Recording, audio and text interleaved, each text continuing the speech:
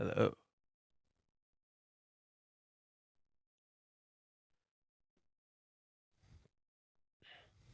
I was also having a hard time looking up, staying away from spoilers. Just do what I do. Literally read anything else. Or, sorry, be distracted by a billion Rent-A-Girlfriend related things. Jesus, I think I'm gaining some weight. Not good. I start working out again. Not good. I'm going to start raising my weight and my food again so I don't gain weight. I'm going to pass on that. Thank you. I will pass on gaining weight. Thank you.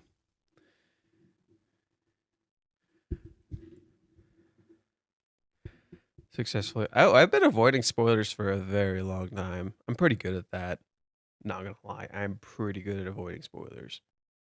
Like, a lot better than you think. Man, I barely saw the mid part. Glad to know I was glanced at it. Thought it was a waste of time. I built all the way. Isn't that when you comment on spoilers? You technically talk about spoilers. Working out what you got to get your driver's license too. You're not wrong. I should get it. You're not. I did have it. I had one in a different state. Should it be out now? Chapter Kun. Oh god, I better make sure I don't have to spend anything. Oh, thank god. I hate having to put the money in for this. There we go. The school bag part 2. 401. My 401k. Okay, Kazuya. How are we handling this, bro? Kazuya-kun, do you still love me? Oh, the flashback. Oh. Oh, dear. Oof. Oh, flashing back to old times. Huh? What? Wait, what? What kind of question is that? The love? Do I love Mami-chan? It was gone into her. I didn't think she cared that much. I didn't think she cared about me at all anymore. Why she asked that? Besides, what kind of love is she asking? She said still, so she must mean a relationship partner. She's my ex-girlfriend. But come on, if I say no, I'll sound like I hate her, right? That alone would probably put me on her bad side. Yeah. Yeah. Okay. So okay. Well, I bet she already hates me as it is. See, there it is. Do you want to see what's happening here? It always comes back to I don't want her to hate me. I don't want to be hated. I don't want to be hated, right? But what do you fucking want, right? What do you want? Like literally, it's just I don't want to be hated. I don't want to be hated. That's it. I don't think she's very. I do think she's very attractive, but as for if I love her, it's Mizuharu who I really. Actually, never mind. That looks good. Huh? She sees him think about Chizuru, and she says, "That looks good." Oh no. That's literally what happened in the classroom. She saw him in the classroom thinking about Chizuru. Okay, remember when Kibe talked to Chizuru and he asks her, "Do you love Kazuya?" And he can tell by just the way that she looks. This just happened with Mami, except she just saw how Kazuya looked when thinking about Chizuru. Oh no. Oh no. Your hair. Oh, never mind. The hair. Ooh, she did point out the hair. It's about his hair, man. Oh, I don't know. I don't know. Yeah, thanks. Job hunting is hard work. I actually forgot about it. No, it's a double meaning. No, it's a double meaning. This was always about the hair.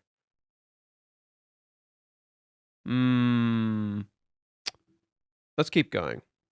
But wait, what was that? I have no idea what she wanted. What did she ask that about out of the blue? No, damn it. There must be some kind of law that beautiful people have to be mysterious. Ugly people don't get it. Totally. It's true. We're back to this, huh? We're back to this. Instead of just, recognizing the signs. Nope. Recognizing the signs. Maybe she was just teasing me. She backed off pretty quickly. But she went out of her way to compliment my hair. Maybe that means she doesn't hate me. Why does he... She wouldn't do that if she couldn't stand me. Then, was that good? Dude, she took a picture of your schedule. God, I don't know. We might be around each other a lot more now. This throws me for a loop in so many different ways. No, no, no. If I don't focus, I'll fail to get my license. I have a deadline. I'm so nervous about what's to come.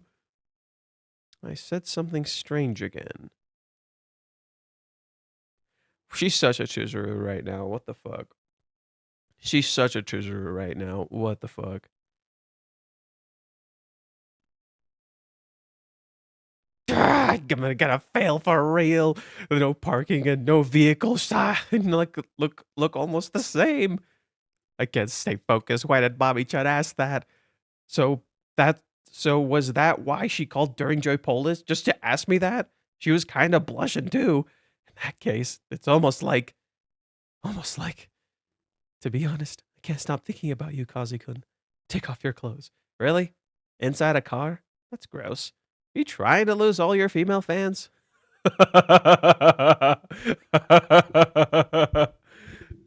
a self-awareness in this. Some English readers would be like, "Oh, Kazuya has no English fans. Sorry, Kazuya has no female fans. He actually does. I talk to them. He does. He's a very cute dude, you know." Stupid idiot. Oh my god, I love how he keeps moving his head back and forth since like he keeps swinging his head back and forth since the last chapter, and now it's gotten really bad. Like he keeps doing it nonstop. So Rage is just escalating it. It's like my heart's already belonged to Mizuhara. There's no reason to think that would even happen. No, something is wrong here. Seriously, what is love? At long last. He stops to think about it. I still have to make sure I tell Mizuhara exactly how I feel. I need to find the right words for everything. Damn it, I have so much to do. Ruka. Girlfriend. Ruka-chan. Well, here we go. Ruka's back just like that. I'm glad she called me when I'm alone. Hello. Kazuya, hey. Hey, do you need something? Oh, I don't always have a reason for calling. You know that, right? Well, I guess so. I was hoping to make plans for tomorrow. Right. My birthday celebration. I understand that you have to spend the first with your family, but make sure you leave the third open for me. I'm free on that day too. She's been talking about it for a while. So, what are the plans? Are we going out? No, actually, well, I was hoping we could spend the day at your place. Oh, that's Ruka, sorry. No, actually, well, I was hoping we could spend the day at your place. Huh? That's unlike you. Oh, no. Oh, no. Oh, no. Oh, no. Oh, no, no, no, no, no, no, no. I know where this is headed. I am a little too familiar where this is headed. Kazuya. Good God. Jesus Christ, Kazuya. Dude, the fuck are you doing? Wow, this dude really can't read the signs for shit. Oh my Christ. It's no wonder Reiji's having Kazuya go to driving school to literally read the signs. Good Christ, here we go. You usually want to go out, huh? That's unlike you. I mean, you never invite me over to your new place, no matter how long I wait. I just thought I'd be a good chance to relax at your place. Sorry. They always say that you still need to clean or something. You always say you still need to clean or something. Can we? Sure. Yay! Really? Really? Yay. Okay, I'll be there in the afternoon. Okay. See you later. Love you. Yeah, as usual. She's very direct. Well, she visited my place all the time back at Royal Hills. I guess it's pretty unnatural that I haven't invited her to my new place. If Fukuchan suspects something and starts making a scene, then everything I've got going with Mizuhara might fall apart. Oh, Kazuya. Oh, fuck me. Until July 11th, I've got to keep my guard up and keep things quiet. Oh, dear Lord. And she's got a cat. Oh, my. Oh, the static. Oh, my God, the static. Oh, crap baskets. Ah, crap baskets. She's got the static. Oh, crap baskets. Oh, Ruka is horny as shit. Oh, dear. Huh?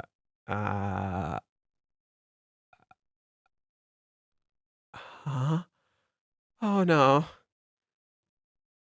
I'd like to try it. Sex. Ah, crap baskets. Ah, crap baskets. Oh, dear. Oh, dear. Oh, no. Oh, fuck. Wait, no! Damn it!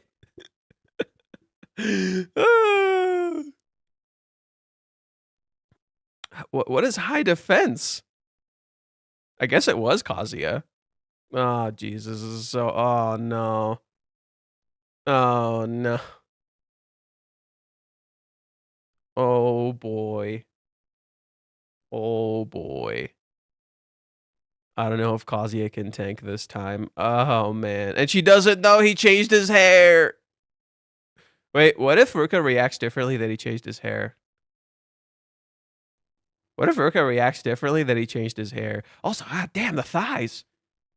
God damn. Oh, wow, the emphasis on the thighs.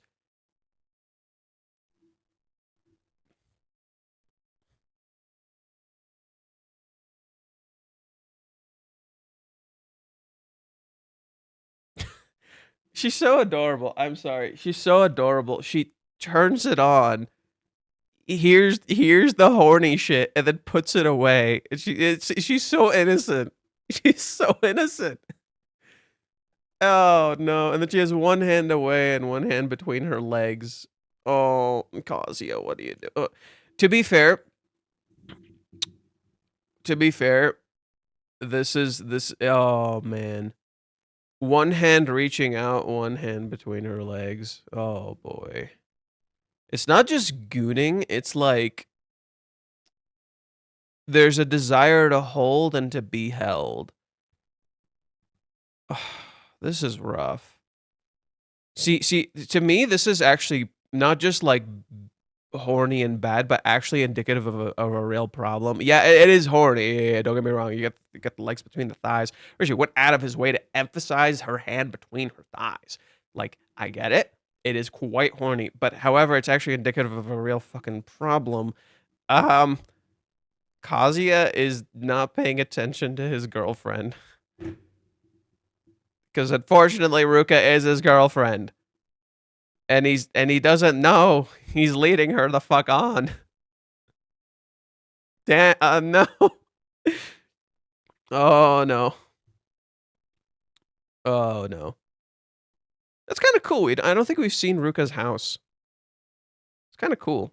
We haven't actually seen Ruka's house. But yeah, see, that's the thing. Kazuya's real fucking test is coming now. Okay. You want to keep this thing quiet. Good fucking luck. That's not happening anymore. That's not Kazuya, you got a month. You got a month and you got lucky. Kazuya, you got a month and you got fucking lucky. Okay? That's not happening anymore. Your time is running out. Right? Kazuya's time is running the fuck out. There's no more holding, I've got to keep my guard up, right? High defense, there it is. right? I knew it was about Kazuya in some way. I knew it was a misdirect. We thought it was going to be about Mami. No, it's a misdirect. No, it's about Kazuya, and wouldn't you know it, right? So this is the interesting part about this chapter. This is the interesting part about this chapter. When you're reading it, you get the thing. You're like, oh, Mami said never mind, and just kind of left. Oh, look, we got the usual, right? We got the usual, and then Reiji's like, are you sure about that? Are you sure about that? And then he shows Ruka, and you're like, oh, fuck me. Oh, fuck me. She's also looking a lot older. Have you guys noticed that? She looks older here. Ruka's looking a lot more mature. Like the emphasis on the thighs, the way her hair looks, the way she's leaning, the way her shoulder like casually comes off of her shirt. She wears like a very cute shirt, but the way Ruka looks in this scene, like very adult. Also, this isn't even subtle. This is Reiji nodding to the special manga he made for the Ruka event. This is literally like, hey, remember that Ruka event? Remember how Ruka has not been in this manga this whole time? We're making up for that. We're making up for that. Do you understand me? We haven't had that much Ruka. We're fucking making up for that. You fucking understand me? That's literally what's happening, right? So there's this massive emphasis on like the cat element, Ruka getting older, more mature, and Chizuru literally being put to the side. And then now all these female characters are coming back, and I mean in droves, especially Ruka. Ruka's gonna have a lot more time right now. Yeah. Now, so like that scene, Kazuya fell between her legs. A lot bigger than you thought, huh? Right? We're just like, oh, it's no big deal. Reiji, are you sure about that? That one chapter held a lot more importance than you fucking realized, right? Are you sure about that? Kazuya, just hold on until I love him, but you also better start cleaning up some mess. Yeah, Kazuya's room is still a mess. Yeah. Oh boy. Yeah, I'm really curious how Ruka's gonna react to Kazuya's hair. Right? How's Ruka gonna like? Because basically, okay. So why is everybody coming back right now? I pretty much said this when we were going through the chapters. Why is everybody coming back right now? It's pretty simple. Throughout the cohabitation, it was literally all paradise. Nothing bad happens in paradise. Everything is great. Everything is awesome. Kazuya literally called it paradise. You're living in a fantasy. You're escaping all of your problems. That's not real life. Sucks to suck. That's not real life. Real life has fucking problems. You don't get to just ignore them. And wouldn't you know, they festered in the background. Right? Kazuya got a month. Hey man, you got a month. Heck, technically, he got 4 or 5 months. If you think about it, Kazuya got 4 or 5 months. Okay? To just kind of not worry about shit. Now everything's coming back. And I mean, it's kind of fire. I mean, not gonna lie. Completely understandable, Ruka. Have a nice fucking day. No, dude. And this part, dude, like, it shows how innocent she is, that the only way she understands sex is just that feeling between her legs. And I'm just like, Jesus Christ. That's so fucking innocent. Jesus freaking Christ. That's the only way she understands it. It's that feeling between her legs. And it's like, Jesus Christ, Ruka, please. I hate your hair. Let's break up. Oh, no. No. God, she's so in love. I love her eyes right here. She's so out of her depth, right? Ruka is so completely out of her depth. Because, like, she turns it on and she just plays a sample. She doesn't even actually have a full thing, right? That's what Reiji's emphasizing here. Ruka isn't even playing like the whole thing. She's not actually straight up watching pornography. Like, she's literally just playing a sample. And that gets to her. That freaks her out, right? Ruka is completely new to sex, right? And this is like, she's at that age where she's like getting towards that age where Ruka's like 18. She's getting towards that age where it's like, now she's really like experimenting. Like, this is around that age where you kind of want to try this stuff, you know? Like, that's what happens. You get to that age and you kind of want to fucking try that stuff. And you can see it. Ruka is getting older, right? She's getting older, she's getting more mature, and she's desiring these experiences. And that's completely understandable, right?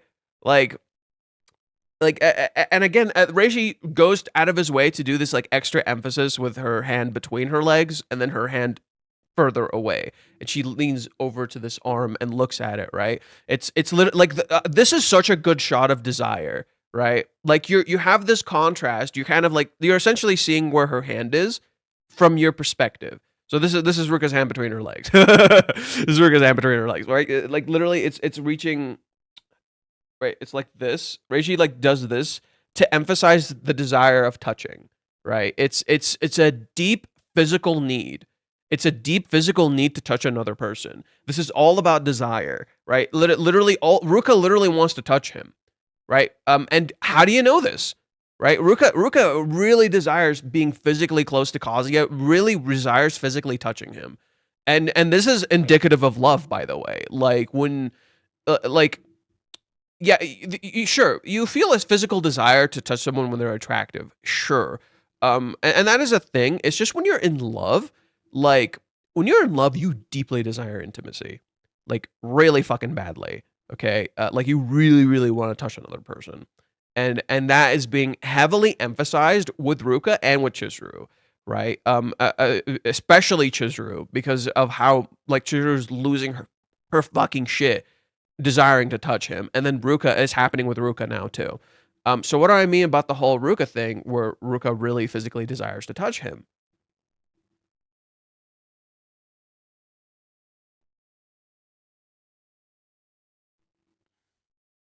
This is the chapter when Ruka came back.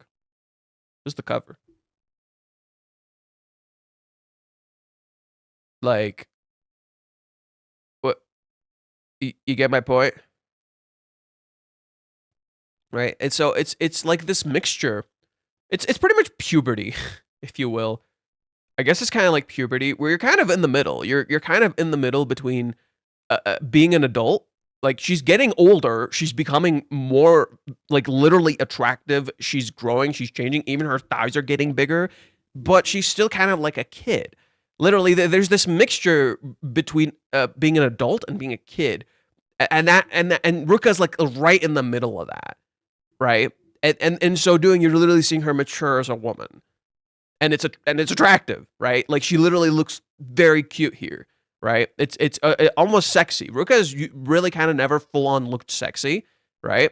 And it's kind of leaning into that a little bit. I know it sounds weird. I know my phrasing sounds very weird. I do apologize, but that's the point. Reiji's intentionally presenting it like that to show Ruka actually getting older and desiring these things, whereas before she just kind of wanted to do it because, you know, that's love. That's how you're supposed to do it, right? Before, she just kind of wanted to do it just to validate her feelings, right? That's the thing. Like, go back to any scene where Ruka tried to have sex with Kazuya. She just tried to validate her feelings, right? Now she just actually straight up desires it. She actually wants to try it, right? Like, she's literally getting horny. So, yeah.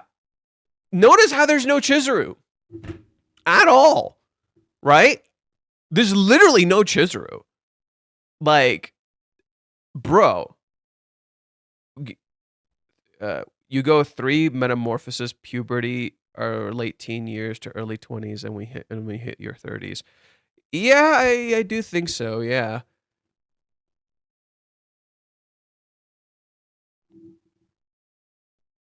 But yeah, Reiji's just straight up nodding to the Ruka event here. I think that's fucking hilarious. And then Ruka's house. We don't usually see Ruka's house. Isn't that interesting, right? We don't usually see Ruka's house. It never really cuts to Ruka, right? And it's because Ruka has just kind of been put to the side for a while. And now physical desire rears its ugly head. This is so interesting because in chapter 168, which was when chapter 399 was being referenced, it's Kazuya's physical desires and his sexual desires reeling their ugly head. He desires Chizuru. You don't see Kazuya having much sexual desires in that chapter, in chapter 399, but you do see Chizuru, and she's not doing great.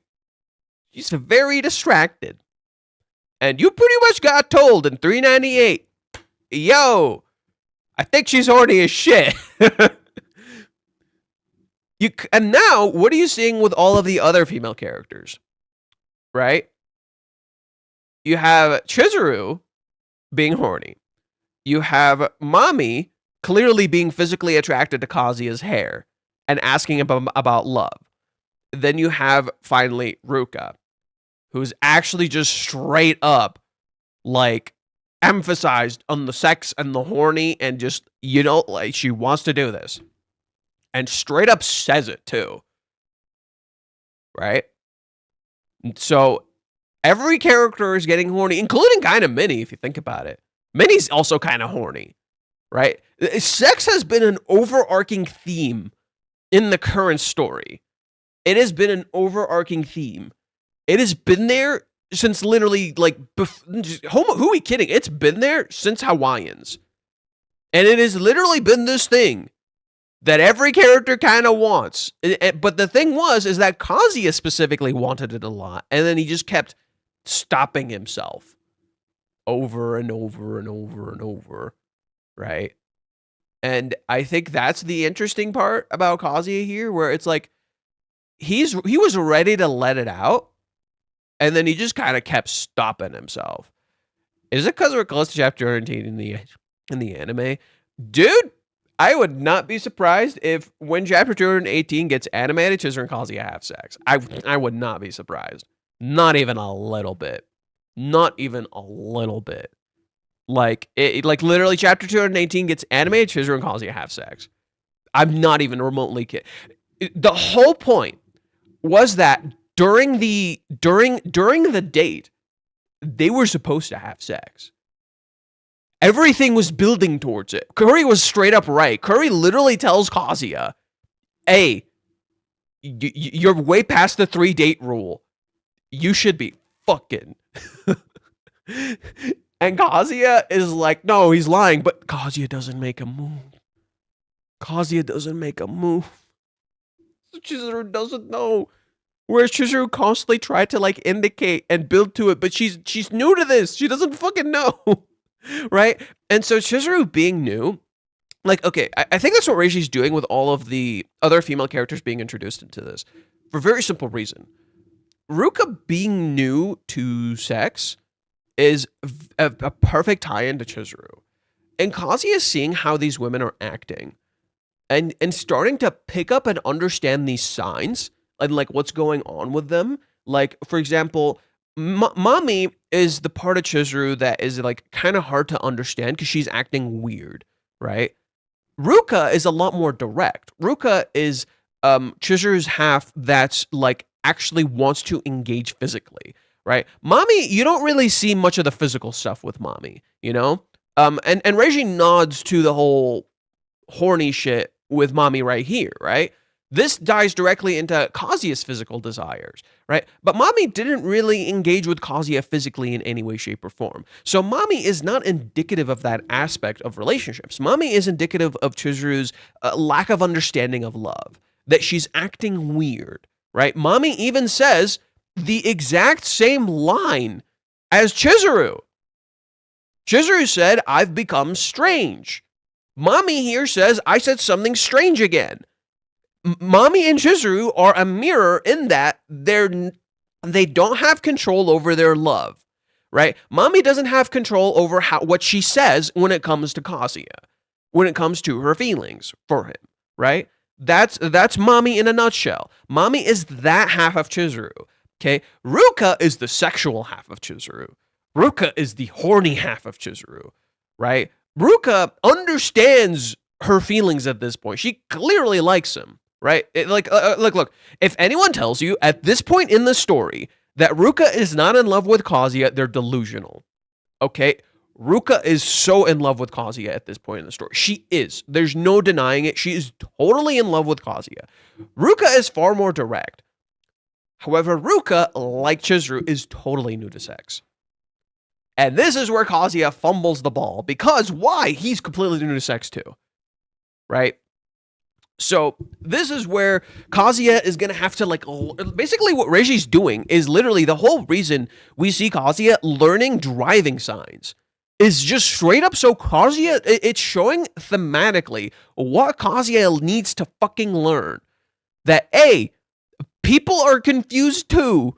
You're not the only one. Okay? They're lost too. Right? So he's gonna understand the sexual signs, right? Of the desire of sex and like the signs people might give you for that. And what did Ruka do? She literally wants to go over to his fucking house right after his birthday. Like we could immediately tell. We're like, I know what that means. Bro, it's literally she wants to celebrate your birthday in your house. I'm sorry, there's no other way to interpret that. There's literally no other way to interpret that. Like, yeah, maybe don't jump the gun. Understand, if you have a girlfriend, she wants to celebrate at your house, maybe don't jump the gun, but kind of pay attention. See what's going on here. Are there signals being given here? You know, that's sign 1. That's red flag 1. I'm not saying do something. I'm saying, bitch, you got red flag 1. Like, okay. Sex is very much being indicated here. And that definitely happened with Chizuru in the date. Throughout the entire date, there are like so many clues that like Chizuru is desiring sex but kind of feels weird and uncomfortable about it and doesn't know like what to do.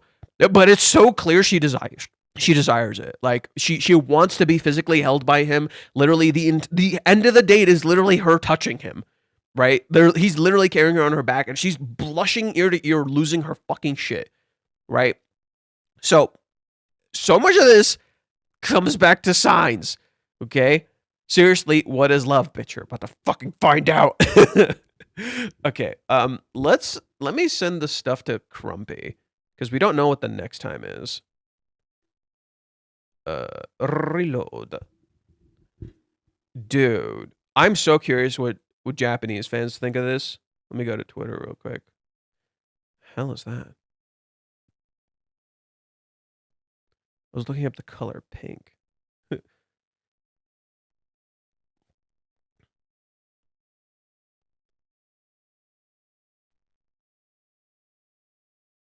The teaser for next time says, look away at something else. Oh, no. Oh, no. At least the spoilers say that? Okay.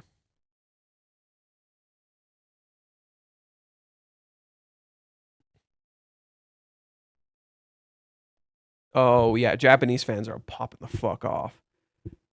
Who would have thought Ruka-chan would show up after a year? Things are getting intense. This chapter might rush all the way to the goal. Kazuya is holding a more... Oh, let me just show you guys. Kazuya is holding a more steadfast stance than expected, so if Ruka comes to his house, there might be some conflict. Will it go as far as the cohabitation being discovered? Yeah, and like, literally, you remember in the cohabitation, Kazuya and Chizuru literally like fall on top of each other. And Kazuya doesn't do anything. Right? Kazuya like lays there, and it's weird. Right? You're supposed to think that scene is weird. He literally takes no action whatsoever, right? He just kind of lays there. But I bet Ruka fans are having a feast today, right? Mami-chan and Ruka-chan are just too adorable. I think I'll sleep happily tonight. Oh yeah, it's like the chapter comes out at midnight. Good things this week. It's been confirmed that the story about Mami-chan is far from over. Bad things. Even though we started dating in a way that felt borderline like blackmail. The fact that I'm trying to get intimate with that guy and the fact that since it's not approved by a family, Mami might end up, or Ruka might end up becoming a criminal. Okay, that's a bit much. That's a bit much.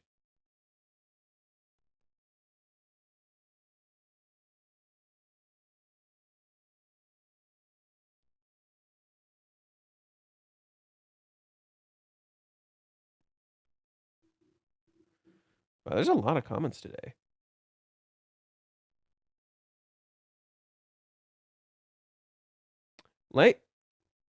Lately, Kazuya's the Kanokari episodes thought Mami-chan appearing in Kazuya's delusions again. Isn't that interesting? Mami is back in Kazuya's head again. right? Kazuya did not have these before, right? Kazuya hasn't thought of other women in his head in a while. And it's happening again, right?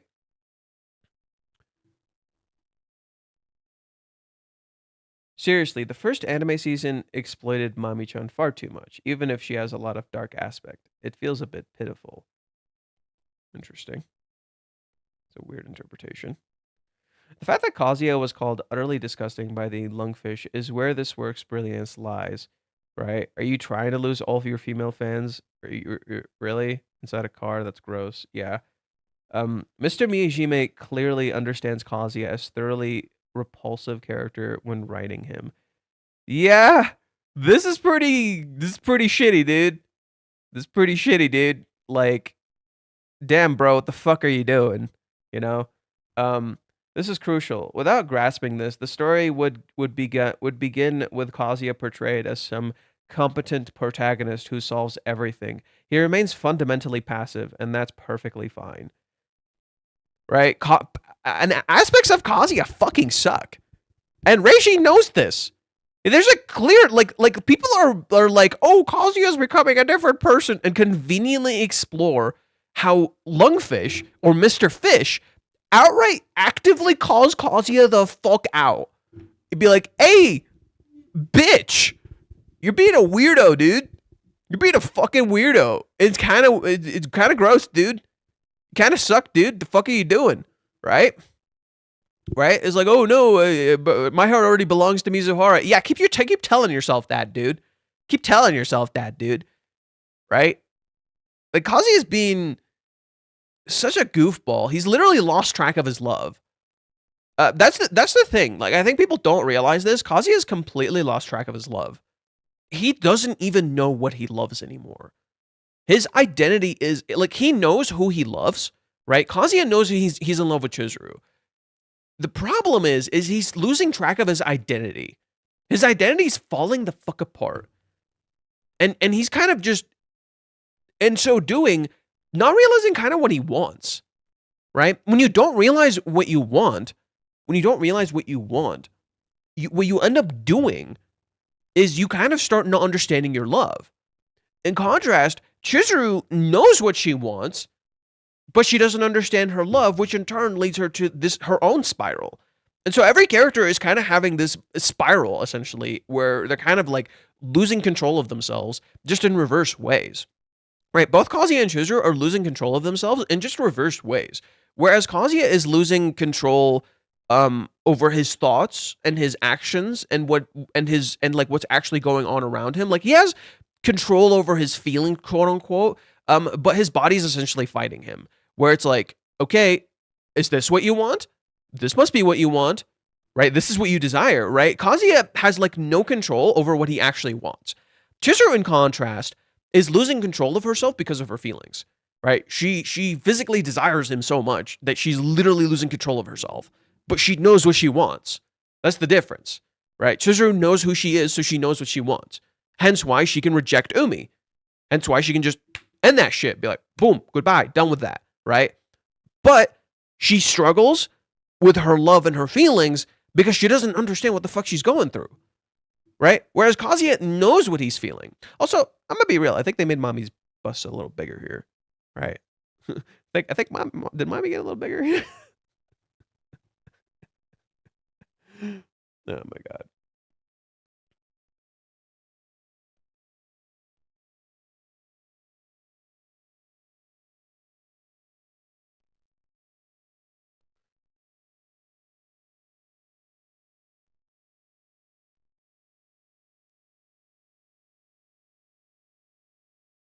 Ooh.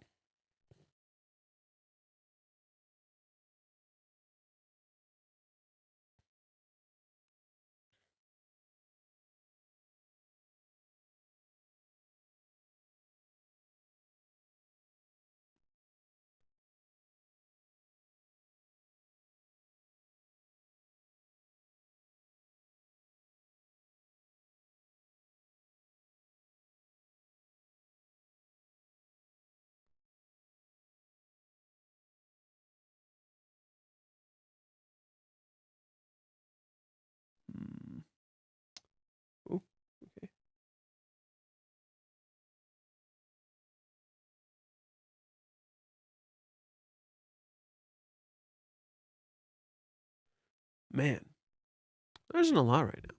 Ugly people don't get it. Yeah, right? Ugly people don't get it. Right?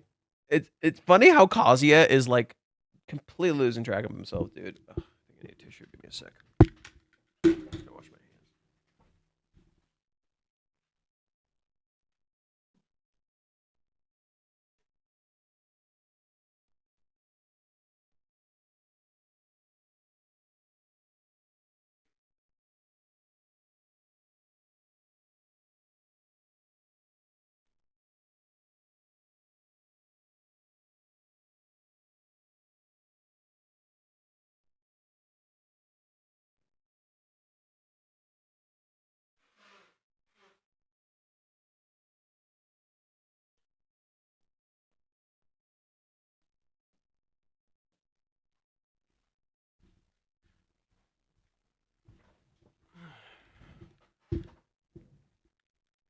Man, things are getting spicy. I saw anyone on Reddit use the word stalling. I'm gonna crash out. Right? Right? Well, that's the thing. Reishi has Kazi, or Reishi has Mami, like, catch herself and be like, oh, right? Okay, you're, dude, Dodoria, fucking Dodoria in chat. Kazi's a beta male cook, right? Even, dude, if you, okay, I'm sorry, if you genuinely think, one, this is Reishi's hairstyle, two, Reishi is self-inserting, three, Kazuya is some sort of beta male cuck, you don't know anything about this story, all right?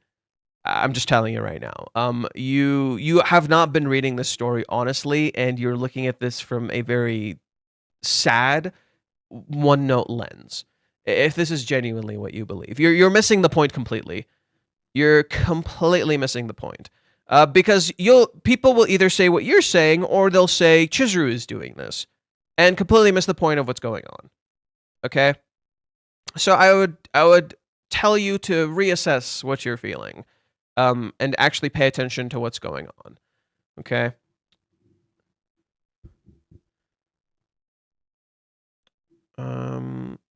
Let me check Reddit real quick. I kind of want to see what people are posting.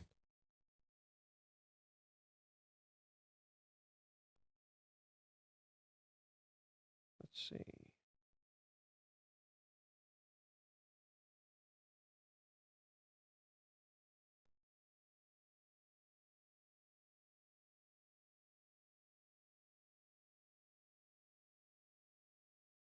Right. And to be fair, like, one of my assessments was that literally Kazuya wouldn't know what to say to Mami.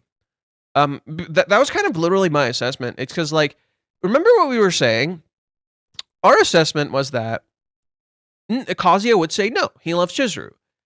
But Kazuya doesn't want to say no, because Kazuya doesn't want Mami to hate him. And it's because Kazuya is stuck in this limbo. What do you want? What do you want? What do you want? What do you want? And he doesn't know. Kazuya has no fucking clue what he wants. He's been so focused on Chizuru. Is this a kind of regression? So I do have to point out something very kind of important with characters and stuff. People think when a character regresses, it's bad writing. It's not.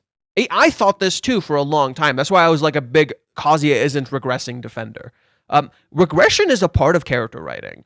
And people don't seem to fucking understand that. People can only see it as a linear path where it's like, character go forward, that's it. However, regression can have a narrative point. For instance, what if your progress wasn't really built on a good foundation? What if you progressed and changed but didn't actually deal with your problems? So naturally, you inevitably regress.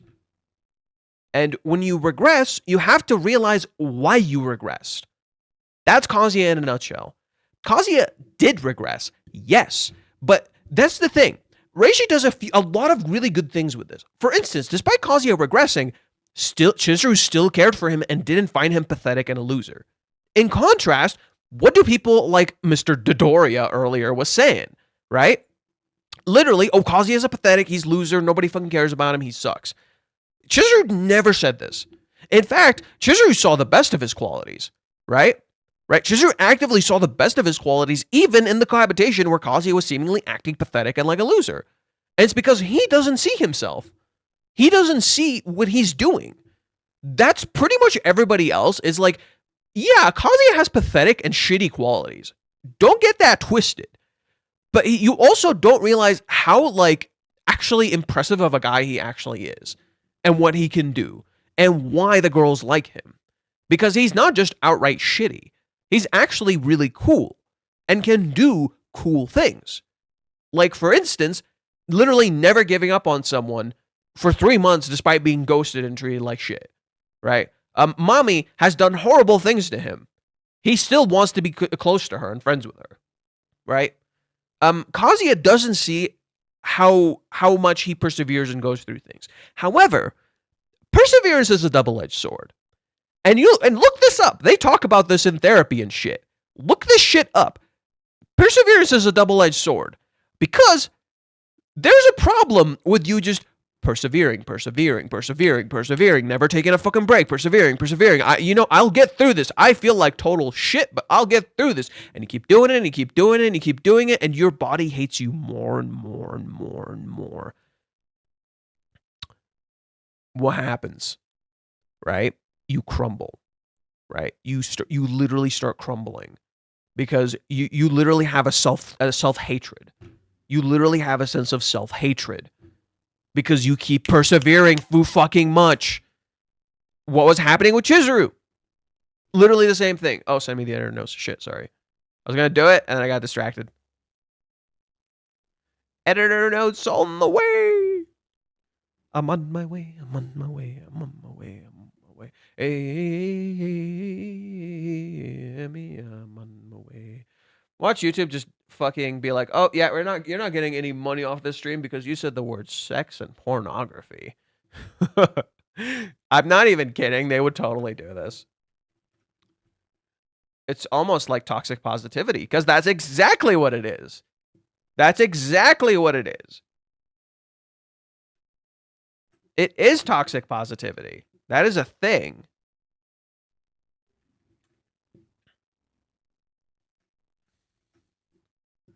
Son of a...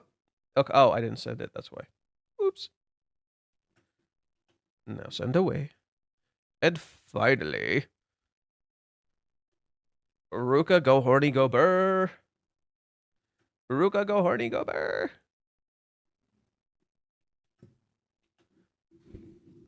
Loser. He has like 5 girls who like him, half of them in love, and one of them is touching herself to the thought of him. Yeah. Yeah. But that's the thing. Isn't that sad that the only reason we define a man is if he has a girl? Isn't that kind of sad? Right? The only winning characteristic of a man is if they have a girl, which is literally what the foundation of your sentence is based on. Hubris, right? Isn't that part of the issue? Rishi's literally exploring all of these things, right? That's part of the issue. Is like, okay, the quality of a man and whether a man is a loser or not is if he has girls who like him. Well, Kazuya has a lot of girls, and yet people still see him as a loser. Why? It's because he doesn't conform to traditional forms of masculinity and gender roles. And he does things that are shitty by people's standards. And yes, he does do shitty things, and he also does things that are not shitty. Right? And people just kind of don't seem to want to look at that middle ground ever. They only want to see, oh, either Kazuya is shit or Kazuya is good, and they pick an extreme. Right? We do this too. As fans of this series, we do this too. When we defend this series, we pick a heavy extreme where we either super uber like Kazuya, or we just completely ignore the fact that, like, oh, Kazuya does shitty things. In contrast, all people on like Twitter and Reddit see is Kazuya does shitty things, right? All the anime and manga fandom sees is Kazuya does shitty things. He's a loser. I fucking hate him. They never see like what he's going through, right? Oh, I'm late. What the fuck? Oh, we started early because daylight savings. So chapters actually come out at 7 a.m. Pacific Standard Time now. That's why. Kazuya is not doing not shitty things for a while. is not doing not shitty things for a while, so a double negative. So he is doing shitty things. He's gonna keep doing shitty things. Yeah, I mean, unfortunately, that's where we are right now. It's basically what Reishi's doing right now is kind of showing, hey, so you thought Chizuru was the problem, right? So you thought Chizuru was the problem, right? Yeah, I'm about to show you Kazuya was the one who's fucking up the whole time. The whole time. That's pretty much what Reishi's doing. He's slowly but surely showing you, hey, it's Kazuya. Honestly, I'm running low on Sumi-chan material, so I really hope she appears soon. Honestly, Sumi-chan is the one who heals me the most in this series. Kanojo, Okarishimasu. Yeah, I mean, I could totally see coming back. Wouldn't it be funny after having fans worried about Umi and TR, he goes and cheats with one of them? Oh, no. If Kazuya cheats, that's it, dude. That's it. I think Kazuya is not gonna cheat, okay?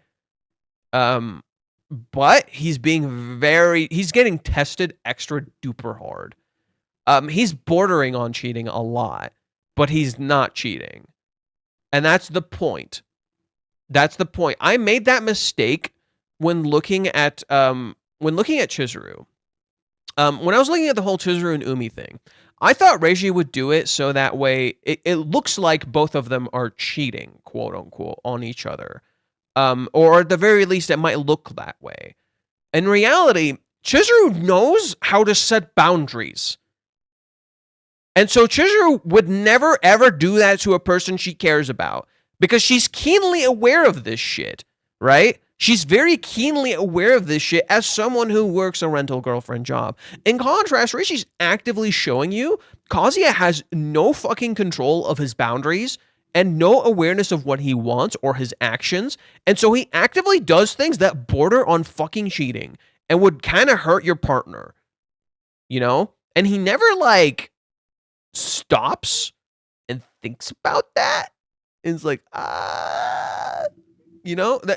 And Minnie was, like, literally sign 1, right? Minnie being on top of him and it being called the fated day was, like, sign 1, right? He opens up to Minnie. So he emotionally opens up to Minnie and he lets Minnie touch him, which is not only a bad indicator of boundaries, it's also Kazuya like literally not knowing how to have a fucking relationship for his life, right? Even though he knows this shit's kind of wrong, it's what he desires, and so he lets it out without thinking about it.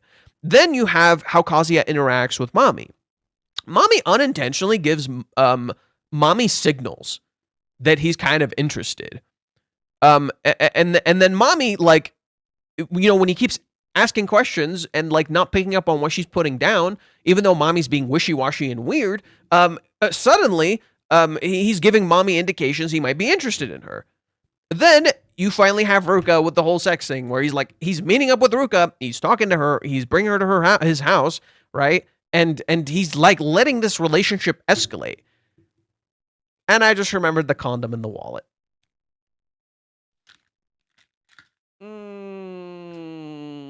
Oh no. Oh no. Oh dear me. I don't think Reiji would ever cross that line. I just have to clarify that. Reiji knows what cheating is. And I don't think he would ever cross that line. But he will blur it. He will blur this fucking line, understand?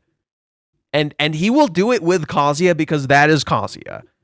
Kazuya has to see what the fuck he's doing in order to realize what's been going on.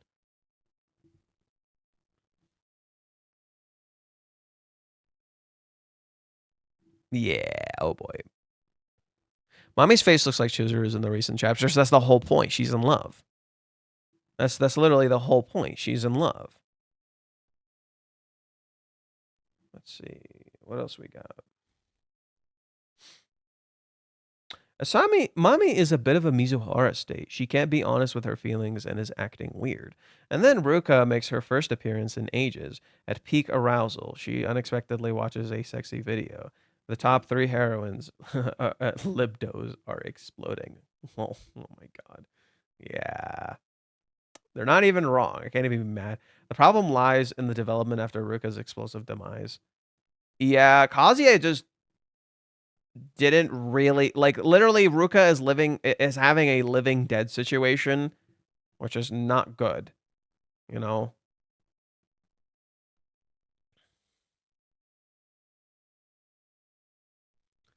And this is, oh my god, and this happens right after they show this. This happens right after they show this. So they revealed the new acrylic for Volume 4. And it's such a tease. And it comes out just before Poke Day. Because she just has a Poke Stick. It comes out right before Poke Day.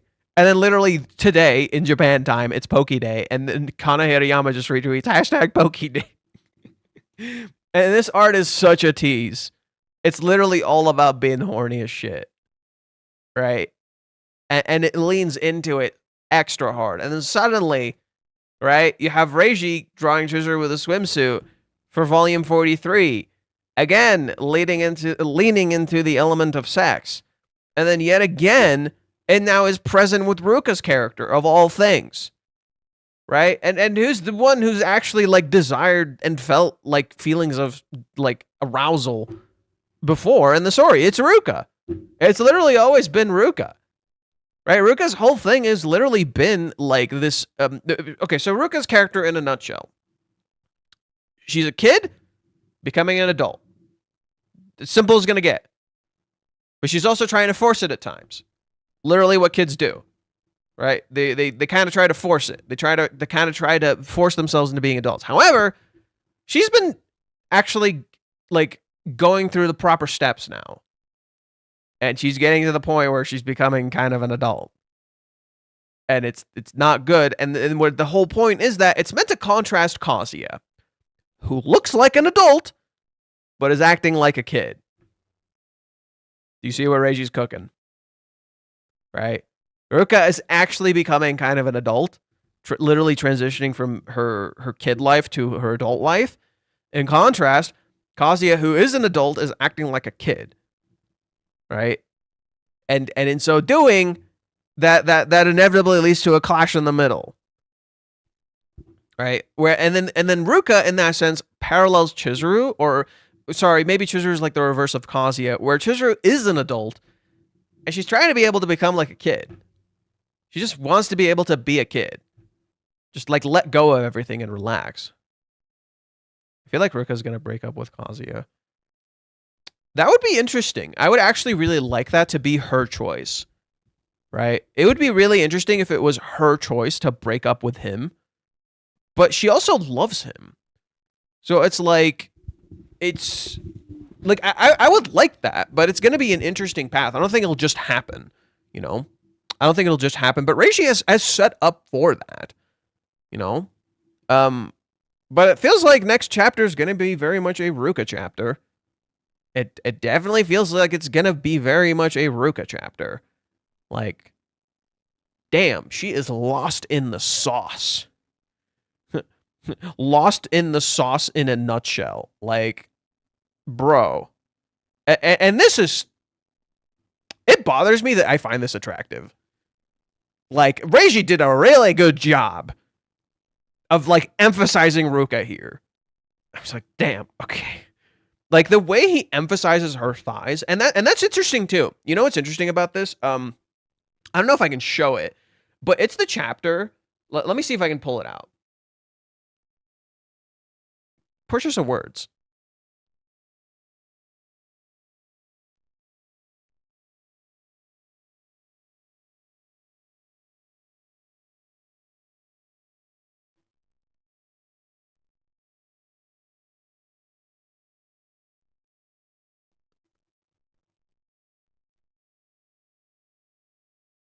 Okay, hopefully this won't get me in trouble on YouTube.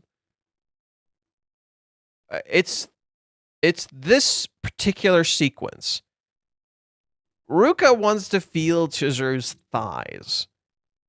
And when she does, she's like let me read it to the side. They essentially tell Ruka What is it? Yeah, and what does Ruka touch her, by the way? If you turn the page, Ruka literally touches her, like, in her crotch. And Chizuru's like, where the fuck are you touching me? And then they start goofing around and playing. And then Nagomi tells Ruka, yeah, I'm sure you'll develop nicely, because Ruka's, like, insecure about her figure, right? Ruka's kind of insecure about her figure. She tells Chizuru, you have a really nice figure. And Chizuru is like, what makes you say that now? I mean, you've just got all the right curves in all the right places. That kind of body any man would dream of. But I don't have that much meat on my bones. She touches her legs when she says this. She literally touches her thighs when she says this. Right? And then Grandma Nagomi tells her, "Oh, you'll develop nicely. Like, you'll develop a nice, mature figure of your own soon enough." Is that how it is? Yeah, I think it was pretty recent for me. I'm not all too sure myself though. And then she touches Chizuru's leg, and she's like, "Oh, let me feel." Right? And then literally it emphasizes Chizuru's leg. And then when they're swimming, right? What does Reiji do? He has Kazuya, Curry, and Kibe looking at the girls under the water. Again, literally kind of that middle ground where it's like, guys, what the fuck are you doing? But he does something to, like, emphasize this element of the thighs again, where right here, Ruka has, like, really thin thighs without much meat on their bones. Ruka has, like, really thick thighs and hips. Okay. Now, suddenly, Reiji's emphasizing Ruka and literally drawing her in that middle ground where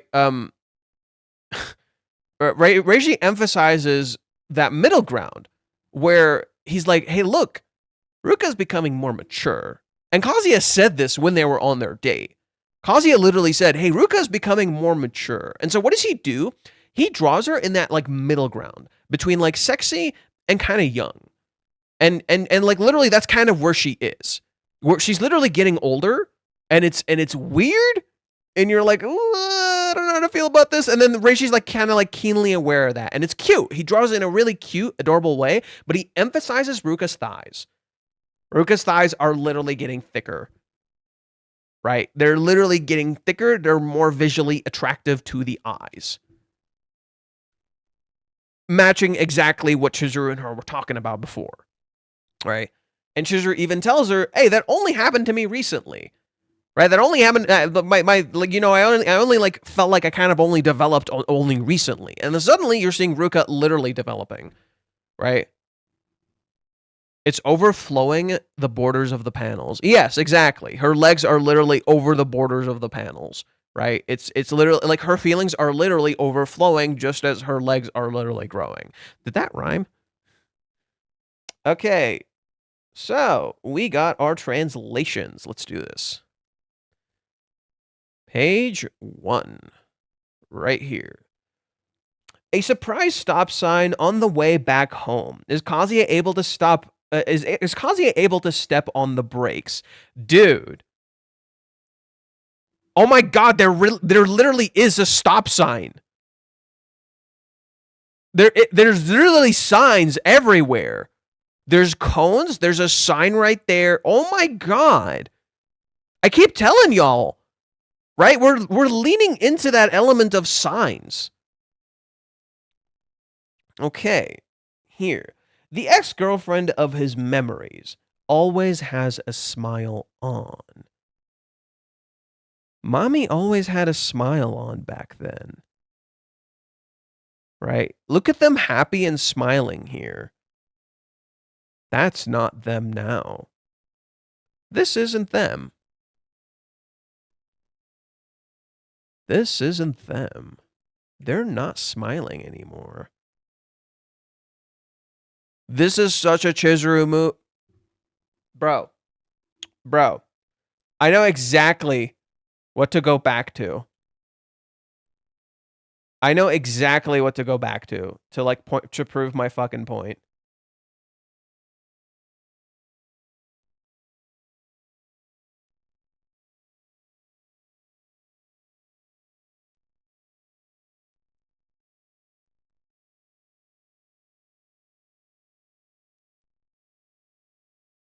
Chapter 355. Chizuru says, "You cut your hair. Did you bleach it too? It looks good. You look good." Huh. Huh. Interesting.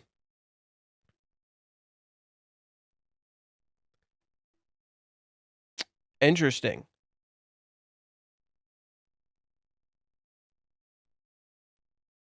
Horny as fuck Ruka. After the ex-girlfriend, now the current girlfriend, on Kazuya's road to be a better man, there's a lot of temptations. Next time, a place to look when averting one's eyes. Oh, dear God. Oh, boy. Yeah. Oh, we're gonna see horny shit next chapter. We're gonna see horny shit next chapter. Oh boy. Are you ready? Are you ready? The blur on her fingers. What a composition. Yeah, it's literally her fingers are literally blurred to emphasize closeness while at the same time showing that like she literally can't touch this thing. It's such a perfect composition. Right? I think her face changed after the Hawaiian's arc. Her eyes were lifeless until that point. Are you talking about Mami? The feet are metaphor type shit. Because they are. They are. Kazuya was much calmer when Chizuru asked that question. What question? If you... I don't know. Brace yourself, lads. The NTR is coming. It's not... And see, that's the thing.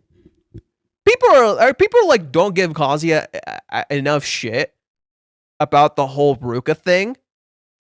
You know? Because like, yeah, he doesn't have feelings for her, but you know, he's not like handling it very well.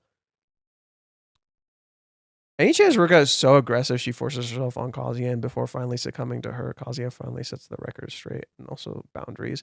No, I don't think it's gonna be that. No. See, there's one core issue you're very much missing here. Nothing about where we are in the story right now is about resolving issues. Merely the illusion of it.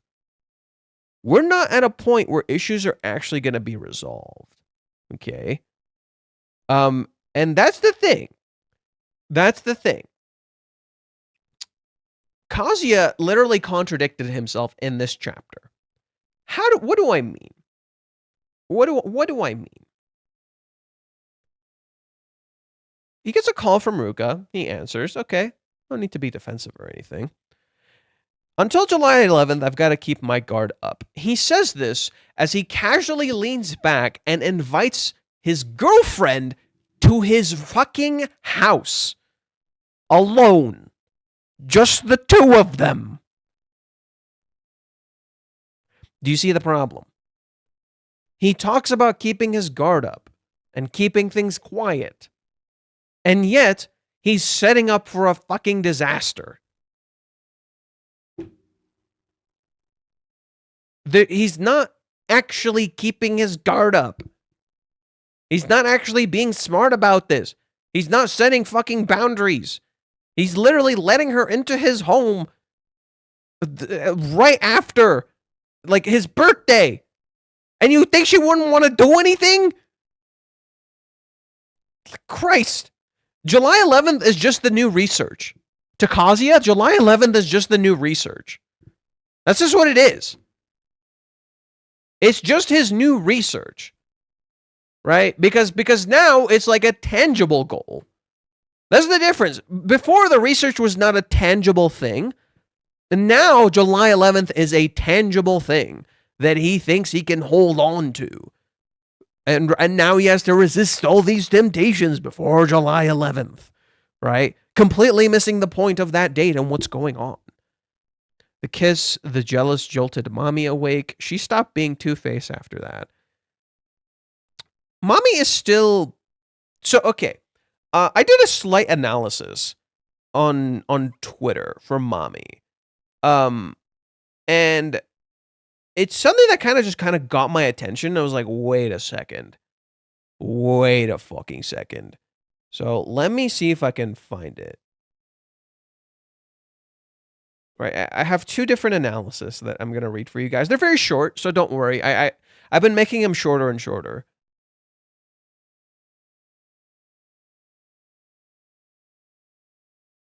There we go. So I talked about this briefly. We might be able to understand Mami in chapter 400 by understanding Kazuya. See, Kazuya is getting his driver's license because his dad asked him to in chapter 393. This is the same exact chapter Mami is reintroduced. And Mami and Kazuya go into classroom number 3 and their third years. Okay, this is also when we see Mami.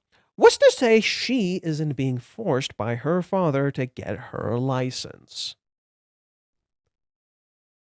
This makes a lot of sense narratively, as Kazuya and Mami parallel one another, while also contrasting. Kazuya's dad is doing this for Kazuya's future. Mami's dad might be forcing a future on her. Kazuya isn't getting the license for himself, it's for Chizuru. Mami is the reverse. So the thing is that you'll notice in this chapter, desire is a driving motif of these characters. Desire and love is a driving motif of these characters, right? Kazuya is getting his license not because he's actually serious about it, but because of his desires. Mami asks this question right here and acts different because of her feelings and desires, right? It's like their feelings and desires are what's steering them, not actually them steering themselves. They don't actually have control. In contrast, you have Chizuru, who's actively trying to fight her feelings and desires and take control back.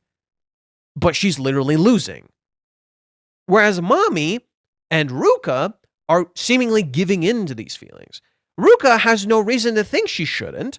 Mami is actively saying she's not going to, and then she fucking does. Right? And that's literally what happens in this chapter. Why does she ask this question? She gave into her feelings.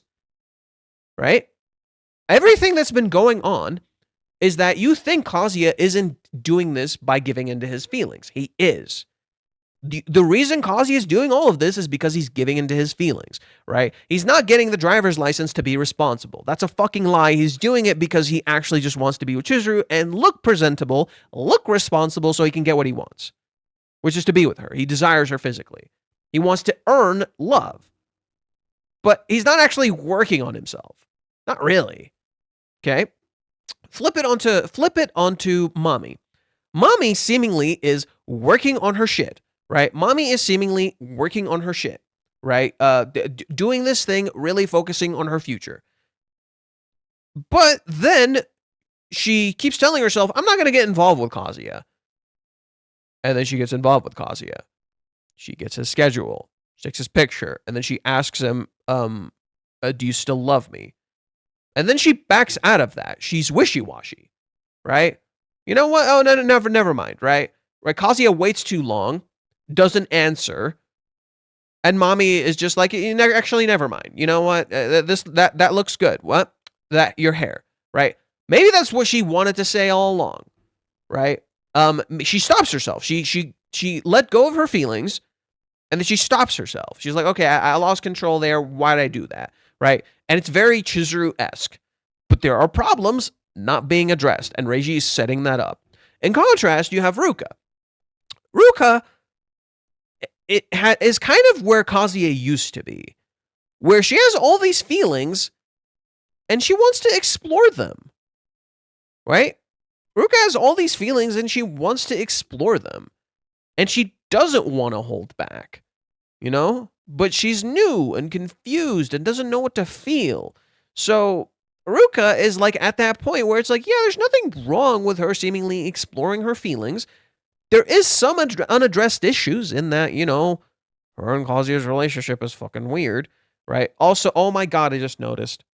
I said something strange again. You see a tree in the background.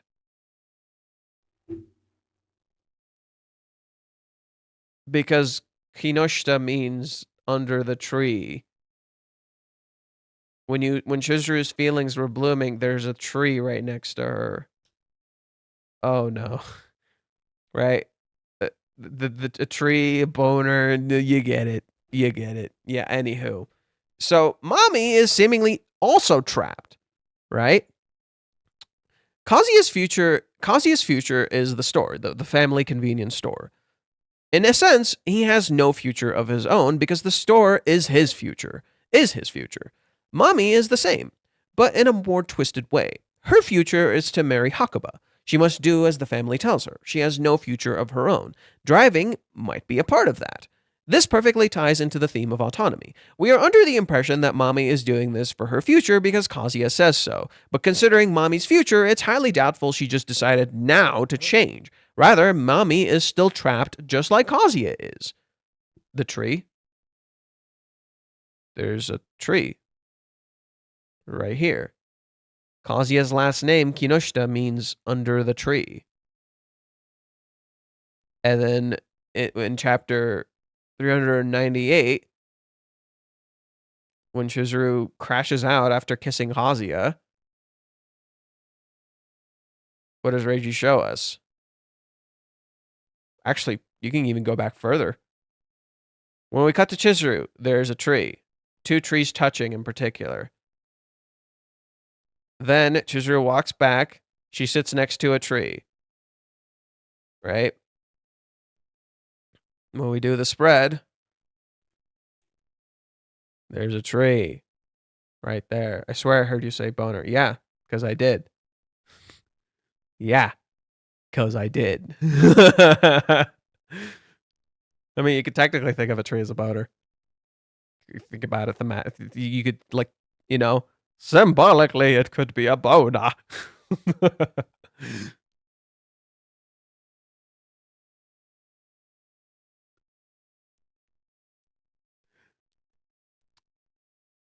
Wood. Yeah, you got wood. You got wood.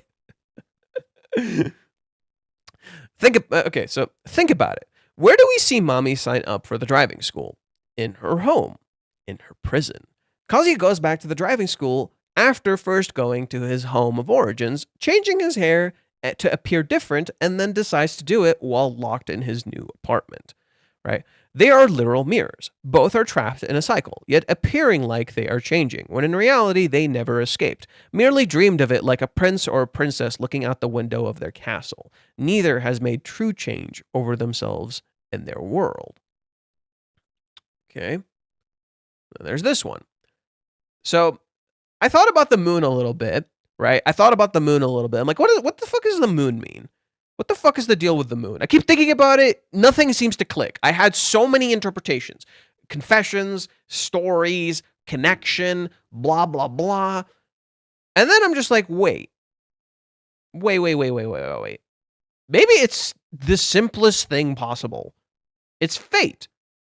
Because the moon is always going to come up to the sky. Right? It's always going to be there. And Chizuru and Kazuya are dealing with the element of autonomy and choices. So fate, being represented through the crescent moon, makes a lot of sense. Then I looked it up. I'm like, okay, does the crescent moon have a connection to fate? Shocking, it fucking does. So I'm just like, oh, that must be what it means. It's got to be fate. It just makes a whole lot of sense. Right? The moon is there from the very start of the story. It's literally there from the start. Kazuya and Chizuru's connection appears like what? Fate. Chizuru says it's kind of like fate when she talks to Umi. Kazuya and Chizuru both believe in fate and want fate to be real, right? So you have this contrast between fate, free will, and even both coexisting. You see fate in you see fate in its positives. Kazuya and Chizuru's meeting, right? Their meeting is kind of like fate. How they are there at just the right time for each other. How they even believe fate brings them together, right? So what do you see here? This is chapter like 370 or something, right? Do you believe fate brings people together? Kazuya clicks yes immediately. Chizuru turns, sees him, and also in turn clicks yes herself, right? Then you see the negatives. The negatives are Mami. She has a predetermined future. It's her destiny. It is her fate, right?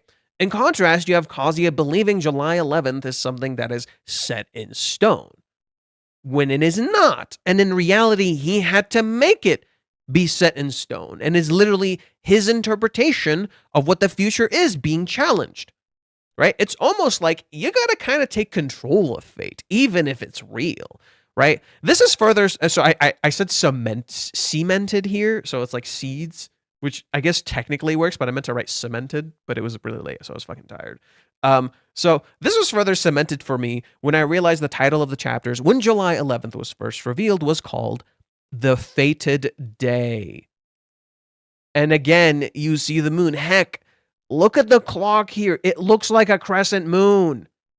Cemented is with a C, not an S. Literally, the clock looks like a moon. The moon actually shows up in this chapter, right? The fateful day, the moon actually shows up in this chapter. When Chizuru sets July 11th, she's wearing a fucking moon pendant.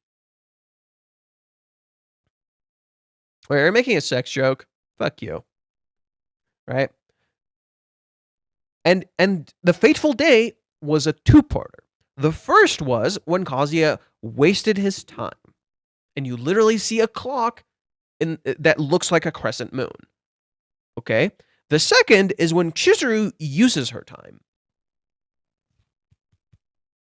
Right? Chizuru uses her time and creates July 11th. Right? Kazuya wastes his time. Chizuru chooses to make more time. Okay? Both with the moon present in some way. To me, I read this as fate exists, but we must determine it for ourselves. Kazuya and Mami run into each other by fate, and yet their fate is predetermined. They had no choice in the matter. This matches the theme of autonomy, that they let fate control them. Whereas Chizuru chose fate, right? So she literally wears moon pendants, crescent moon pendants on her clothes, right? It's like Chizuru chose fate, right? That if you think about it. And the moon literally floats over her head like it's judging her, right? It's like this thing that's always going to be there. It's never going to go away. Your feelings, the moon is representative of your feelings. It is your fate, if you will, literally floating there. And in a way, it's really fascinating because it reminds me of the Shiunji family, where the Shiunji family is pretty much exploring this idea of like a predetermined fate, right? Literally the introduction to the series for Shiunji family is literally, let me pull it up.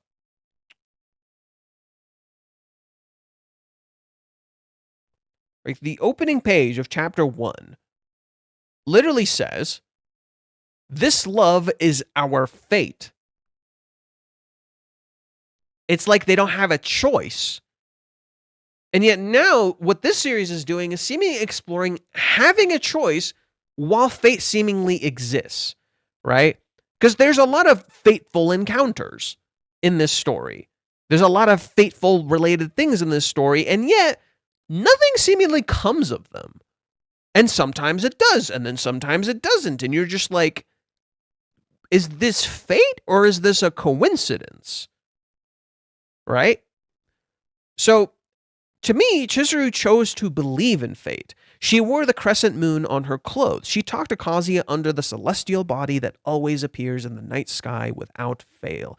Chizuru determined her own fate, whereas Kazuya and Mami are letting it be decided for them by believing. And yet, I also think maybe fate is actually controlling Chizuru, right? In another sense, maybe you could think that Chizuru is letting the fate of her love be decided by Kazuya, but determining what she herself wants in her life, choosing the harder path to wait until July 11th. But maybe, ironically, this is her trying to fight fate and she's losing, right? So she's choosing the harder path, but she's seemingly losing to the fate that is her desires and feelings. But she's not acting on them, right? She wants to physically be with Kazuya and she's actively choosing not to. In a sense, kind of deciding her own fate, but kind of losing control. It's so fascinating how like fate seemingly exists and it kind of doesn't. And that's kind of what Reiji's like exploring, right? Maybe fate is decided, but your effort to get there was also your own. We will eventually confront our issues. In a sense, fate is real, and as it will always lead us to our destination, that being what you must eventually do. It's like a current. You don't need to fight it. Okay. So that, of course, is relevant to Ruka in this chapter, right? We had Chizuru in chapter 398. Literally, her desires are going nuts, and she had to control herself. In contrast, we have Ruka getting older, maturing, and feeling a whole lot of desire. Also, don't doubt your choices, literally what Chizuru told Kazuya while getting on the ferry. Did she say that? Oh, you mean oh, you're talking about when chapter 114 or something. Fate will only work if the choice is made by you. I think fate provides opportunities. Fate provides opportunities, and what you choose to do with that is ultimately up to you.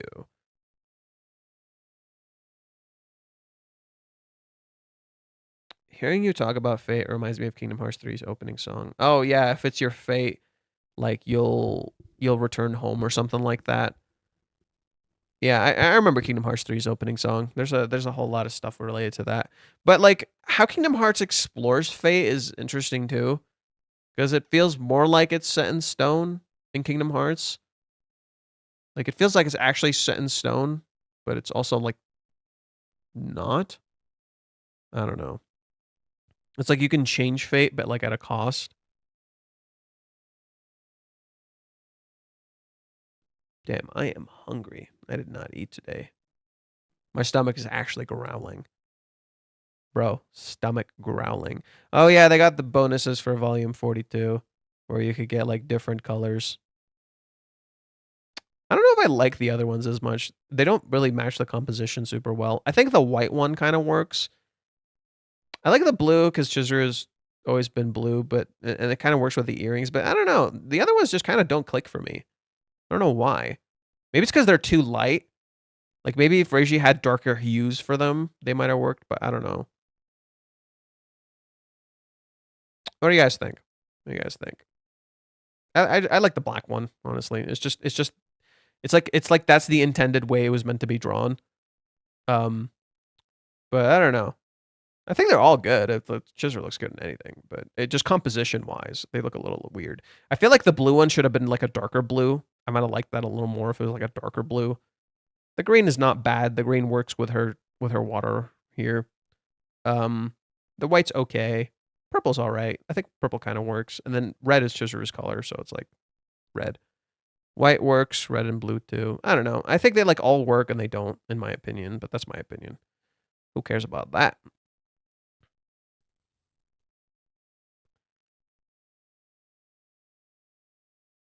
Reiji's literally throwing every obstacle he can at our boy Kazuya. Not only temptation from Mami, but now Ruka.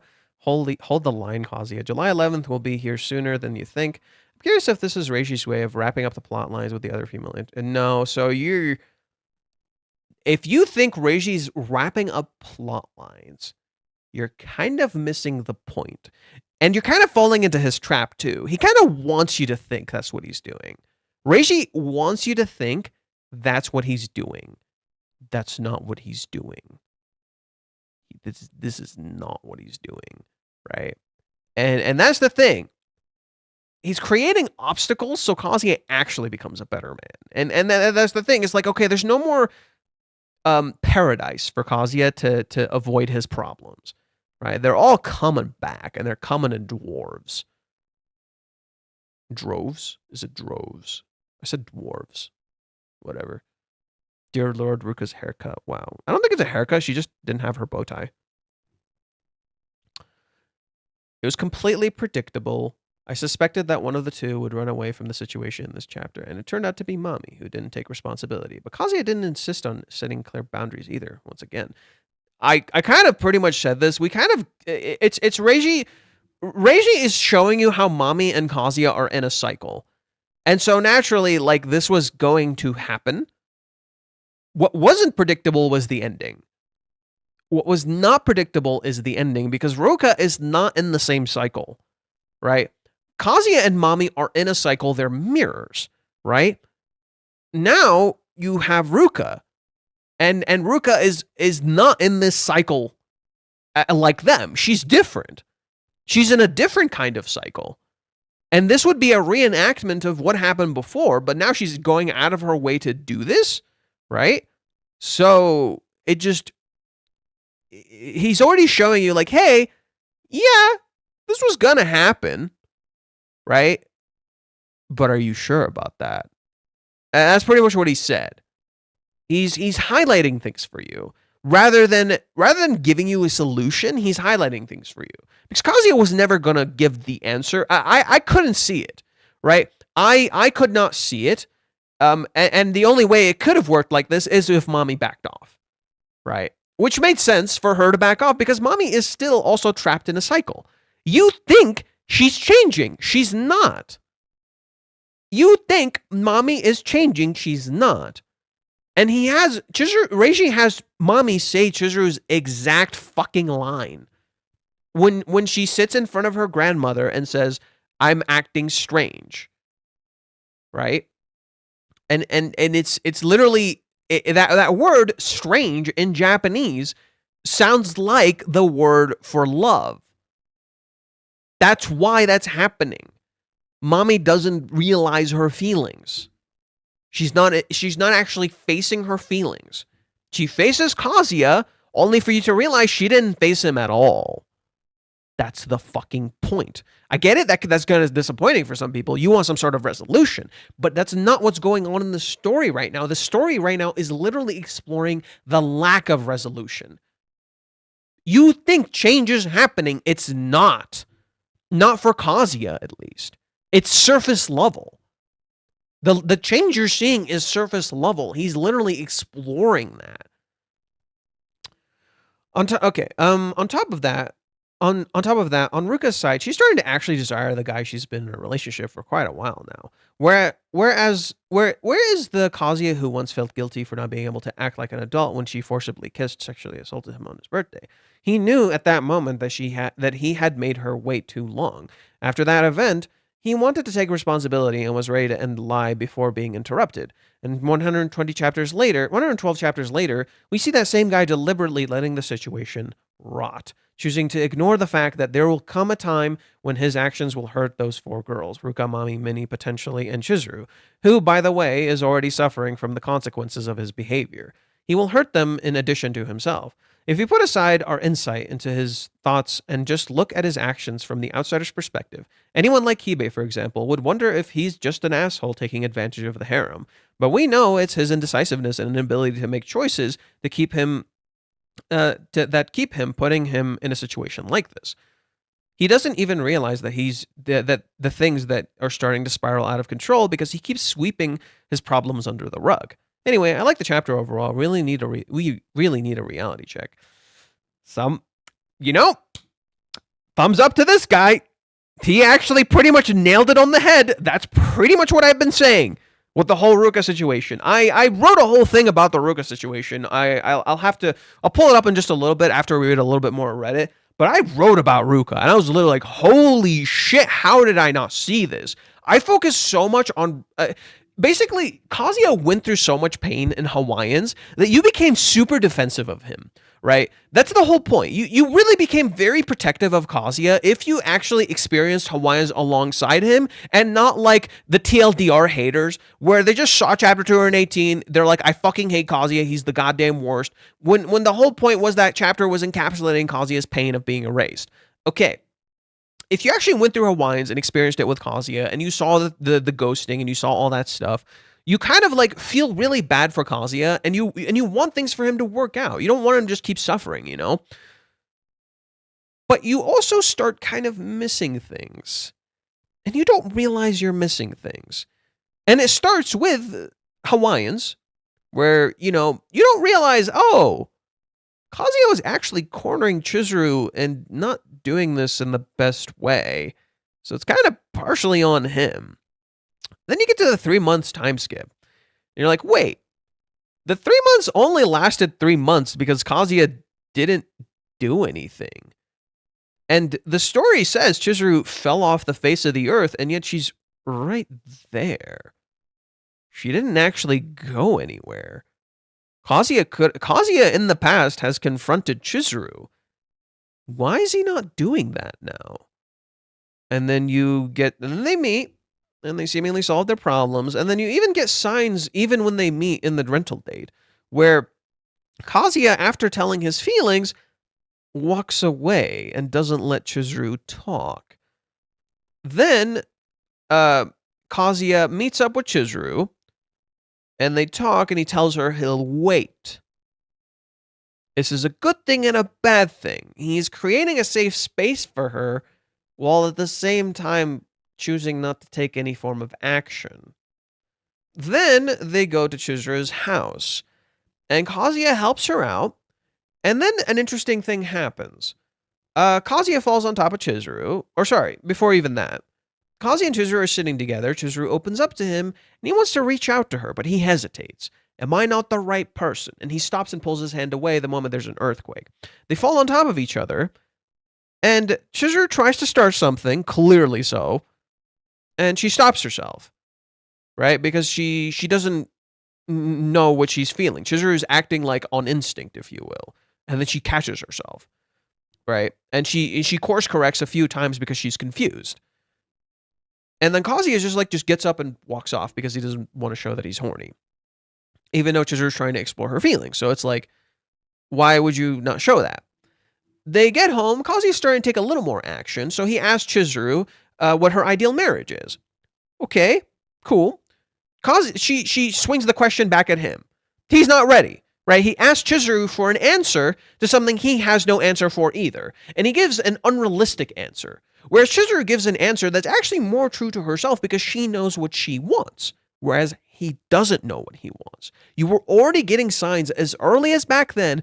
Kazuya doesn't know what the fuck he wants, right? He's just okay living in bliss. He doesn't actually know. And seriously, go back throughout the series and pay careful attention. He knows he wants Chizuru, but he doesn't actually fully explore why he wants Chizuru. He knows he loves her. He doesn't know why he wants to be with her, right? He just knows he loves her. But why do you want to be with her? And the story is actively kind of exploring that. Like, why this, right?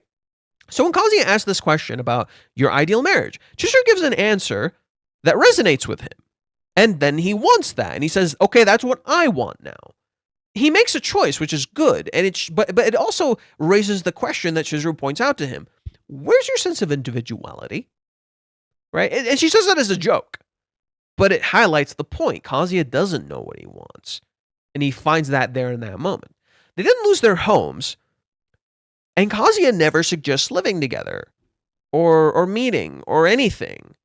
In fact, Kazuya doesn't do anything. Whereas we see Chizuru kind of try, but stop herself.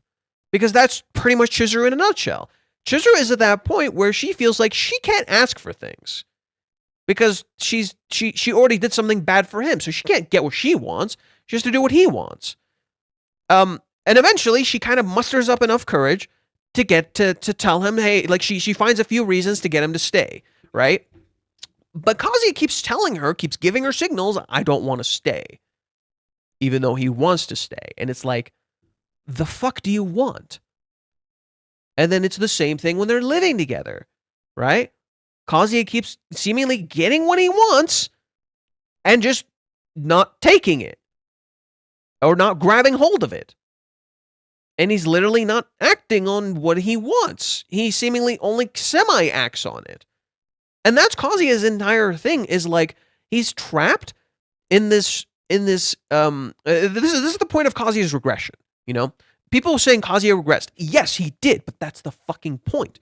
The regression took Kazuya back to a point where he has to realize why any of this was happening. Because he wants to be with Chizuru, but he doesn't know why. Right? He wants these things and he doesn't know why. And then now all these characters are seemingly coming back to highlight this point. This was why the rejection happened. The rejection happened because Kazuya took no decisive action. It doesn't matter what the action is as long as it's yours. It doesn't matter if it's good or bad. Okay? As long as the action is yours and you believe in it and you want to do it, good. But you have to take some sort of action. Kazuya did not do this. Okay? So that's where we are now. Kazuya is seemingly being presented with all of these other things. And he seemingly wants these other things, and then yet he also doesn't. And it's like, bro, what do you want? And so Reiji is hitting at the root of the indecision, right? Reiji is essentially hitting at the root, and you're correct. You're correct. This person is correct when they say that, where they worded it very well here. Right. And things are starting to spiral out of control. Kazuya's spiral. Yeah, okay. But now it's his indecision and inability to make a choice that keeps putting him in a situation like this. What Reishi's doing, this is well said, but there's a slight problem. You think you hit at the root of the issue. In reality, you hit at a symptom. The symptom of Kazuya, the symptom of what's going on is Kazuya's indecision and an inability to make choices. You're right. What is the source of that? He doesn't know what he wants. He has no idea what the fuck he wants. That's why he can't make choices. That's why he's being indecisive. Kazuya has to learn what the fuck he wants. And he has to be honest to himself about that. That this is what he wants. Because he keeps saying he wants Chizuru, and yet he seemingly desires other things. Right? Kazuya says, I want to be with Chizuru, and yet he gets horny about Mami, and he gets horny about all these other girls. Okay, that's fine, but is that you being honest to yourself? Like, what do you actually want? Right? Yeah, sure, these are just desires, but he's had them for a while. Is it just a desire for sex? Would he get over this if he had sex? He doesn't know. He doesn't explore this. He just says, no, this is what I want. He doesn't actually stop to think about it. Right? Stop and think about it. No. You say you want Chizuru, but you keep having these thoughts. Are these thoughts just because you want to have sex? Or are they just desire? He has so many things now, getting a job, obtaining his driver's license, and getting things out with both Mami and Ruka in order for him to pursue his relationship with Chizuru. And yet, there is so much going on. There is so much fucking going on that it's all gonna crash. Right? When you're juggling far too much, it's gonna crash. Like, shit's gonna spiral. Ruka clearly refused to give up whenever he brought that up. I agree it's partially Kazuya's fault that he wasn't more firm, but when the fallout happens, it would be correct to say that Ruka did bring this upon herself. The blackmail motive has long since gone, but it was actually a reason why this arrangement came to be in the first place. Yeah, this person is somewhat correct. It is in part on Ruka. It is in part on Ruka. Yes, the living dead situation is in part on Ruka. She's kind of content with this too. In that sense, Ruka has also a form of spiral. Right? Every character is stuck in a sort of cycle or a spiral, right? Kazuya's cycle is his indecision. Mami's cycle is telling herself she's going to do one thing and then she does another, which is kind of a mirror to Kazuya himself. Ruka's cycle is the perpetuation of their relationship, and yet she wants to expand on this relationship, right? So while she is in a cycle, she also wants to change the relationship so it doesn't stay in the cycle. And that's pretty much where everyone kind of is.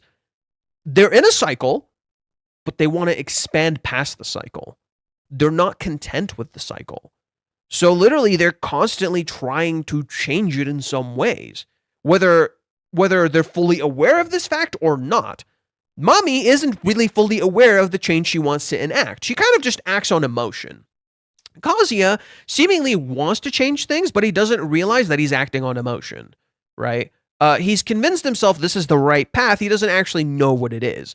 And then you have Ruka, who is stuck in a cycle, and she actually wants to change this cycle, right? She actually wants to escape this cycle, which is very ironic for Ruka's character, who has been in a cycle for a very long time and is almost content with the cycle. But now she actually wants something. That's what's different. That's what's different between Ruka and Kazuya and Mami. Because Ruka actually wants something. and she's trying to act on this desire. But this isn't just a desire out of insecurity. This is just actually just a desire straight up. Like, this is what she wants. So that's what sets Ruka kind of apart. Oh, but I agree with you that Ruka is also reaping what she sowed. She's the one who threw herself into the arms of a man who never loved her, and she's clearly aware of that. I think subconsciously she kind of knows what Kazuya and her have right now isn't real, but at the same time, Kazuya isn't saying no. Kazuya isn't saying no. You can definitely see things from that perspective, and even Chizuru is partially responsible for this because she's the one who pushed Kazuya to accept that deal. Yeah. No, yeah, totally. You're not wrong. Chizuru, I think Chizuru is kind of like in the weirdest position out of everybody, because Chizuru feels like she needs to talk to Ruka because she's the one who pushed Kazuya into it. But in some ways, like, it's, I don't know. I think Chizuru's just kind of the weirdest out of the bunch. Yeah, she pushed Kazuya into it, but it was still his choice. So it's like, yeah, you can push someone into something, but it's not like she, like, forced his hand. She just said, oh, yeah, this stuff kind of sucks, and I would prefer this to not happen, and you should date her. But she tried to help him through it.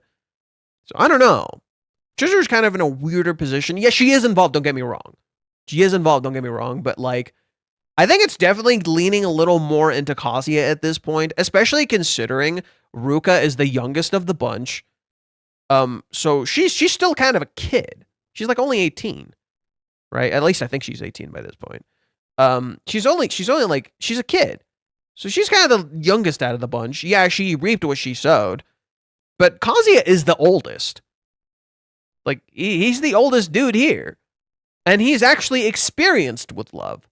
So when you realize Kazuya is the most experienced with love, and Chizuru only acts mature, but she actually doesn't have that much control, you realize, okay, maybe Chizuru and Ruka are not so bad. Right? And maybe Kazuya has a little bit more responsibility to this situation, in particular because of his age and experience. That's how I feel. Let's see. Even Chizuru's partially... Okay, so we said this. I'm reading Blue Box yesterday in a marathon after watching an anime. Seems like Hime and Ruka are... Hime? You mean Hina. Hina and Ruka are of the same mold. Doesn't respect boundaries, hopes that Kazuya grows some spine given that there's already a clear physical contact between him and Chizuru. Hina and Ruka could not be more different. Hina and Ruka could not be more different. Because Hina is not giving up on her feelings for Taiki, but she's actually not like, she's not respecting boundaries, but the thing is, Taiki is actually already dating another girl, like straight up. And she's just choosing not to give up. And that's a little similar to Ruka, but not quite the same. I would say it's closer to Ruka in Hawaiians, but not Ruka right now. Ruka right now is a whole other being from Hawaiians. Like Ruka right now is not the same as Hina. Completely different, I would argue.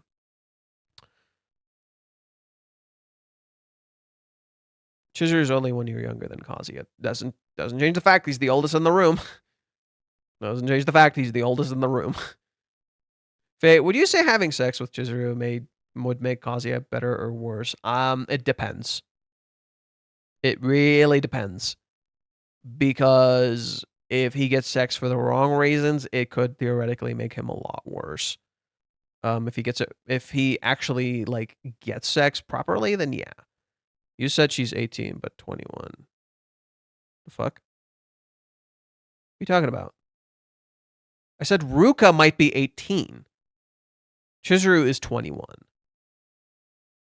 The fuck you talking about? I was talking about Ruka.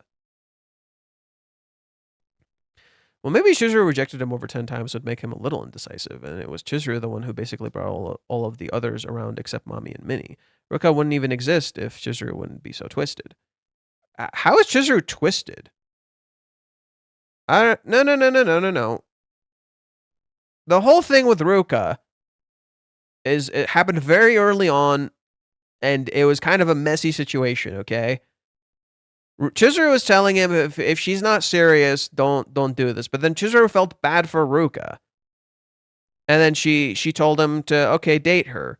Yeah, that's on Chizuru, but that's actually like a thing you could actually totally understand, because literally Chizuru does a lot of stuff because she kind of feels bad for people. She wants people to be happy, and she doesn't want people to be sad. So Chizuru tries to actively put the betterment of other people over herself. This isn't so much Chizuru being twisted as it was just sacrificing herself, because that's kind of what Chizuru tends to do, right? So a huge portion of this is about valuing yourself. That's what Reiji's kind of exploring right now. It's like learning to fucking value yourself. Because if you don't value yourself, how can other people value you? Okay, well, with the whole Ruka thing, that's kind of what happened. It's like she let Ruka in because in part she didn't kind of value herself. And she put Ruka over herself, right? In her own diligent way. I don't know if that's being twisted, right? She just felt bad for her, right? And she wasn't going to be dating Kazuya anytime soon. So she kind of felt bad, and she's like, okay, do that. But I think that decision shouldn't haunt you. And I wouldn't call it twisted. That decision should not haunt you, and I wouldn't call it twisted. That to me is not twisted. Like Chizuru for the early parts of the series, like, is actively just trying to find Kazuya a girlfriend because she thinks she can't be that. Only for her, after chapter like 50, to be like, okay, maybe I can be that. And then she's dealing with the repercussions of her past actions, which is trying to bring all these people in. Sumi, she doesn't know Sumi has feelings. Mami is a completely different beast. Mami is a fucking shit show. Like, where do you even start with Mami? Minnie is just a friend. And yeah, it is partially on Chizuru that Chizuru let Minnie stay in her house. She feels kind of bad for that, but she felt the need to do that because of Kazuya's own actions. Okay? So then you have Ruka, and Ruka is the main thing. So I don't know. I don't think it's that simple, you know? I'm not trying to antagonize Kazuya, and I'm well aware that there's no smoke without fire, but this chapter focuses on Kazuya and the consequences of his actions. So I'm referring to that while setting the rest aside for now. I just don't think, like, yeah, Chizuru is a part of this. Do not get me wrong. And Chizuru didn't reject him like 10 times. Like, Chizuru rejected him at most twice. And then the yes-no walk home. That's a whole other part. Not twisted in the large schemes. I think in the mono sense, it can be seen as more malignant. Like something that's... Wait. I always forget what malignant means. I know what malignant means, but like I always forget too. Oh, there's a movie. That's not what I'm looking at. Like malignant is like dormant, right? Malevolent. It's an infection. Okay. So it's like a lingering infection, if you will, tending to invade normal tissue or to recur after removal. It's cancerous, malevolent. I guess so. It is like a consequences of her own actions. You're not wrong. It's the same, right? But Chizuru's actually trying to deal with it, whereas like Kazuya so much isn't, right? Ruka knows, or sorry, Chizuru knows she owes Ruka some sort of answer, and she's trying. So that's the thing. That's why, like, it's not so much on Chizuru in my opinion, because at least Chizuru is fucking trying, right? Like it's an infection that is spread. That I can agree to, but at least Chizuru's actually fucking trying, whereas Kazuya kind of isn't. Pro tip: you can always skip the first 2 pages after the cover page. So it's just Kazuya freaking out and nothing happening. Okay, let's look at those. So since I already fucking disagree with you, first page. He says he can skip this. In this page, you literally see a stop sign. Kazuya is literally stopped by Mami. There's a visual symbolism of what's going on, as it literally mirrors the end of the chapter, where you literally run into Ruka, and guess what? There's already a fucking signal right there. Literally another stop sign right there. At the very end of the chapter. The end of the chapter mirrors this chapter. Or the end of the chapter mirrors the opening page. Almost like you shouldn't skip it. The second page. Oh, look, it's a callback to when Kazuya and Mami were happy. Huh, this was a good time. It's almost like this is relevant to dating, as guess what? Kazuya and Mami dating is relevant to who? the girl Kazuya is actually currently dating. It's almost like you shouldn't skip the first 2 pages, you stupid shit.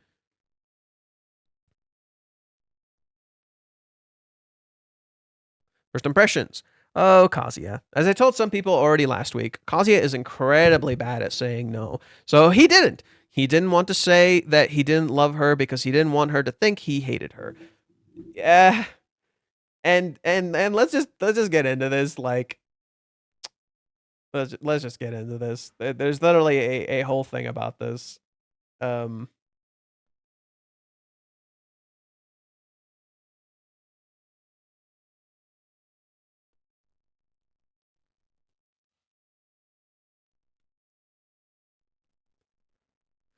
Kazuya and Chizuru are taking the questions. Oh, look, we're back to the questions again.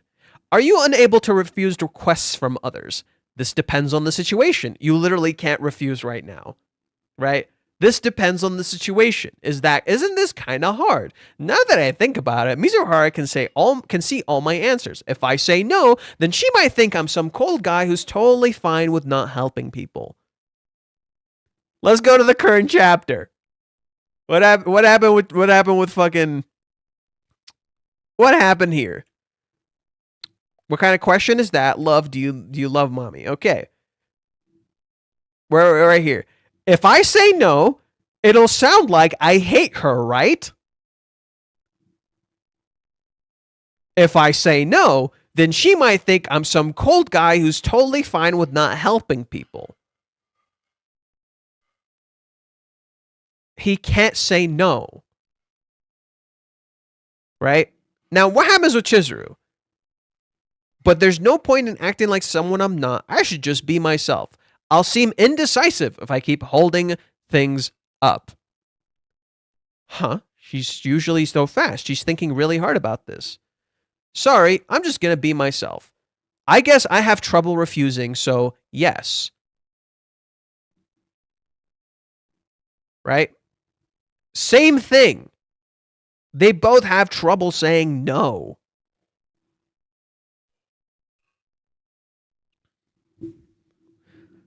Okay. He didn't. He didn't want to say he didn't because he didn't want her to hate her. He justified it by telling himself that she probably hated him anyway. And what did Kazuya do? He gave no answer. Kazuya did not give any answer. Right? What did Kazuya do? He just stood there. He didn't give an answer. Right? He didn't tell her no. He didn't tell her yes. What does that do? Mami's kind of being led on now, isn't she? He didn't deny it. He didn't say no. Right? It's funny. People count each no in 383 as one rejection. That's hilarious. That's hilarious.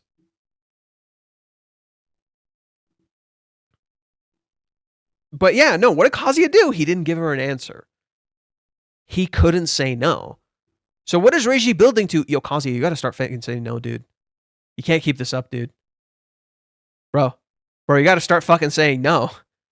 You have to start saying no. You can't just keep not saying anything or not doing anything. Like, it's getting to that point where it's like, you have to make a choice. You can't not make a choice. You have to make a fucking choice, right? Because what does Kazuya do? He just stands there, right? He literally doesn't do anything. Or bro says yes, and we get the Mami spinoff. Reverse. I'm losing faith in you. Huh? What? Wait, what? What kind of question is that? Do I love Mami-chan? He sinks into darkness. They're both in darkness. Okay. What's gone into her? You can't see her face anymore.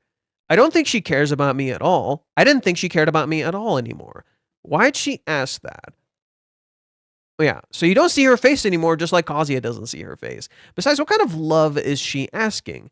She's my ex-girlfriend, so she said still, so she must mean a relationship partner, right? It's a fair assessment, but come on, if I say no, I'll sound like I hate her, right? I'm sorry, dude. You're gonna have to fucking take that L, right? I bet she already hates me as it is. That alone would probably put me on her bad side. Why do you care if you're on her bad side?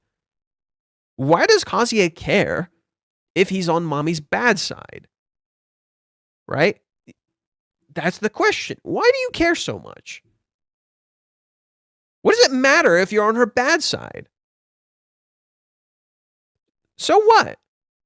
So let me get this straight. You can't say no and still have a friend-like relationship with her. You're assuming you're on her bad side. You have no basis for this. If anything, have you considered maybe she thinks she's on your bad side because you're not talking to her? It's almost like Kazuya's thoughts could be flipped and suddenly they make a whole lot of sense for why those characters feel the way that they do. It's like he's literally projecting. Or what's the reverse of projecting? He's absorbing their thoughts. He's absorbing their thoughts. And they're not even his anymore. What is the opposite of projecting?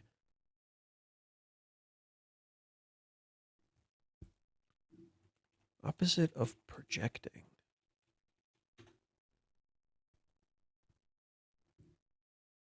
Introjection? Introjection.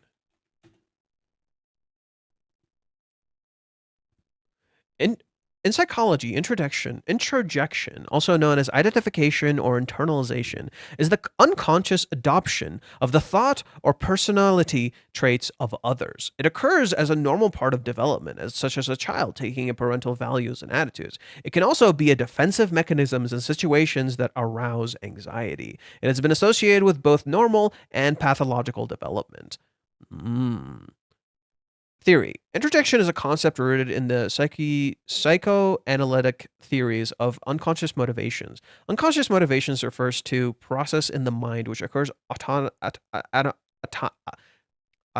automatically, thank you God, automatically and bypasses conscious examinations and considerations. Introjection is the learning process, or in some cases, defensive mechanism where a person unconsciously absorbs experiences and makes them part of their psyche. That's pretty much what Kazuya is doing. Whereas Mami was projecting her own scenarios onto the other characters, Kazuya is introjecting other people's feelings onto his own, rather than actually having his own thoughts and feelings.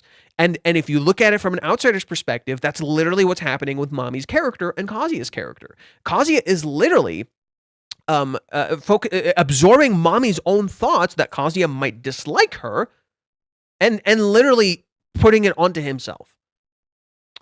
Fate, help. I'm hyperfixating with what is happening with Ruka. Has changed looks. What is happening? Where did that come from? I already talked a whole bunch about it in the earlier parts of the video. People commonly say internalization or identification. I like the term we came up with. The term we found. Introjection, because you're introjecting. You're injecting those feelings into yourself rather than actually being them. I do think she's very attractive, but as for if I love her, it's Mizuhara who I really... It's funny he says Mizuhara still, right? And he doesn't say this, right? Kazuya had the right answer. He did not say it, right? He doesn't speak his thoughts out loud. So she doesn't know, right? Mami grits, says, actually, never mind. That looks good, huh? Your hair. Again, she gave another signal that she's interested. Right? Even if Mami doesn't realize, she gave another signal. Yeah, thanks. It's hard. Job hunting is hard work. What do you see right here? Mami walks into a void. Right? Mami walks into a void. A white void. She's completely and utterly isolated. And this is contrasted by Kazuya. Kazuya's hair looks really shitty here, but guess what? It seems like Mami's entire motivation came from the hair. Maybe a whole portion of this was actually directly tied to Kazuya's hair, and we just had no idea. I actually forgot about it. Huh. It's almost like your hair didn't matter at all. To you, maybe. But to her, it did matter. It's like the hair absolutely changed nothing about Kazuya's character. It's like the hair changed absolutely nothing about Kazuya's character. It just looks nice. right? And Mami wanted to give this compliment. And it's very not Mami. This is more Chizuru. She's a lot more tame, and a lot more dialed back, right? But wait, what was that? Why did she ask about that out of the blue? I have no idea what she wanted. Well, you could have asked. And again, Kazuya is left standing where he was with no answers. He got absolutely nothing except for a compliment about his hair. He's left standing with no answers. Right? Damn it, there really must be some kind of law that beautiful people have to be mysterious. Ugh, ugly people don't get it. Totally. It's true. Oh my god. Right. Oh, Chizuru and Mami are saying totally together. That's so funny. Maybe she was just teasing me. She backed off pretty quickly. You don't know. Right? No, she wasn't. No, she fucking wasn't. But she went out of her way to compliment my hair. Maybe that means she doesn't hate me. She wouldn't do that if she couldn't stand me. Right? Basically, the entire point of what Reishi's doing is deconstructing Kazuya's assumptions. You have so many assumptions based on how Kazuya is acting and presenting himself and what's going on that contrast the reality. And it's basically Kazuya's entire fictional world shattering. That's what's happening. Kazuya's fictional world is about to fucking shatter. And it's right there. It's getting there. It's so damn close to shattering, you know? Then was that good? Doesn't matter if it's good. I don't know. We might be around each other a lot more now. This throws me for a loop in so many different ways. A loop. A spiral, if you will. No. If I don't focus, I'll fail to get my license. Again, the shaking head, which happens again right here. I love how it speeds up. It's just... I'm so nervous about what's to come. Ooh. I'm so nervous about what is to come. Introduction is jargon, basically. Interestingly, intro is not the opposite of pro. Well, the conceptual idea is the same thing. Instead of projecting onto someone, you're introducing it into yourself. Yeah, it's not the... You're missing the point of the words. I think you're kind of missing the point of the words, Hubris. You're projecting onto someone, you're introducing into yourself. I know pro doesn't mean that, but yeah, when you're projecting onto someone, you project your own thoughts onto them, right? You're literally sending outwards, right? Like a projector, right? Whereas when you're introducing, you're interjecting something into yourself. That's the meaning. I think you're overthinking it. Right? But let's see. No. If I don't focus, I'll fail to get my license. I'm so nervous about what's to come. This is an interesting choice. So Reiji has Mami walking, and she steps on this thing. She steps on this thing right here. It's like she crossed a line, right? Or she's walking a path, right? Mami started walking a particular path. I see. Right, so the moment Mami's foot steps on the beginning of this path, it's a sewer of some sorts. She says, I said something strange again. So the sewers are like the abyss, right? So they're the bottom of something. So maybe Mami reached a certain point in her feelings. I said something strange again. Right, it's literally the whole point is that Mami mirrors Chizuru and that she's losing control of her feelings. And then she keeps walking this path, right? But this is the interesting part. Reiji contrasts Mami walking with Kazuya sitting down, right? Kazuya and Mami reverse each other again, but whereas Mami is walking backwards, literally walking back towards Kazuya sits down. She was going to cross that boundary, but ultimately chose not to because she wasn't ready for his answer.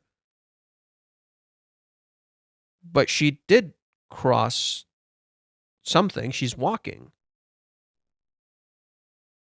She did no. There's no taking it back. She already crossed the boundary. She wasn't ready for his answer. This is true, but she already crossed the boundary. She's already walking. The thing is, Mami is moving, Kazuya is not. Right? When you cut to Kazuya, he's sitting down. He's not moving. That's literally the whole point of this. He's literally just sitting down right here. And he's not moving. Kazuya is looking at the signs, and he remembers that sign. I'm going to fail for real. I can't stay focused. Why did Mami-chan ask that? The no parking and no vehicle sign looks almost the same. No parking and no vehicle. These two signs look exactly the same. So I can't tell. Hold on. Oh my shit.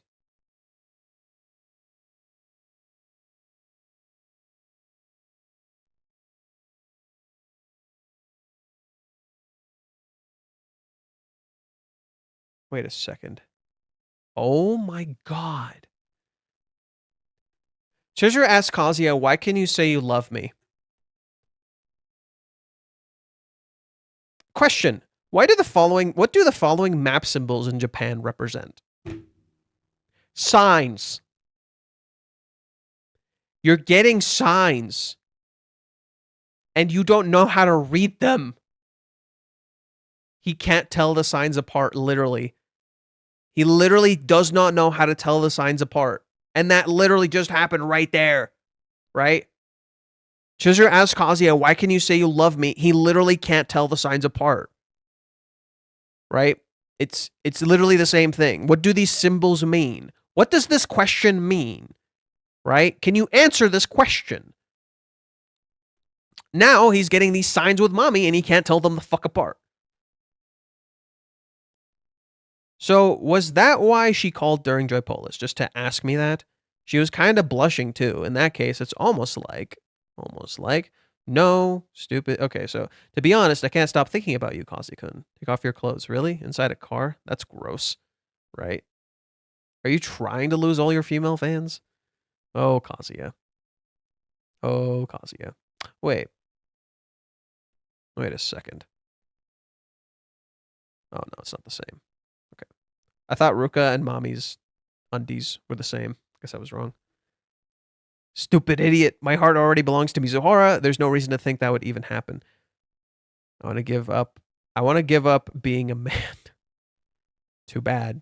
You can't.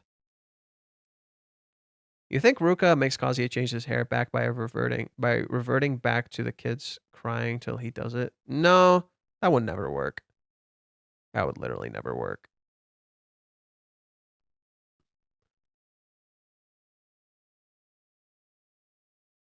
Besides being woman's sins. Yeah, pretty much.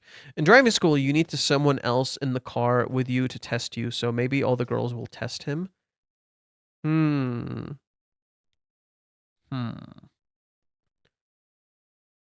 definitely wants to take him for a drive.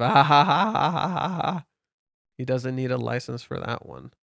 You think Ruka makes... no, okay, we read this. I think she does, though. It might be a crime. Oh, my God. Okay.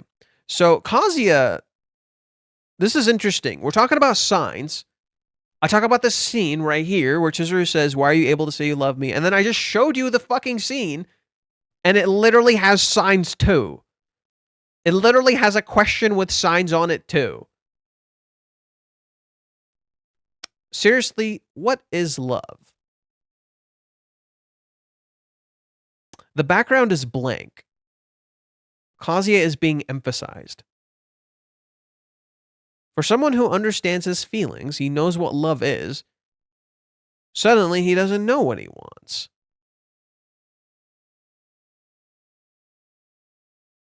I still have to make sure I tell Mizuhara exactly how I feel. I need to find the right words for everything. Damn it, I have so much to do. Yeah, you're already seeing it crash, right? Right when Kazuya feels like he has so much to do, suddenly Ruka calls him. What convenient timing. Right when Kazuya feels overwhelmed, right? Ruka calls him. I'm glad she called when I'm alone. Hello. Kazuya, hey. Hey, do you need something? Ooh. Notice how he's drawn in shadows and he leans like this, right? Notice how he talks to her too. It's not close. The phone is on his bed. Right? How does Kazuya talk to Ruka? He talks to her on speaker and the phone is down on the bed. With Umi, he talks like this, like kind of a politeness and comfortability. And with Chizuru, he puts the phone right up to his ear, right? So here, Kazuya is completely shadowed. Oh, I don't always have a reason for calling. I guess so. Yeah, she does have a reason for calling, right? So that's really funny. She tells him, I don't have a reason for calling. And yet she does. Love is caring for someone willing to sacrifice and compromise. Google search could solve it. Actually, that's wrong. Actually, that's wrong. Because what you're describing is normal platonic love. Right? You can care for your parents. You're willing to sacrifice for your parents or your friends or someone you really care for. What sets that apart from romantic love? I actually think the answers online are not quite the same. And they're not super accurate. Love to me is more so about connection. Love to me is more so about connection and wanting to share things with other people. You want to share intimacy. You want to share experiences. You want to share your time with another person. That to me is what love is. Not sacrifice or compromise or caring for someone. Because you can care for anyone. You can sacrifice for anyone. You can compromise for anyone. What sets that apart from love? Love is about wanting to share something with someone, right? You're sharing an experience with them, and you want to share a whole part of experiences with other people, right? You want to share your body with them. You want to share your emotions with them. You want to share even your spirituality and your experiences and everything with them. That to me is more so what romantic love is, right? Because you can even have that with normal people, right? You can have that with your family. You can have that with your friends, right? But with love, Reishi's trying to explore that. Even I think my answer isn't enough. I feel like there's a little more to love than just what I'm describing, you know? Like, I think love encapsulates everything and is also nothing, you know? And I don't think many people stop and think about that. Anyways, so Ruka tells him, I don't always have a reason for calling you. And yet, she does. Her reason because she wants to visit at his place. So she does have a reason. She's horny as shit. I was hoping to make plans for tomorrow. Right. I don't have a reason. I was hoping to make plans for tomorrow. My birthday celebration. She's been talking about it for a while. I understand that you have to spend the first with your family, but make sure you leave the third open for me. I'm free on that day too. Oh my god, the third! Oh my god, the third. Dude. Oh my god. Mami and Kazuya are third years. They went into classroom 3, and now Kazuya is meeting Ruka on the third. 3 is Kazuya's number. And it is all coming back to him. All of this is about him. Every single aspect of this is about him and what the fuck he wants, because 3 is a number of the 3 worlds, where you're pretty much like talking about the past, the present, and the future. All of the number 3 always comes back to, what the fuck do you want?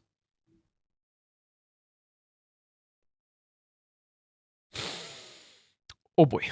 So, what are the plans? Are we going out? No, actually, well, I was hoping we could spend the day at your place. Huh? Usually you want to go out. That's unlike you. Signs. I mean, you never invite me over to your new place. You never invited me over to your new place, no matter how long I waited. Sorry. You always say that you still need to clean or something. I just thought it'd be a good chance to relax at your place. Oh man. Oh my god. These are like such obvious signs. It's also the third time we're going to see Kazuya and Ruka alone in Kazuya's home. like we've seen other cases, but maybe they weren't like prolonged. Can we? Sure. Oh my god. And the way she asks and really wants to, like, dude. Yay, really? Yay. I'll be there in the afternoon. Okay. See you later. I love you. Yeah. And he doesn't say I love you back. That's the worst part. It's like he can't. He's not going to. And Ruka doesn't see that. As usual, she's very direct. Well, she visited my place all the time back at Royal Hills.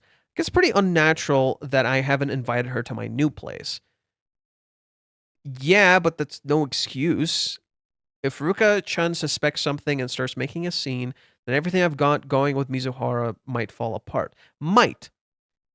Okay, here's something kind of important about this. That Reiji left in plain view. Kazuya talks about how everything between Kazuya and Chizuru might fall apart if Ruka makes a scene.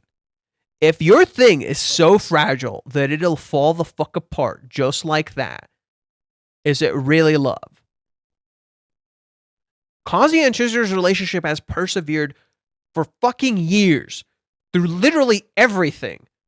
And now he thinks it'll fall apart because of Ruka? Right? So, no, that's an excuse. It's an excuse to not say no. Just till July 11th, I've got to keep my guard up. He says this as he leans back and relaxes. Right? We cut to Ruka's place. It's a really nice house. 1741. So, what time is it? That would be... Is it like 5:30 or 5:41? 17... 40. No, come on. 1741, military. Okay, don't make it weird.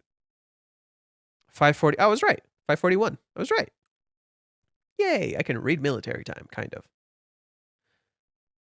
So it's 5:41. It's almost...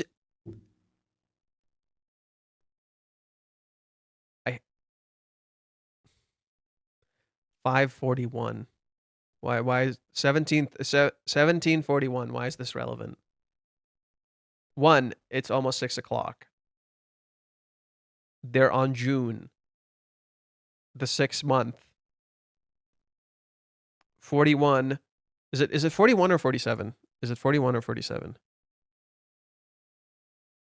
That's 1. 1741. 7 is Mommy's number, 1 is Chizuru's number, and then 4 is the number for death, and right now we're in the 400s. So we cut to Ruka. Big emphasis on the thighs and her lower half. The angling is very specific, right? Very, very horny, and you hear the ba-dum, ba-dum, ba-dum, ba-dum, right? The angling is very specific around her legs. It's like that's where you're supposed to look, and Reiji's already giving you a visual indication. Hey, look, the legs are literally popping out of the fucking frames, dude. Right? Then you have her legs fidget. She grabs a pillow, puts it between her legs. That actually freaks her out more. So she turns around and she pulls up the sample. And then that freaks her out more, so she puts that away. Oh, Ruka's stuck in between the middle. Oh, I didn't get it at first. Oh. She wants to do it and she doesn't want to. She wants to do it and then it freaks her out. She wants to do it and then it freaks her out. Oh. Right? What do you see happen? She thinks about that moment. She puts the pillow between her legs. She freaks out more, so she moves away from the pillow. She pulls up the picture of the thing. She sees that. It freaks her out. And then she puts that down because it freaks her out too much. So she falls over. the pillow on one end, the phone on the other end. One hand between her legs, one hand out. And that's literally how she feels. Right? She's stuck in between the middle. Literally, like her hand between her thighs, stuck between the middle. That's where Ruka is. Ruka is literally stuck between the middle. Both thematically and narratively. Right? For her character, she's stuck between the middle. For the story and who she is, she's literally stuck between the middle.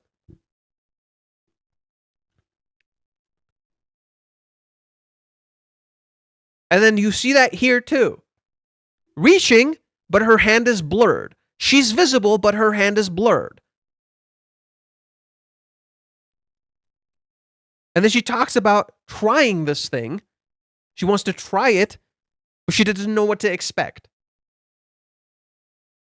Damn. I thought the manga is done.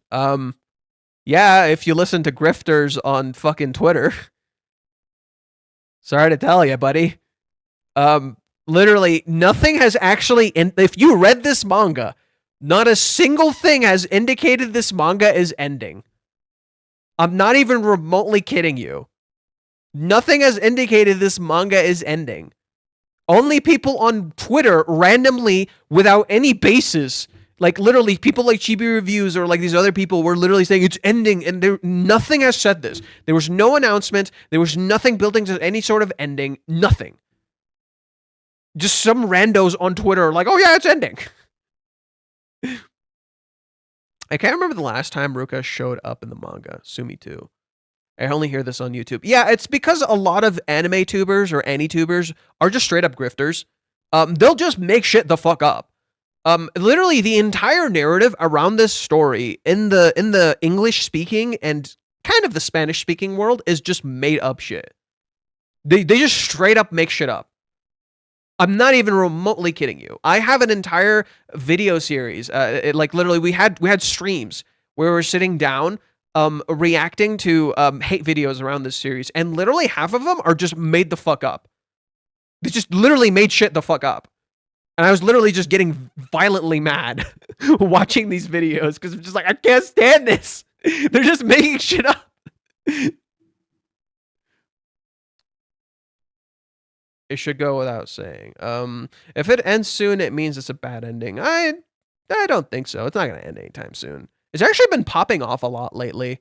There's been a massive resurgence lately with the series. It's been getting a lot of traction. People are like really excited, especially for these new chapters. Like, what? This is crazy. Like, holy shit. Right? So yeah, Ruka is literally like, the whole point is like Ruka is stuck between the middle and she doesn't want to be.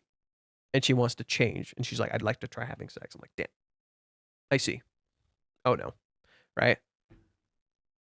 Here's a better way to put it. She's stuck between the middle and she wants to be in the middle. If that makes sense. I think we might not be halfway through the story yet. I think I don't know where we are, actually. I'm not even going to try to predict it. Okay. Okay, this was an easy question I would have answered no to immediately. Chizuru was clear with Umi. Kazuya was not clear with Mami. Yep, we came back to that. I totally forgot about that. Fuck. I totally forgot about that. Fuck. So yeah, Chizuru, super clear with Umi. Don't feel that way about you. I like that person. Kazuya can't do that. And we kind of called this. We literally kind of called this. Kazuya was not going to draw the line with Mami. He just was not going to, right? So that just makes sense, right? It was meant to be contrasted by that scene. Everything about that scene was fundamentally the opposite, right? Literally the entire sequence in chapter 400 is meant to be the complete reversal of the scene with Umi, right? So let me go pull up Umi. It was 395.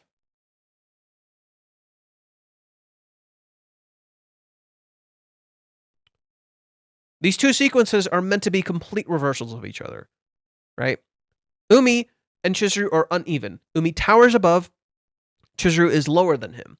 Umi parallels the buildings, and you can see the sky above, right? And you can literally see the moon, the fate literally right there. Contrast that with Kazuya and Mami. Kazuya and Mami are completely equals, right? You can't see the sky, you don't know the answer, right? It's not clear. There are signs behind them. You can see the signs all around them. And then Kazuya and Mami fully faces Kazuya, just like Chizuru fully faces Umi. Whereas Chizuru bows and immediately knows her answer, Umi asks for an answer from Kazuya rather than telling her own, in turn showing you she's already in a loop herself, right? And then Kazuya is surprised by this, not knowing what's coming, right? I thought the writer for this manga is busy with making chapters for the second manga, Shiunji Family. Nope. So I'm gonna share some interesting stuff with you. Reishi Miyajime, the author of this story, is so fucking good at managing his time that he has not taken a break for this series. He's only taken like 7 breaks for this series. Sorry. For Rent-a-Girlfriend, over 8 years. 8 years. No breaks. He has time to work on his second manga, which he has taken a break for because he kind of ran out, and like he couldn't explore it how he wanted to. So he just kind of took a small break. And then he came back to it. On top of that, he has time to walk his dog, play video games, work out, have time for his wife and family, have time to go to events where he actually does like talk shows, have time to draw art for the anime, and go to and create whole events for characters like Ruka, where they had an entire crowdfunding event for Ruka's character because she wasn't that in the manga that much. He does all of this on top of writing Rent-a-Girlfriend and the Shiunji Family. And it does not get in his way. This dude has insane time management. He's probably one of the healthiest mangakas in the industry and one of the fastest. Nobody talks about this. It is baffling. Nobody talks about this. This dude has like not missed a chapter. Like in the span of like 8 years. He has not missed a single chapter. It's kind of baffling. Like he's insanely good, and people just don't know that. They just make shit the fuck up. Like you'll go to the anime community or the manga community, and they straight up think this dude is schizophrenic, and that he's in love with his own art because he said a few things in the past that looked a certain way. But then if you actually read the manga volumes, you realize this dude just likes interacting with his characters and like envisioning particular scenarios and how he wants to present them. And yeah, he's a little goofy and weird, but that's just him, and he's not actually like crazy. He's just a dude who likes to explore things people find what is it? How do I want to phrase it? Morally gray. He just likes to explore things that people will think is bad, but then he's like, is it though? Is it though? And then he'll explore it and talk about it. People just don't want to get into that.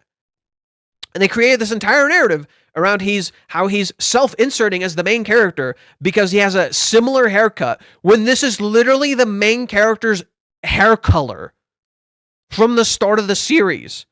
And rather than Reishi self-inserting into him, it's actually about the character losing his identity because he doesn't know who the fuck he is.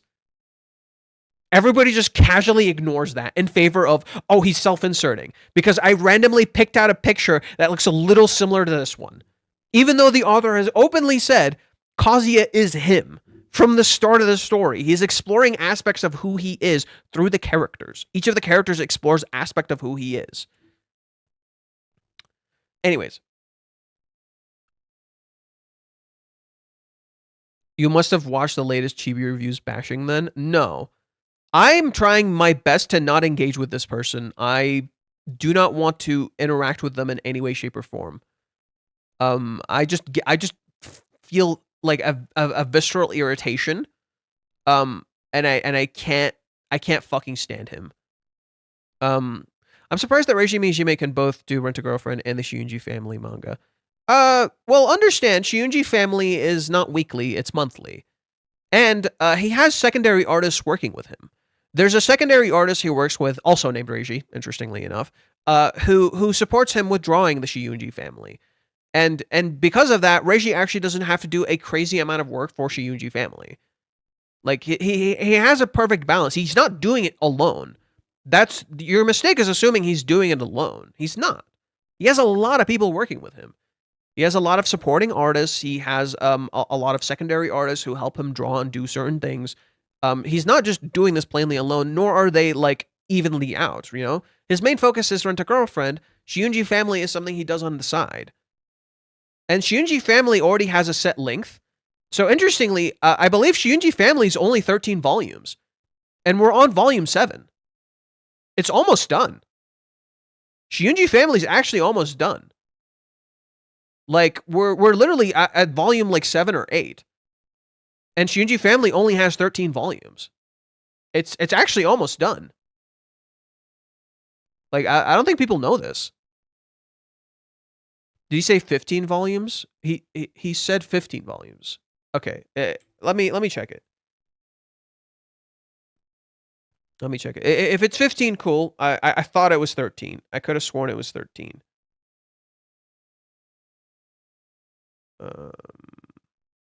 Manga, Shunji Family Children. Oh, no, not this.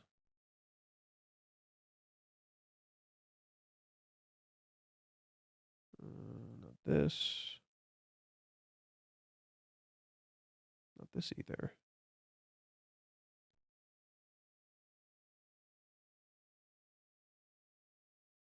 Nope. Chapter 5.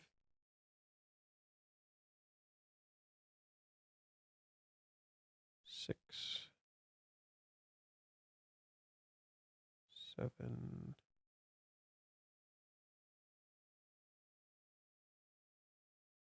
I think this is it. Do you have brothers or sisters? The project was born of the desire to draw a manga with the theme of siblings, something that is rarely seen in Kanokari.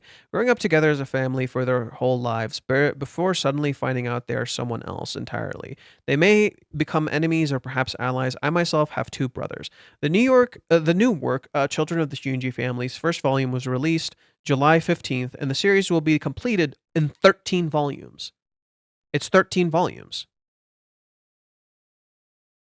Right?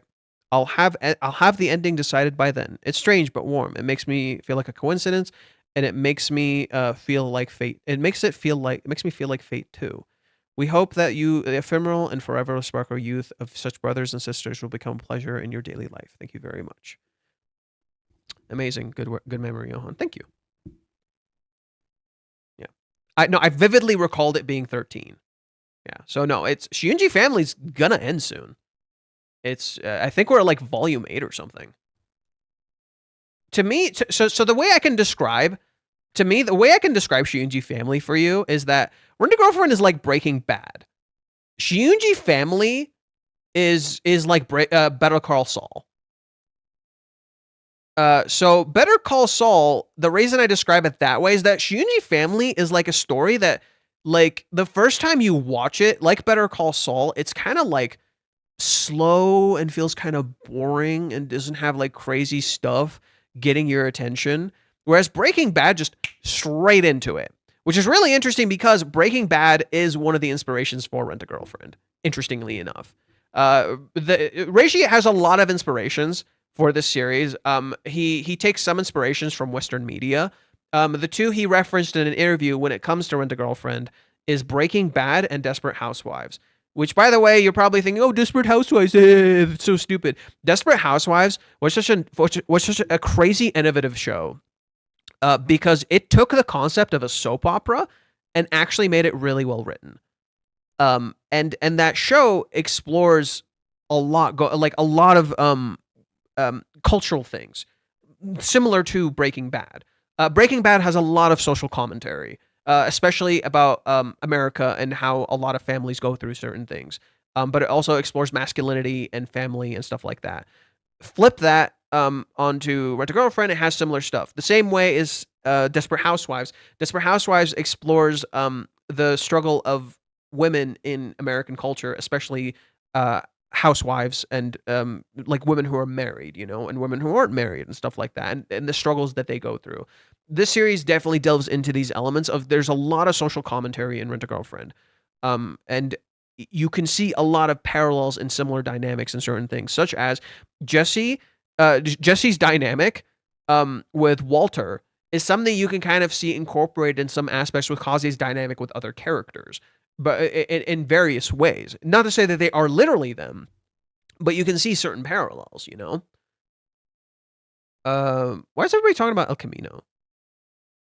I haven't even seen that yet, so I don't even remember. Anyways, the whole point I was trying to get at here is that there's a parallel here between Umi and this one. Whereas with Umi, you see a very clear line, right? There's a very clear path. Umi is literally at the end of his road, right? Chizuru is drawing the line very clearly with Umi. Now look at the whole sequence with Kazuya and Mami.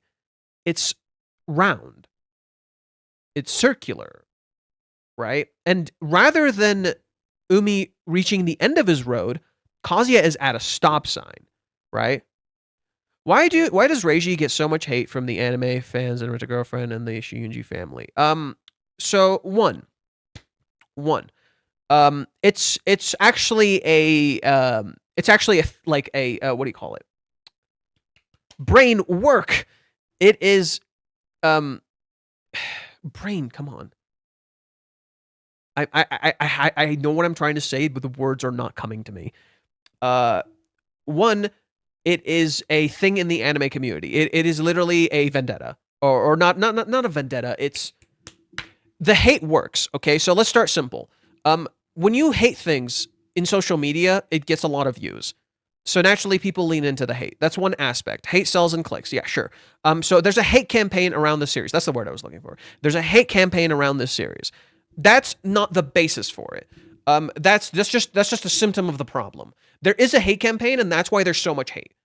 You are in YouTube, in the anime community, everywhere. You're actively rewarded for hating this series. Okay, that's a symptom of the problem. The real problem directly connects to the social commentary of the series and how it fundamentally goes against the norm. What do I mean by this? The series is called Rent a Girlfriend. That immediately makes you think of prostitution. Immediately so. And how have people been notoriously throughout the ages, throughout many cultures, throughout fucking whatever, when it comes to sex work? Always stupid as fuck. We indulge in it. We love watching pornography, but we will never, ever support these people or treat them fairly or do anything nice to them. We'll treat them like crap. So that's an aspect of it. That element there. Two, everything about these characters is fundamentally contrast to tradition and norms. Kazuya's character is very feminine. Kazuya's character is actually very feminine, and he's not a good person. He does bad things, right? Well, okay, he's a good person who does bad things. There we go. That's a better way of putting it. Kazuya is a good person who does bad things. And people do not know how to interact with these kinds of things in traditional forms, especially in anime, in anime-like media, because anime is very cut and dry about who's bad and who's good. And when it's not, that's the entire driving motif. Every single character in this story is written in that middle ground because they are human characters, right? Now, a huge portion of the people who interact with the series just do not want to empathize. They just want to see what they want to see. So you'll see complete extremes, especially in social media these days. There'll be people who absolutely fucking hate this story, or there'll be people who love it to literal death.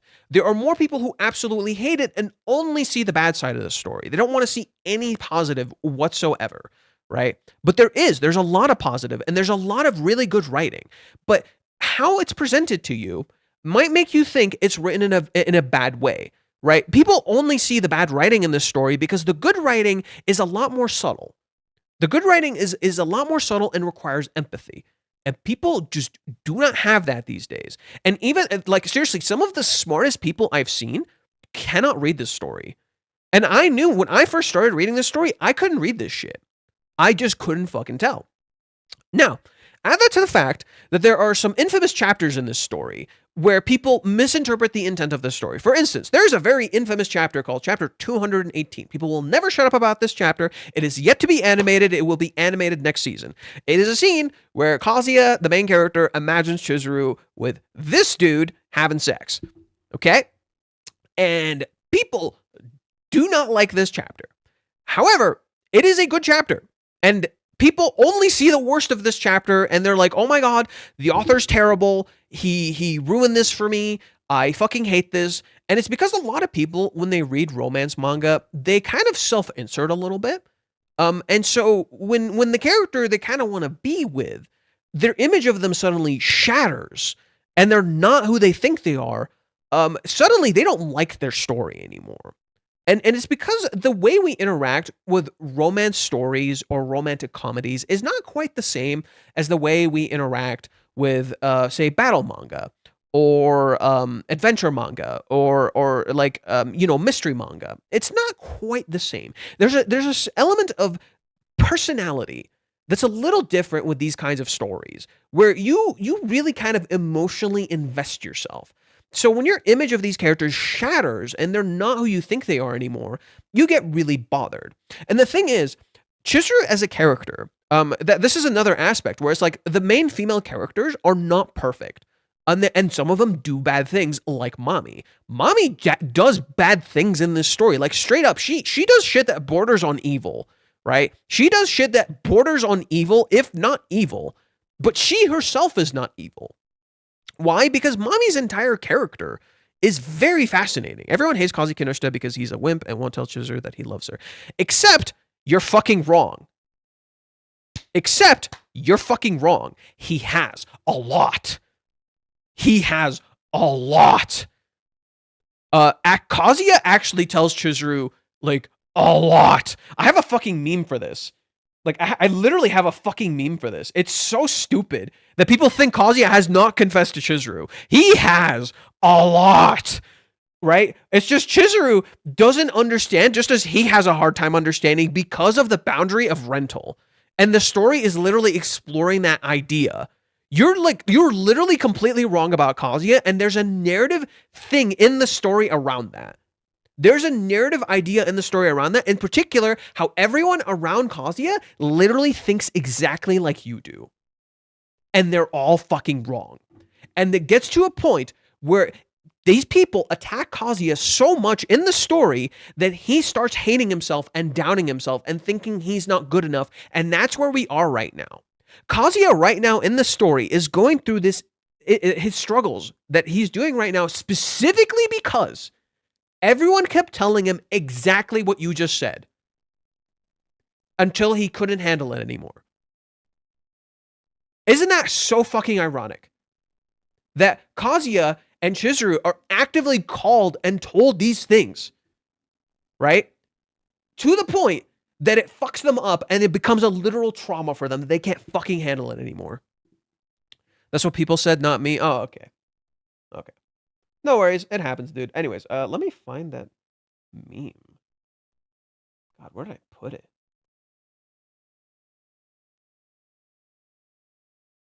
I think it's like chapter 350 something.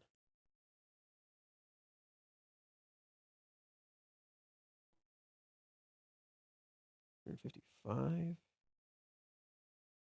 I'm close. I know I'm close.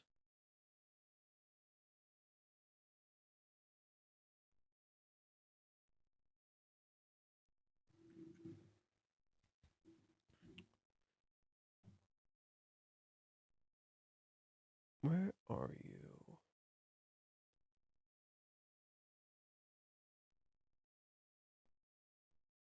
Okay.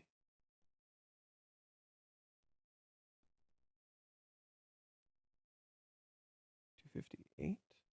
Where I put it? Nope. Not there. 260. Damn, I really gotta put my memes in better places. So I can just like pull them out right away when people say stuff like this.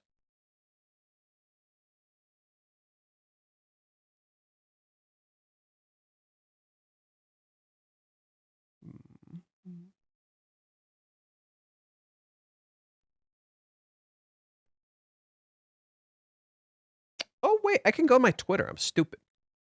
I can go to my Twitter. I'm stupid. Okay. Twitter. I have it right there. I'm a silly fool. Kazuya confess. Media.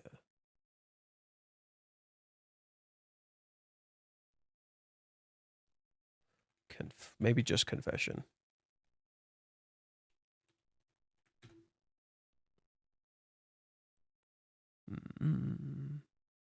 Damn, okay. I guess we're going to Reddit. Me. View profile. Kazuya confession. This is an old meme I made. Okay. Is this? No, this must be wrong.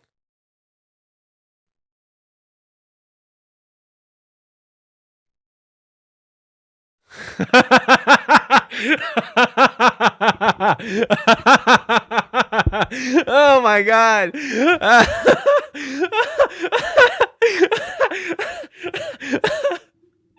Oh my god. I made this so long ago. Oh my god. Oh my god. Oh my god. Media. Oh.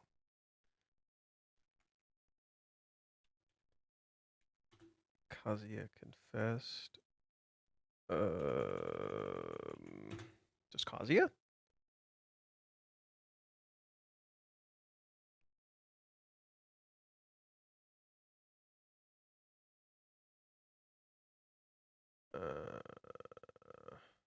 Jeez. Did I never post it? Fuck, where is it? Why are you the way that you are past me?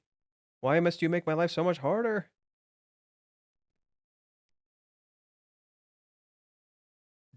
Damn you past me. Get your shit fucking organized, dude.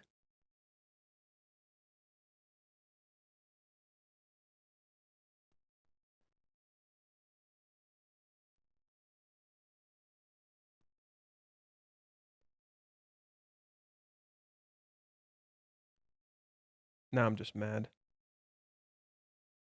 Curse you past me. Curse you.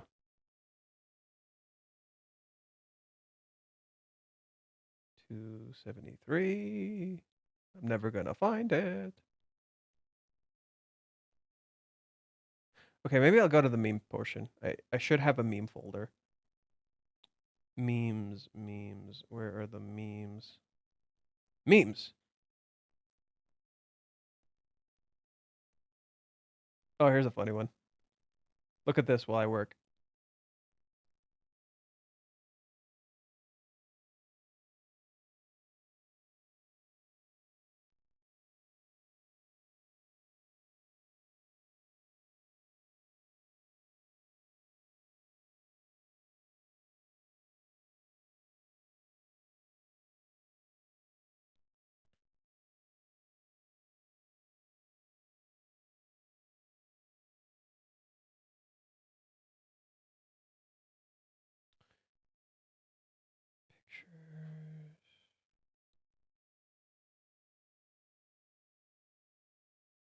Edits. You can't be serious. Fine, here's another meme while I work.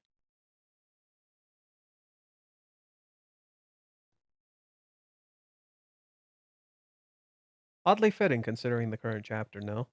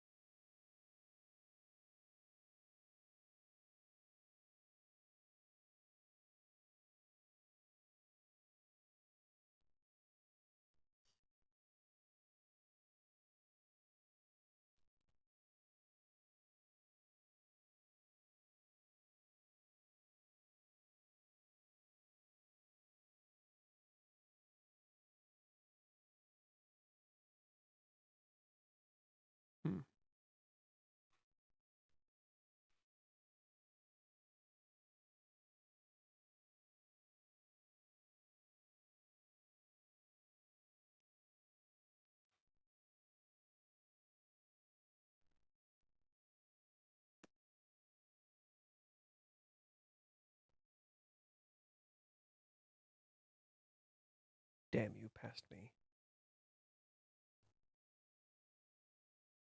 The person's probably gone. I'm just looking for this out of sheer stubbornness. I would not be surprised if the person left.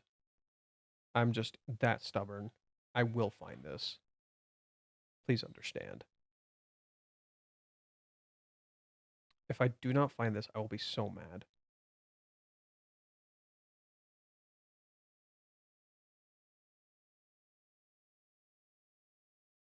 Ooh. Ooh, I should save this. I'm going to move this somewhere else. I definitely need to save this. Oh, I do have a Why You Hate Rent a Girlfriend folder. I guess I could look at that. It might be in there.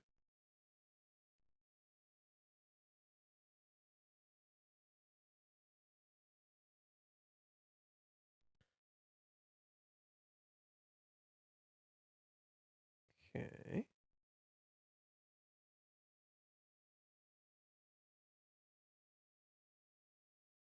Nope.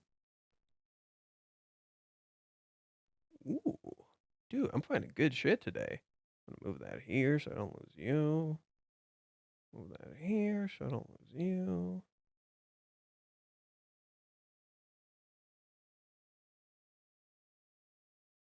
$281. Still nothing.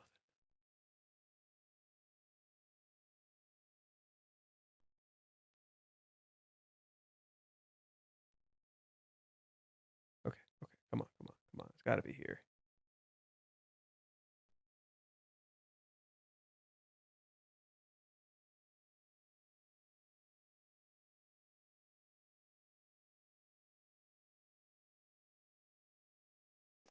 Curses.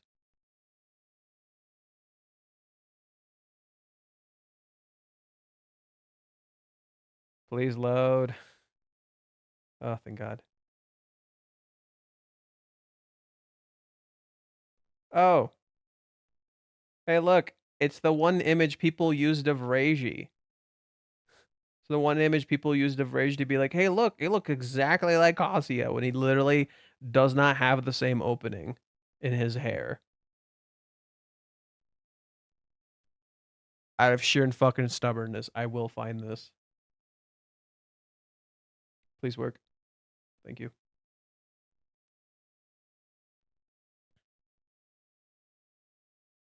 Nothing. Oh my God, I'm not gonna find this, am I?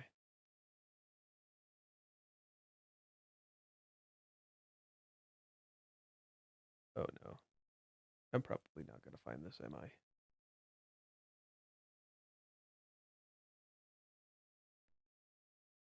Oh, I found it. What the fuck? Okay, wait. I found the basis for it. Where's the complete version? There it is. There's the complete version. He hasn't confessed yet because the real you is my dream girl. For the longest time, I've been in love. Can I stay with you always? My perfect girlfriend is. I'll wait for you. I'll wait until you feel you love me.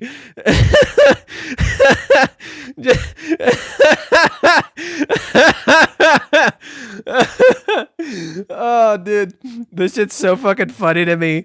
Literally, just all these fucking confessions.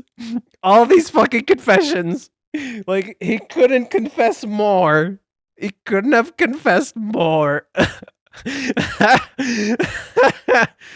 Oh, dude, this shit's so funny to me. This is genuinely so fucking funny to me.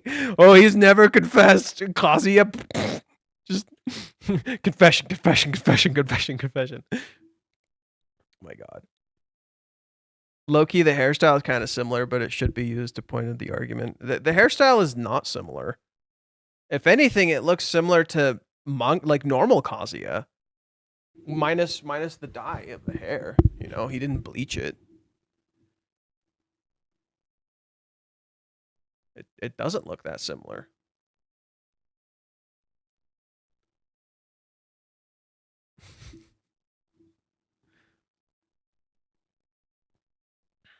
Okay.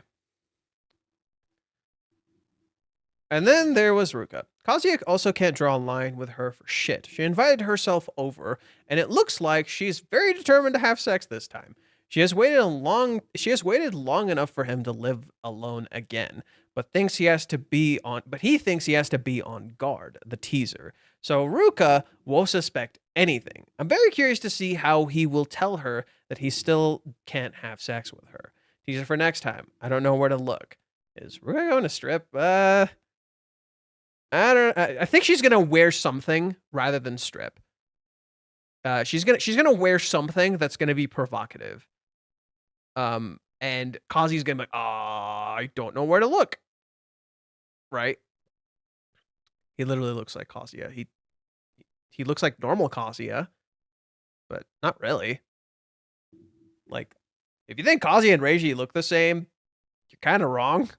He doesn't look like Reiji, but he kind of does. Like, he kind of does, but he doesn't. Right? Like, let's pull up a good picture of Kazuya, I guess.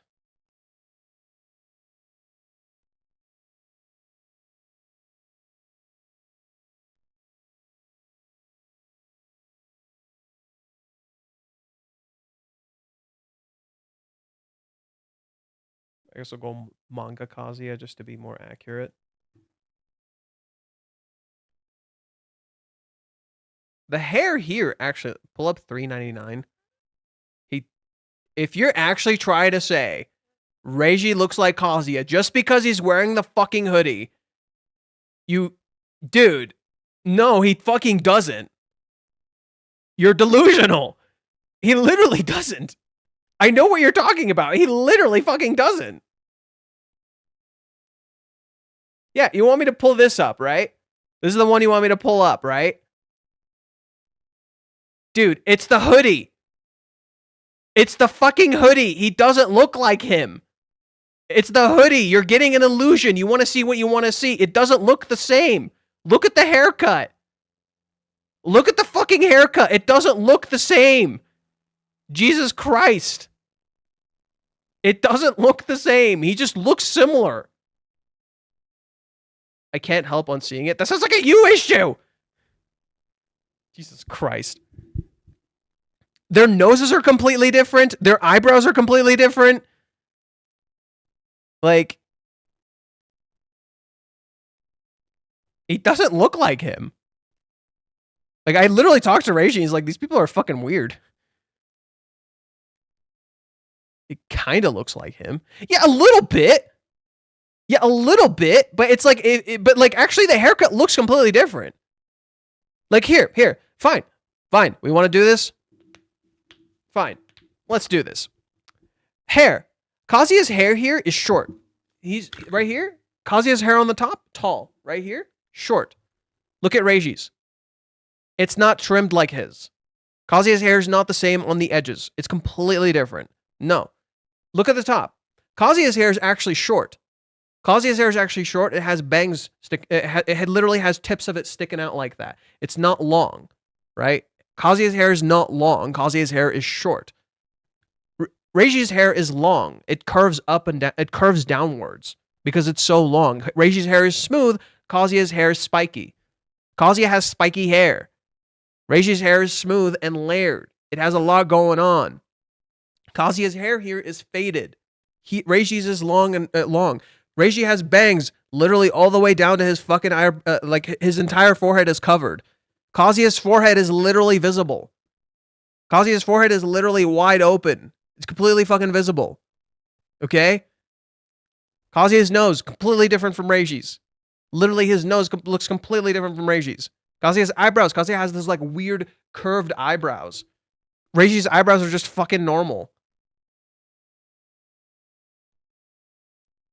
Like, the fuck does that even mean, dude? Like, literally, you're seeing what you want to see. This is a whole lot of fucking projection happening here, dude. It's not even the fucking same.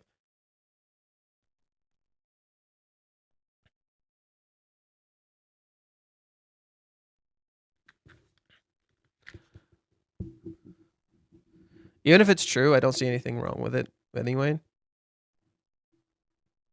I have a whole lot of problems with it being true because it's not. Like Huber said, what would be the implications meaning for self-inserting? Well, the reason they want to say Reiji is self-inserting is really fucking simple. That he's crazy delusional and he's in love with his own art. When in reality, Reiji is literally writing this specifically because Kazuya is losing his identity. And he does not know who he is. While at the same time returning to his origins of his black hair. Because Kazuya always had black hair. So the reason I have with this issue of people are implying Reiji is self-inserting is specifically that it demeans the story. It demeans what he is trying to write. He is not writing about self-inserting. That comes off as so incredibly vain and completely misses the point that every single character in this story is a part of Reiji. Something he has literally said in fucking interviews. He's also already said Kazuya is him at the start of the fucking story. And Reiji's trying to explore how even someone like Kazuya can grow and improve and be better. So rather than saying what Kazuya is doing is good, he's saying Kazuya can become a better person. And he can grow, and even someone like him is capable of getting love. And that you shouldn't dismiss and attack people for appearing certain ways, but rather help them grow and be better. When people do these arguments, it completely misses the fucking point. Because it serves no goddamn purpose. It is utterly fucking delusional. That's my problem. That's why I can't fucking stand that shit. It is outright delusional. Here's the irony of that statement. You want to know the fucking irony of that statement? It is so incredibly simple. In talking about Reiji self-inserting, you are self-inserting your own beliefs into this story that has nothing to do with this fucking story or this writer. That's the goddamn irony. You're so busy talking about Reiji self-inserting, you don't realize you're doing it yourself. Ironic considering most people who read romance manga do what? Ah, that's right, self-insert. Because they want that fucking dopamine. They want to feel good. They love feeling good by reading romance stories. Projection, not self-inserting, but agreed. I mean, you're inserting your own narrative into the story. And in turn, inserting your own beliefs. So projection and self-insertion isn't necessarily too different. Brothers of the same coin, if you will. Anime community putting the goddamn self in everything.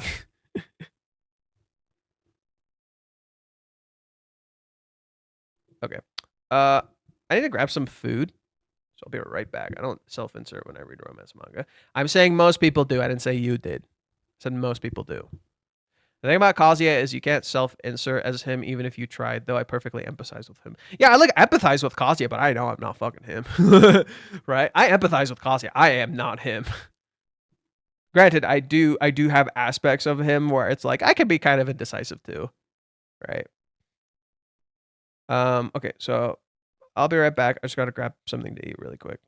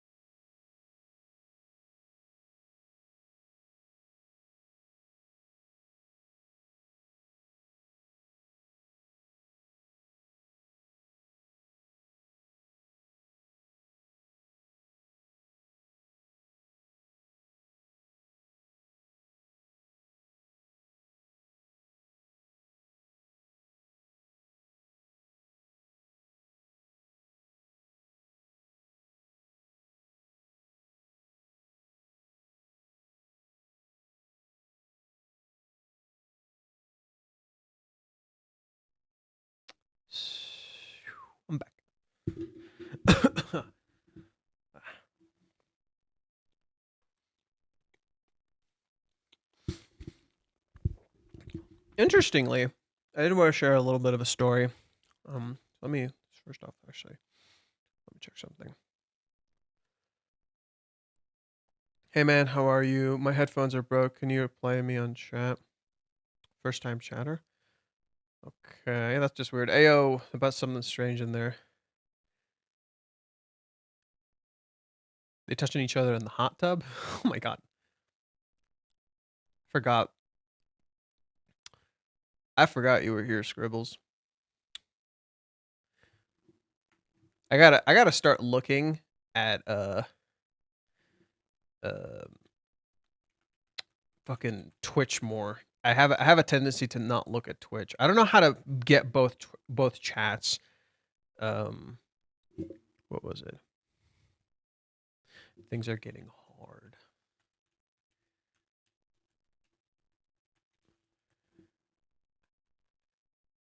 I changed the title of the stream to "Things Are Getting Hard." Okay. So I want to start.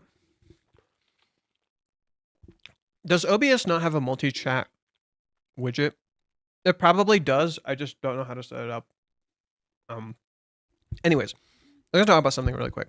So yesterday, Reiji did a short Twitch space, or not Twitch, Twitter space, and he actually talked about he briefly talked about hi for the stats.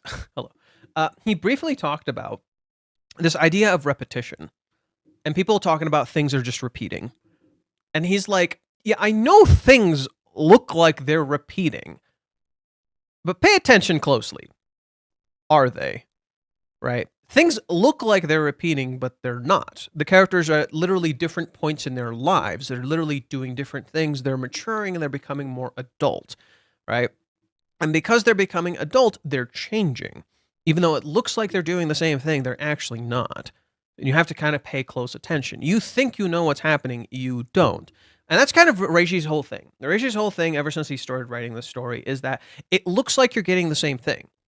It literally looks like you're getting the same thing, but you're not. You just think you are, right? You're just not understanding what's in front of you, and that's the point. It's literally like Kazuya, right? Kazuya can't read the signs in this chapter. Literally like we as the readers can't read the signs, right? We think we know what's going on. We don't. Okay. I feel it's going to be a repeat of before. Ruka's advances make Kazuya realize how lightly he has taken the situation once again, and how serious it is to end things with Ruka right then and there, so she can move on from a one-sided relationship. If anything else comes out from the next chapter that is not both of them having a conversation about their future, I would be very surprised and disappointed. Disappointed? Yes. Surprised? No, it's Reiji we're talking about. See, and that's interesting that this person points this out, because when did this happen last time? On Kazuya's birthday. Kazuya's birthday was when Ruka crossed the line and kissed Kazuya. Right? Kazuya's birthday is when Ruka crossed the line and kissed Kazuya. So what's going to happen this time? What's after a kiss? Sex. Right? So they're literally getting to that point now. So now, what's interesting about this is that it's not just going to be a repeat of Kazuya taking things lightly. It's that Kazuya created this. With Ruka, on his birthday, the whole point of that situation is that Kazuya kept belittling Ruka's feelings.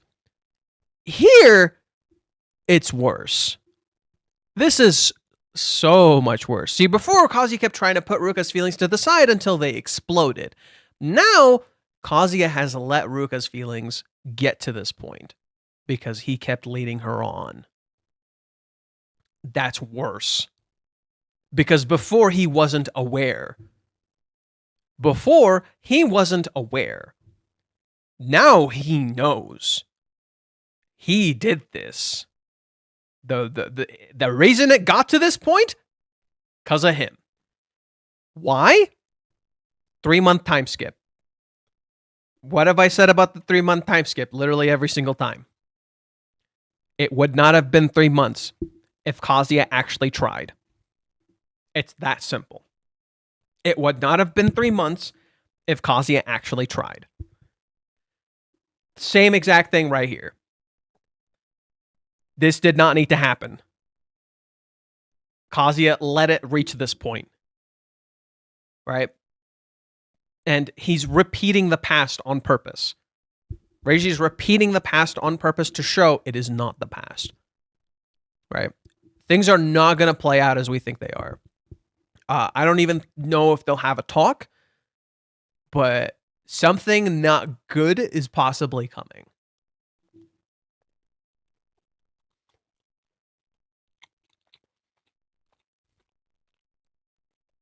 Kazuya had a month of grace living with Chizuru where he could have acted and moved forward with his life, but he chose to do almost nothing. Now the grace period is over, and all his lingering problems that he was too indecisive to deal with have come crashing down. He hasn't learned anything. I guess he will have to make some huge mistake and get smacked by Chizuru to grow up. Yeah. It really feels like we're kind of getting to that point, aren't we?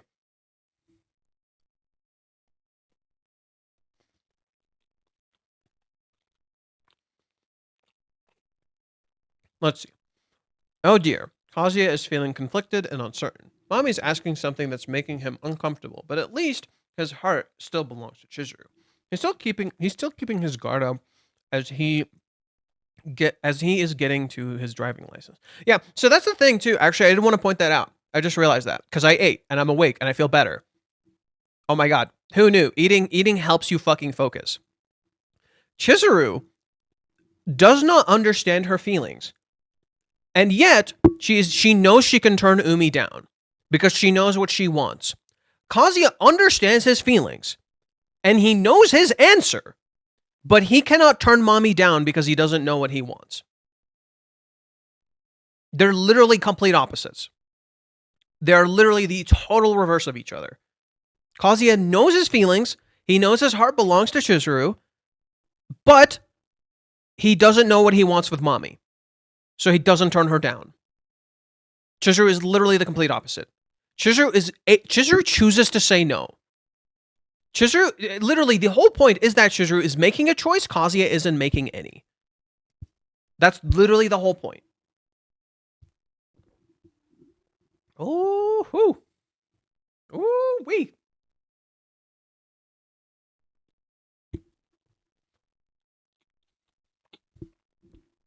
Okay. He's still keeping his guard up and has to get his driver's license. Now there's another issue. Ruka might come over to his house. Hopefully that Kazuya will work things out with both Mami and Ruka and remain as friends someday once he settles his driving license and gets his job. Okay. Here's the interesting part. Kazuya is not going to resolve anything. He's not going to resolve the thing with Ruka. In fact, this is what I think Reishi's going to do. This is what I think Reiji is going to do. Let's pull it up. Reiji is going to call back to Kazuya's birthday party where this person earlier was describing how Kazuya's going to let it fester and then he's going to realize what he did and all that, right? Remember how this person was just describing that? Kazuya let this thing fester. It got to a certain point. He realized how he fucked up. And it reached this point. My bet is this time, that's not going to happen. In fact, Kazuya is going to go out of his way to not deal with this issue. That's my bet. You want to know why? Kazuya's birthday party last time was a massive deal. It was a big deal. It was a big turning point in the story. This time, Kazuya's birthday is not a big turning point in the story. At all. It merely looks like it. Last time, Ruka kissed him, right? Ruka kissed him. This whole thing ensued. Things were not good. Things were not good. Nothing's okay at all, right? Kazuya back then was aware things are not okay at all, right? And they reached that point. This time, who's the one who kissed him? Chizuru. Things are not okay with Chizuru. Right? And he's not gonna notice things are not okay with Mami. Or not Mami, Ruka. It's not gonna happen. Now, pay attention to his dialogue. Now that I think about it, of course she did. Her whole relationship started because I didn't want Mizuhara's identity to be revealed. But I still kept up with Mizuhara, and Ruka's frustration kept growing. There were signs, like that forceful sleepover. I drove her to this, and finally, are you really okay with me being your first, Ruka? No, of course she isn't. Not with her first being from a half-assed relationship like this. I'm sorry, Ruka. It's my fault. I drove you to this. Right? Kazuya then proceeds to want to end things. Right? This isn't going to happen this time. I'm 100% sure about this. This is not going to happen this time. In fact, Kazuya is going to go out of his way to perpetuate the situation. Because Kazuya does not want to deal with conflict. You literally think we're repeating? The literal opposite is happening. You are getting the same event escalated, and the result is completely different. And that actually happened with Mami too. That actually happened with Mami too in this chapter. You don't believe me? Okay. Let's get into this. That actually happened with Mami. You think you got something different. Right? Sorry, you think you got the same thing. Because, it just ended abruptly and Mami left. Right? No. So, what happened this time? Mami asks him this question. Kazuya knows his answer. But he just doesn't say anything. Right? He just doesn't say anything. Right? Kazuya just doesn't say anything. And boom, it ends. Huh. That's weird. And this time, Mami's the one who ends it. She just says, nope, never mind. Looks good. Your hair looks nice. And she just leaves. Right? What happened here? They didn't get it interrupted. Mami just took it back. She just said, nope, never mind. I'm okay with that. And then just lets it go. And that actually talks more about Mami's character, right? They weren't interrupted. Nothing got in the way. Mami chose to end it. This was a choice. She chose to say, never mind, and then complimented his hair. She didn't take it back, right? She just said, no, never mind, just move on. Don't worry about it. But she proceeds to then compliment his hair. So that's actually not the same. Right before they would get interrupted, it would feel childish. This is surprisingly mature. Before, it would feel childish, and they would get interrupted, and they would get in the way. But now they're getting to the point of adulthood. And while Kazuya is freaking out, and he knows his answer, Mami just takes back her thing, compliments his hair, and leaves. And she doesn't even fully know why she did it. And Mami isn't joking. Mami isn't saying, just ignore that. She didn't say ignore that. Did you notice that? She just said, never mind, your hair looks nice, leaves. She didn't say ignore my question. She didn't give excuses. She didn't say anything. It's not the same. Mami gave no excuses. She just said, never mind, hair looks good. If anything, it reaffirmed to him how she feels. Whereas Kazuya does not know the signs. So the thing is, Kazuya does not see the signs in the wrong ways now. Whereas before there were bad signs like red flags, now there are worse signs. And they're actually signs of love and interest, right? Kazuya before was seeing negative signs. Right? He was pushing people into these things. Now he doesn't realize he's the one who's actually doing that. He's literally like coercing. He's like telling them it's okay to do this, right? It's like he's gaslighting them, right? What Kazuya is doing now is technically worse. Before he pushed Ruka into something by like actively being pushy and in denial. Here he's too lax. In so doing, telling them it's okay to do this. It's fine. There's no issues. It's fine to do this. Only to then it blow up in his face. And he's like, I have to stop it. I see some people in the chat saying, I think Kazuya might give in. I don't think so. No. Kazuya will not give in. Because Kazuya, you're missing the point. If you think Kazuya is going to give in, you're missing the point.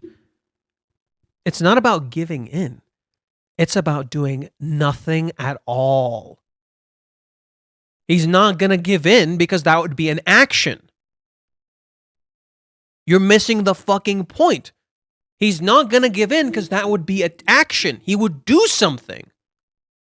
Kazuya's entire thing is literally doing a nothing. He's not going to do anything. He's literally just going to make it stagnate again. He's going to see the problem and do nothing about it. He's going to give himself an excuse to do nothing about it, which in turn would make it so much worse. The only way Kazuya would feel like there is an issue is if he sees how his actions impacted Chizuru. For a very, very, very simple reason. This is the reverse of Kazuya's birthday. In Kazuya's birthday, Kazuya wanted to end the relationship with Ruka, end the lies. He wanted to end the lies specifically because he saw how it was hurting Ruka. At this point in the story, Kazuya does not care about anyone but Chizuru. Not even himself. So what's going to happen? He's not going to care. Okay, you're getting blocked. Get out of here, Tone.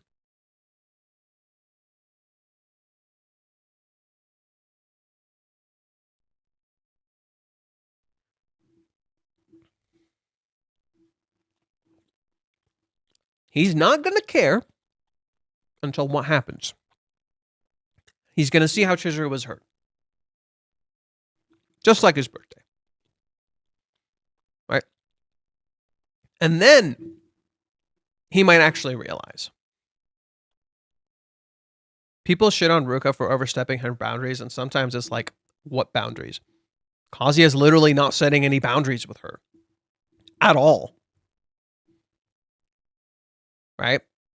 But at the same time, Kazuya is not going to do anything. And that's literally what's going to happen with Ruka. Kazuya is not going to set any boundaries, which will give Ruka the inclination she can do things, and then he's going to refuse to do something. And she's going to be like, what the fuck? And it's going to lead to Ruka feeling more and more frustrated. Wait, how do you think Kazuya will crash? We will know he will and soon, but how? Honestly, I think he would need to see what's going on with Chizuru. In particular, like how he's impacting her career or something. And that would make him realize, oh, fuck. Oh, no. Because the crash is going to be massive. Like the amount of shit that's going to blow up in Kazuya's face will be insurmountable. Minnie should be proud of herself. This will hurt Chizuru. Imagine being her, rejecting Kazuya's only competition. Meanwhile, Kazuya has no one but 4 other girls who could date, keeping every door open. Where's the commitment? Well, Kazuya doesn't. I guess I kind of see your point, but like, he tells her he's committed. And he seemingly doesn't get it with anyone else, but he doesn't reject anyone else. That's the issue. Like, I think that's what you said. I think that's what you said. He seemingly tells them no, but he doesn't reject anyone. Like, yeah. Well, I don't know about 4 other girls, because Sumi isn't really doing anything. So it'd be 3. Actually, 2. Because Minnie is a weird one. Minnie is a weird one. But the facts are he has plan B through F. He doesn't, though. Kazuya doesn't have a plan. No. Kazuya has no plans. He doesn't know what the fuck he wants. Plan B through F is just do all these things so Chizuru will like me. That's plan B through F. He doesn't have any plans with Ruka or Mami or Sumi or whatever. He doesn't even talk to them. Chizuru versus Mami versus Ruka. No, that's not a thing. It's not a competition. Love is not a fucking competition. His plan is confessing repeatedly, not really paying attention to the girl herself. Yeah, pretty much. He's more so not even paying attention to himself either. Kazuya is not paying attention to anything. Anyways, that's what I'm saying. I think it's going to be the reverse of the Ruka thing. Whereas before, he tried to take decisive action and couldn't, he's not going to do anything this time. Kazuya is not going to do anything with the Ruka thing. He's going to be completely passive about this.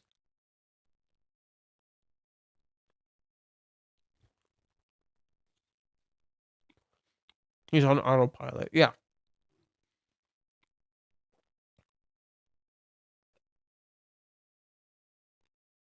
Yeah. No, I'm sorry. If you think Kazuya is going to resolve the Ruka thing, you're dead wrong. You're dead wrong. I wonder if this is not about each person finding what they think love really is. And now I kind of have a theory for that end. This chapter just feels like it's moving the way for some reason to me. I wonder if this is not about each person finding out what they think love really is.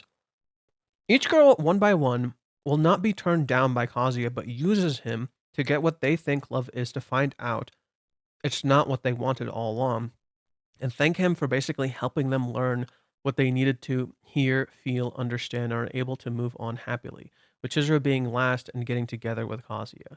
I think Ruka is first, then Mami, followed by Sumi. Well,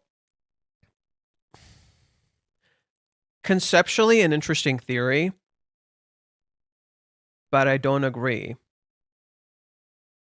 Because Mami isn't thinking about what love is. Ruka, no. There's too much. No. I don't agree with this. If anything, no. Ruka already kind of knows she's in love with Kazuya, and she is in love with him. The problem is, Kazuya isn't in love with her.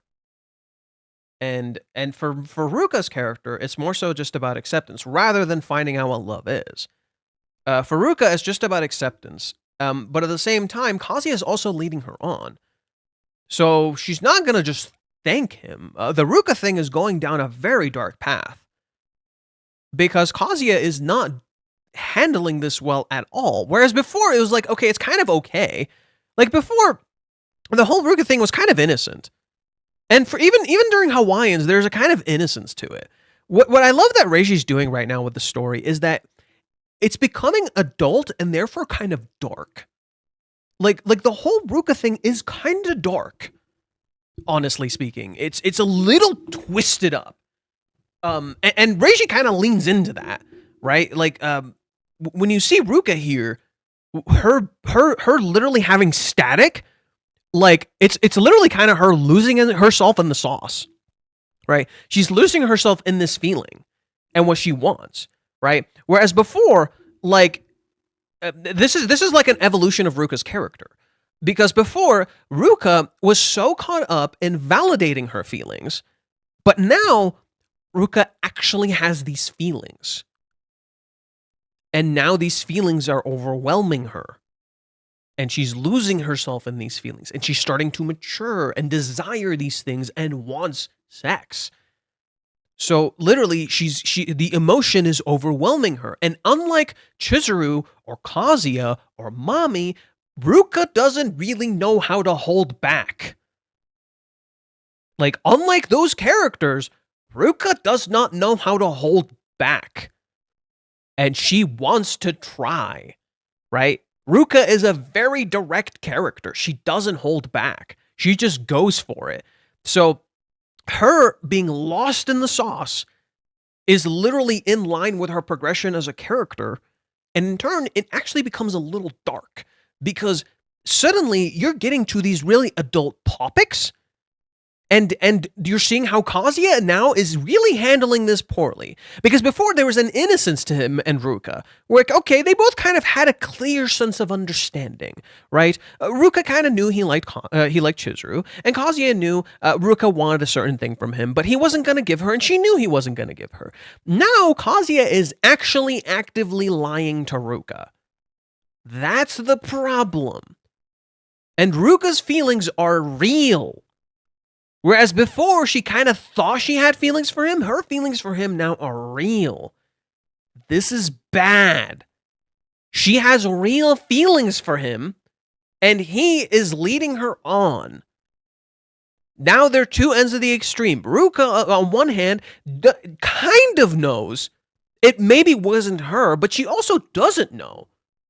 She also doesn't know it wasn't her because Kazuya has kept the door open. He never shut the door out. He never told her no. He never said bye. This is a problem. This is why this is getting adult, because now it's getting serious. She has real feelings. This is a fucking problem. Because now, if she gets serious and he's not serious, it'll hurt more. That's why the Ruka thing is darker. It's gonna hurt more now, right? No matter how you look at it, the longer you wait, the more it's gonna hurt. If anything, what's going on with Ruka is ironically similar to what was going on with Kazuya and Mami. Ruka is now in Kazuya's position. Ruka is literally now in Kazuya's position. So her being reintroduced right after calling back to the beginning of the series when Kazuya was very serious and happy with Mami highlights this point immaculately. Suddenly it's a real problem because she's really invested. She cares a lot. She has put a lot into this. She really wants this. And now she's even desiring sex. Kazuya, on the other hand, is not serious. He's not serious about her. And yeah, a part of Ruka knows this. But Kazuya has kept the door open. He has not shut the door. Right? This is a problem. That's the issue. Kazuya is now literally acting like Mami. He is her literal mirror. You see it right here. It is right there. He is her literal mirror. Kazuya is living a fantasy, just like Mami is living a fantasy with Kazuya in the past. She's walking backwards. Kazuya is sitting down and not moving, literally marrying like Mami. This is called parallel storytelling, where two characters have a paralleling arc. Mami and Kazuya have a paralleling arc. In contrast, Ruka ironically has a paralleling arc with Chizuru. That's the fascinating part.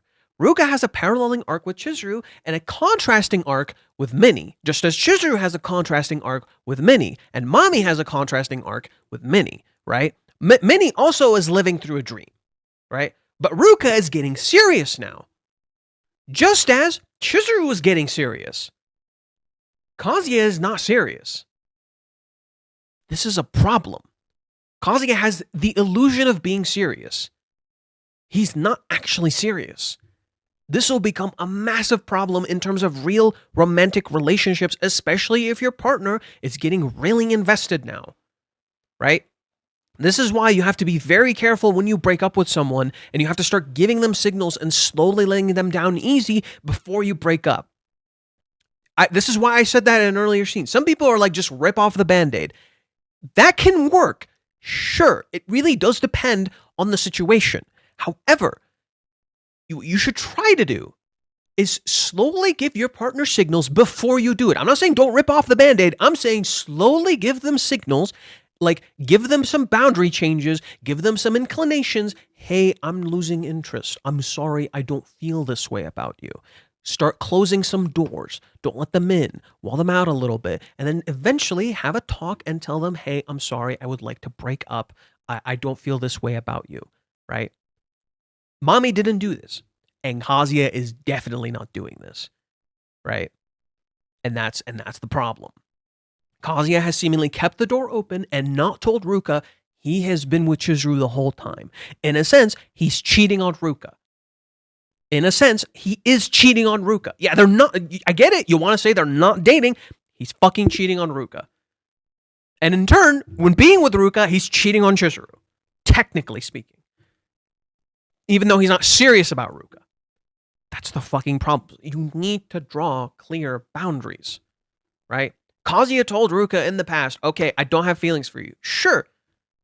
Did he tell her that recently? 3 months later?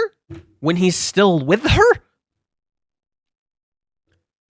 Do you see the problem?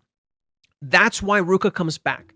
Narratively, thematically, Kazuya is paralleling Mami in his relationship with Ruka.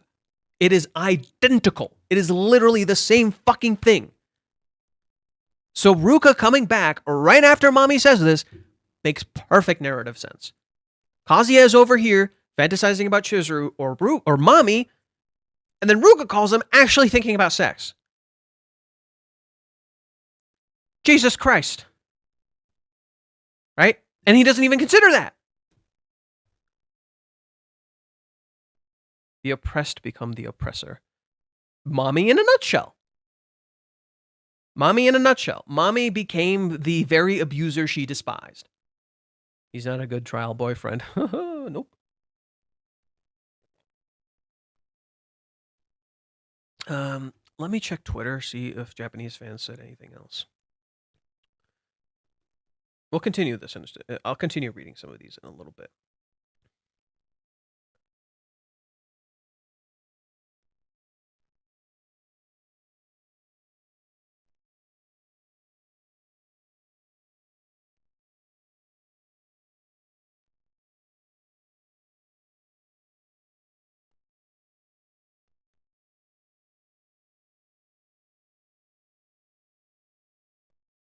Oh.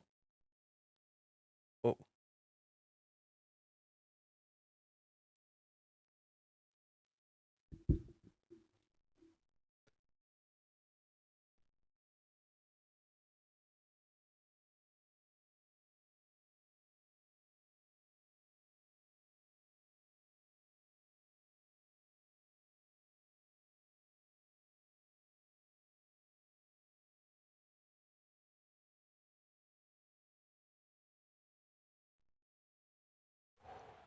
Oh no. Oh, fuck me. Oh, fuck me. Oh, fuck.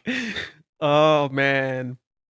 I might be right about the Kazuya thing. Oh, dude.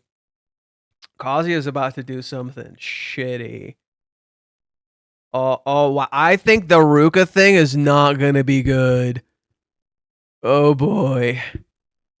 I think Kazuya is about to do something really shitty. Like, okay, he's not going to cross a line, but he's about to do something really shitty with Ruka. I'm not saying, no, I'm not saying sex is going to happen. I'm just going to clear that up. I don't think sex is going to happen. No, Kazuya, no. Kazuya, that's not going to happen. But I think Kazuya is going to fuck up with Ruka.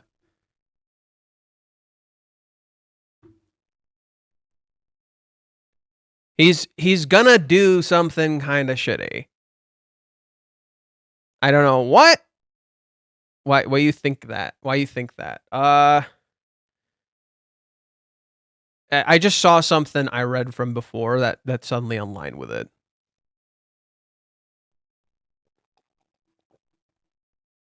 It just aligns with how I've been feeling about the Ruka thing. Like I told you, it's the birthday thing. I told you it's literally the birthday thing. But what do you mean? What do you mean? What do I mean? What do you mean? What do I mean?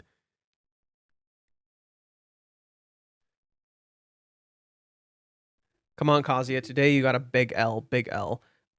Would you like if Chizuru sips coffee?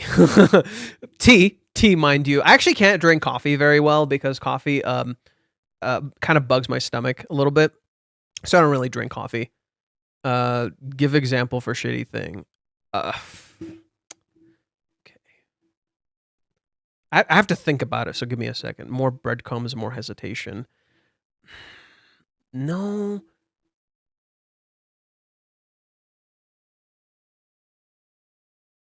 I have to think about it.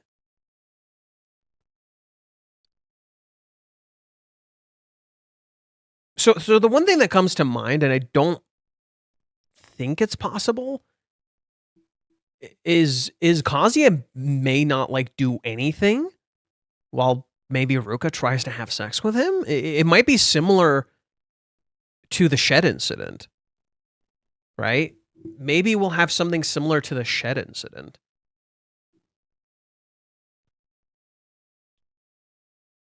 Or maybe something here, maybe something like this. Maybe Kazuya comes close to crossing the line. And then maybe Ruka stops. Right? Maybe that happens. Maybe someone gets really close to crossing the line and somebody stops.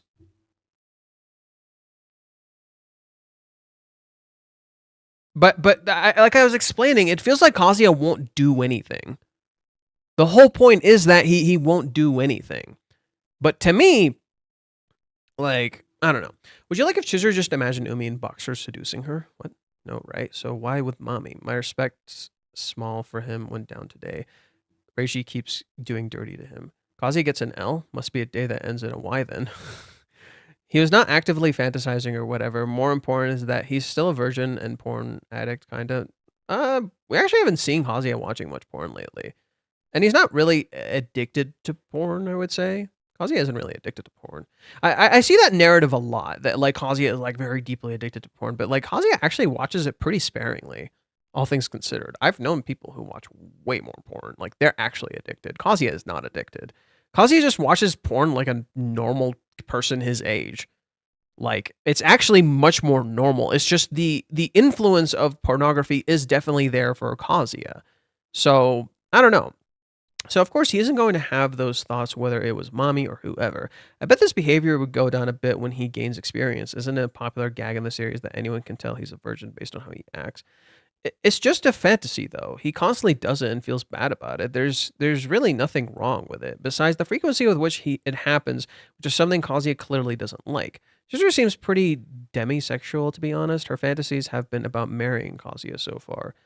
Well, that's because maybe Chizuru has not opened the floodgates. You know, maybe Chizuru does have fantasies. No, but Kazuya does in his head say he doesn't love Mami. It's just he's afraid of saying no. Honestly, I was counting an interesting conversation between Kazuya and Mami, and I was simply disappointed, which means that the next 30 chapters will watch Chizuru lead a lonely life, suffering more and more because of her love for Kazuya. And Kazuya will have to fight against the temptation from Ruka and Mami because of such a turn of events. I'm increasingly convinced that Minnie's words to Chizuru may have a greater significance. Be careful that no one steals him from you. And I'm really starting to lean towards the theory that maybe something like a reverse chapter 218 could happen, in which this time Chizuru could imagine Kazuya with other girls. I only hope that if we reach such a turn of events, we won't get a senseless drama, but Chizuru will want to confront him, as she herself said. But Chizuru already wants to. I think that's missing the point. Also, it's good that we don't skip the meeting with Ruka, but here's the thing. Kazuya is not about Ruka not suspecting anything, but it's about her, about making her realize that you don't want to be in a relationship with her. No, I don't know. Well, it's not going to happen. It's just going to be another misdirection. No. Mostly setup chapter. Mami being confused about her feelings makes sense. She's Chizuru's mirror. They're incredibly similar, but at the same time, she couldn't be more different. As for Ruka, she already went through the I want to have sex phase at the beginning. No, she didn't. No. Ruka at the start of the series was skipping steps. You're actually completely wrong. Ruka at the beginning of the series was skipping steps. Literally, Ruka tried to have sex with him before kissing him. Right. Just in general, like that highlights the issue. In the very beginning of the series, she stayed in his house, and the reason she wanted to have sexual relations with him is because she thought she had to. Because if he desired her, then she's welcome to stay. That's literally what happens when she first goes to Kazuya's house. Okay? In Hawaiians, She kisses him because she wants to show him that she loves him. Now, Ruka has been actively acting on her physical desires for him because she actually feels this way. It's not the same. Ruka at the start of the series did not actually have sexual desires for him. Now she does. This is bad. She never actually had an I want to have sex moment in the past in the series. She didn't. Right? That never actually really happened. But everything that happened now is way, way, way more serious. There we go. We agree on that front. Kazuya and Chizuru did a gigantic mistake with her, and it's due time to come biting back. I want the story to get back to Umi. Come on. Never would have imagined myself saying something like that. Note, no, mommy. Kazuya's haircut sucks, but Reiji is slowly correcting it.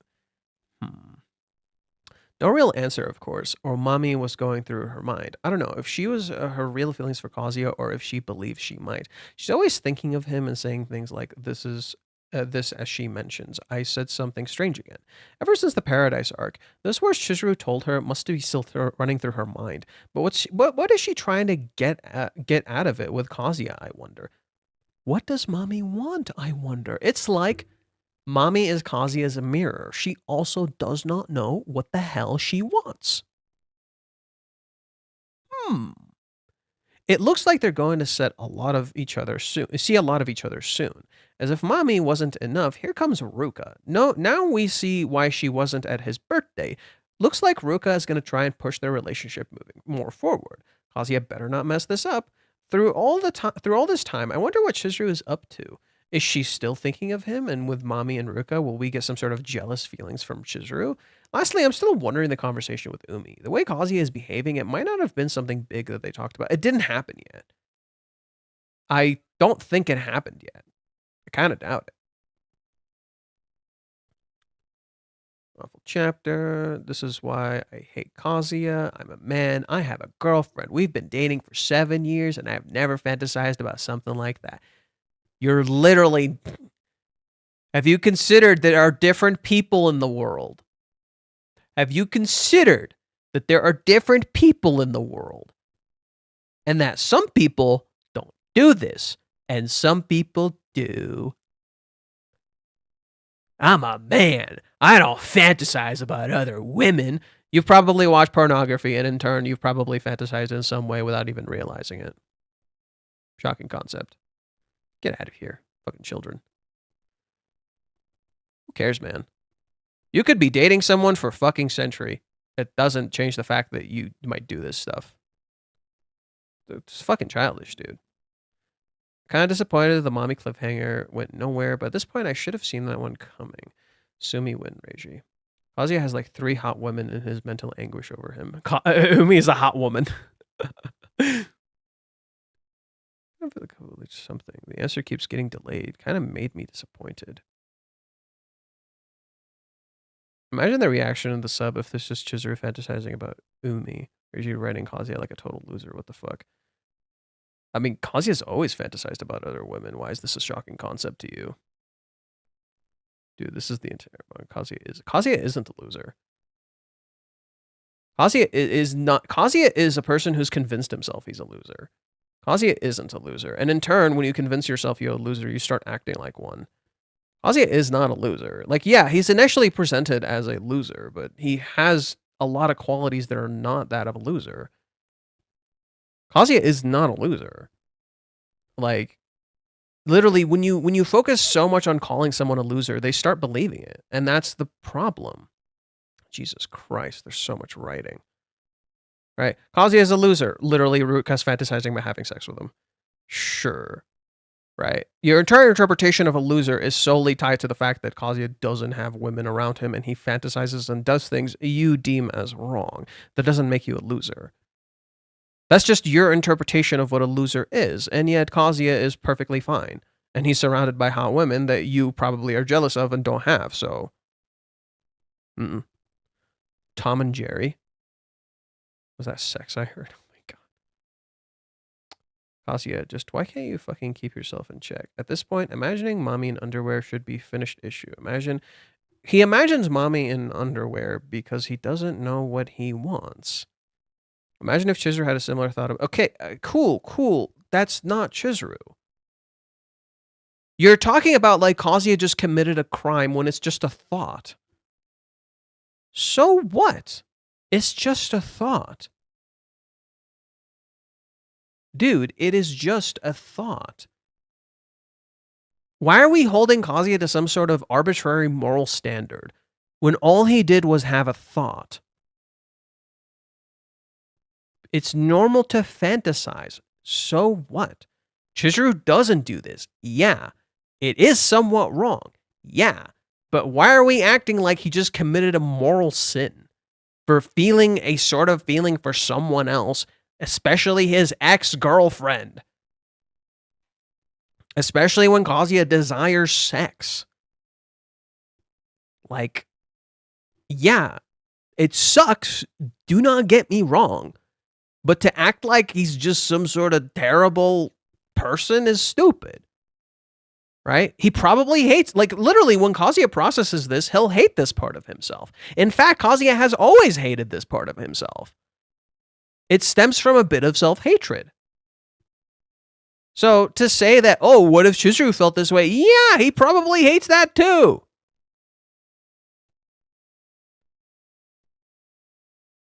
There's a reason people don't, like, this is the thing about this manga that I kind of like.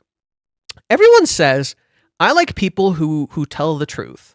I like people who are earnest, honest, and blah, blah, blah. Except people lie to you all the goddamn time. For instance, you probably have friends that don't like certain things about you, but they don't tell you. They're lying to you. And then you'll want them to tell you, and then they'll be like, okay, but did you need me to tell you that I don't like this thing about you? What would that accomplish? Cool. I don't like this thing about you. Okay. Did you need a random stranger to tell you that? Did you need this? Did you need that? Not really. Right? There are things you don't like about people, and you don't always have to tell them. Right? People lie to you all the fucking time. And you expect them to act a certain way because you're putting people to some arbitrary moral standard. Yeah, what Kazuya is doing here is kind of shitty, but these are his private thoughts. And it's not like a thought that lingered. It's just a quick thought. Rather, it's more indicative of a problem, right? You're so focused on Kazuya having the thought at all, rather than questioning why is he having this thought. That's the issue. Your fixation is on the symptom, not the root. That's why I didn't look at it that way. Right? Yeah, you're kind of right. Don't get me wrong. You're kind of right. Because, yeah, imagine if Chizuru did have this feelings, but Chizuru doesn't. Why does Chizuru not have this? Because Chizuru knows what she wants. Kazuya doesn't. Chizuru is beautiful. And she's not just attracted to beautiful people. Right? Whereas Kazuya is not traditionally attractive, and he's a horny dude who's never had sex, who's dated women, and never got to have these things. And is constantly reminded because of like the things around him. Right? So it makes sense why he feels this way. That's just Kazuya's character. Doesn't mean everybody is like him. Right? Like, yeah, sure. And there's probably other dudes who have fantasized about Chizuru in other ways. That doesn't mean anything. There's probably a lot of people who've fantasized about certain things, whether they be men or women. Right? We see, you know, what is it? We never see like Minnie fantasizing about anything. And yet she's always horny over Chizuru. We never get mad at Minnie for being horny over Chizuru, even though, you know, Minnie might theoretically be bi. Like, how could you be horny over Chizuru, Minnie, when Kazuya is the one who likes her? Good communication doesn't exist in romantic couples. It does. It does. But the whole thing with good communication is that you open up to each other about everything. Right? Like, so, for instance, Kazuya and Chizuru, like, if they were able to, like, honestly talk about these things, Kazuya would be able to tell her, I'm sorry, I always feel these things around other people and I hate that part of myself. And Chizuru would accept him for feeling this way. Chizuru would accept him for feeling this way because it's normal. Yeah, maybe I don't feel exactly this way. I don't feel sexual attraction to other people, but I don't hate you for feeling this way because I know you love me. Right? See the issue? It's like you shouldn't hate people for feeling or imagining certain things because you're not a bad person for this. Rather, it's more indicative of an actual problem. It's like, what does Kazuya want? Whereas everyone wants to play more virtue signaling. It's like, oh, what if Chizuru did this? Yeah, he probably hates himself for feeling that way. Like, if Kazuya stopped to think about this, he'd probably hate himself for feeling this way. Heck, Reiji literally says this. That's literally the joke. Right? That's literally kind of the joke here. Yeah, Kazuya imagines this thing, it's kind of shitty, and he hates it. Like, he's like, oh, Kazuya, you're being kind of shitty. Right? It's right here. Are you trying to lose all your female fans, really, inside a car? That's gross. Yeah. Are you trying to do this, Kazuya? Come on, man. But it's not like so gosh darn evil. It's just like, yeah, it's shitty, but it's not like horrendous. I don't know. That's how I feel. Yeah, it is shitty. Don't get me wrong. But he just has these feelings, and it's because he has these desires too.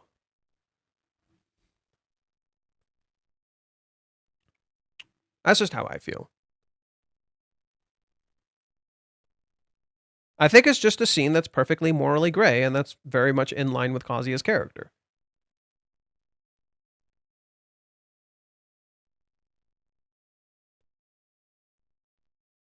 Kazuya, you've been making 4 girls all go horny for you lately. You need to realize that you're being used as a jerk off material by multiple girls. Oh my god, these girls are jerking off to you? Okay. That's funny. Apart from the development involving Ruka, I cannot fathom why Ruka is being introduced now. It's pretty simple, but alright.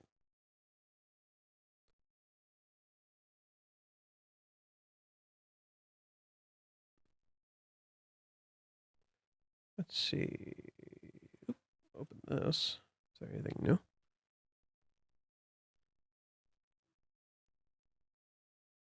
Sweet. Sometimes we slip up and think about things we are not trying to think about. What is this? Why the fuck is everyone saying it's ending? Because it is. Credit starts rolling. That's funny. Are people on like Twitter doing stupid things again?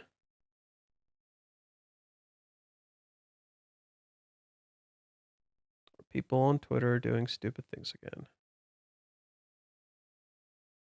Wouldn't be surprised, really.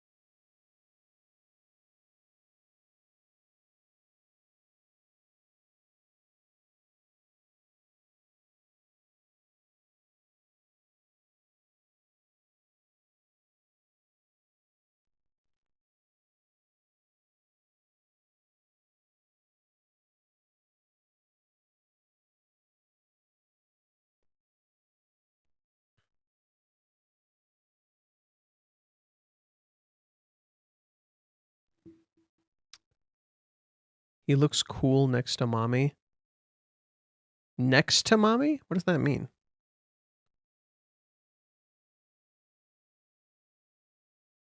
You mean like right here?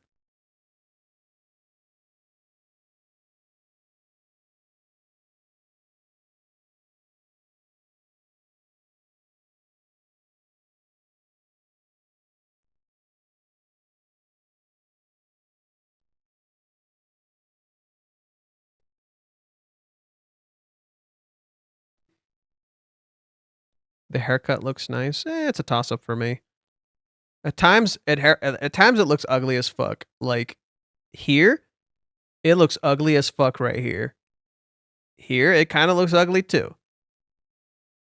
Here, it looks kind of nice.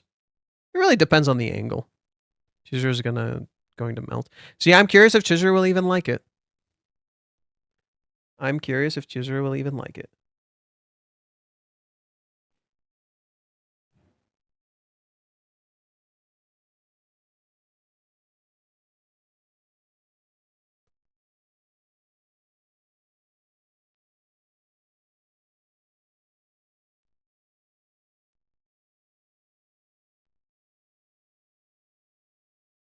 Sorry, I'm just like scrolling through stuff, trying to see what Japanese fans are saying. And it is all over the place.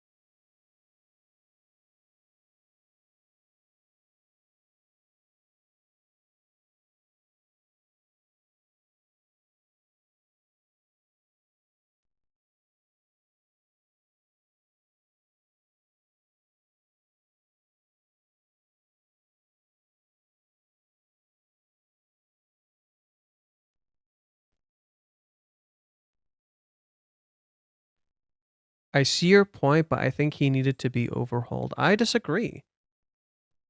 You're fixating on the exterior. Your problem is you're fixating on the exterior. What Kazuya needs to change is not the exterior. Kazuya needs to work on his interior. You're completely missing the point. He looks completely different. He's internally the exact same person.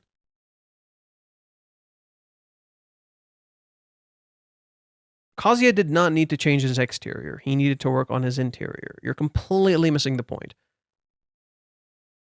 Romance is not just about how you look exterior. That doesn't fucking matter.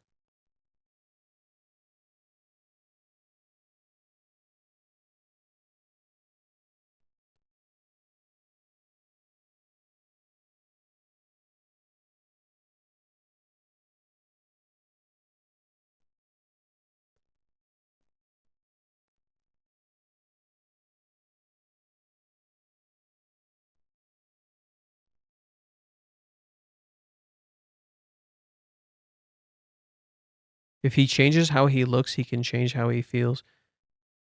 So if I went and got a haircut, I can magically change how I feel. If I went and got a slightly different haircut, I can change how I feel. What's the logic here? That's all he did. He just went and got a slightly different haircut and dyed his hair. He was already bleaching his hair all the time. His hair, literally all Kazuya did was do the same thing but slightly differently. Because what did he do when he went to college? What did he do when he went to college? When Kazuya went to college, he dyed his hair and grew it out. What did he do now? He dyed his hair and trimmed it down. It's literally the same thing.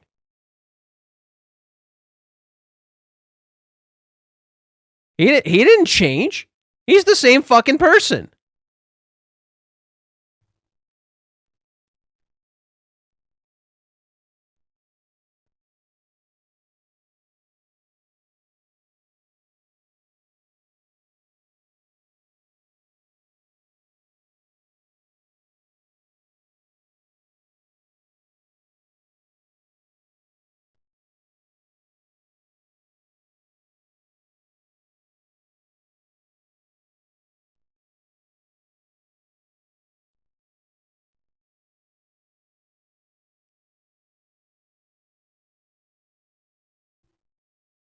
Hair change could have helped, but sadly it didn't. Gain some confidence. He didn't. Kazuya is still the same fucking person. Solo leveling style? Solo leveling? Really? Solo leveling? Really? You do realize life is not a fantasy, right? Right. You do realize self-confidence comes from the inside, right? The, the, oh boy. Oh boy.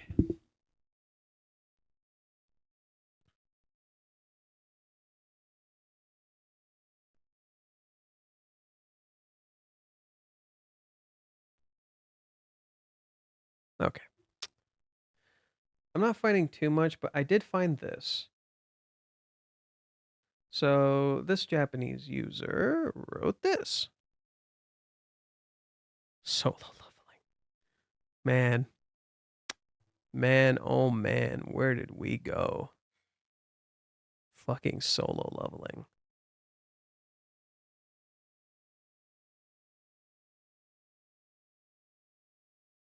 Yeah, so the power fantasy is what we should use as the basis for um, self-confidence. A power fantasy.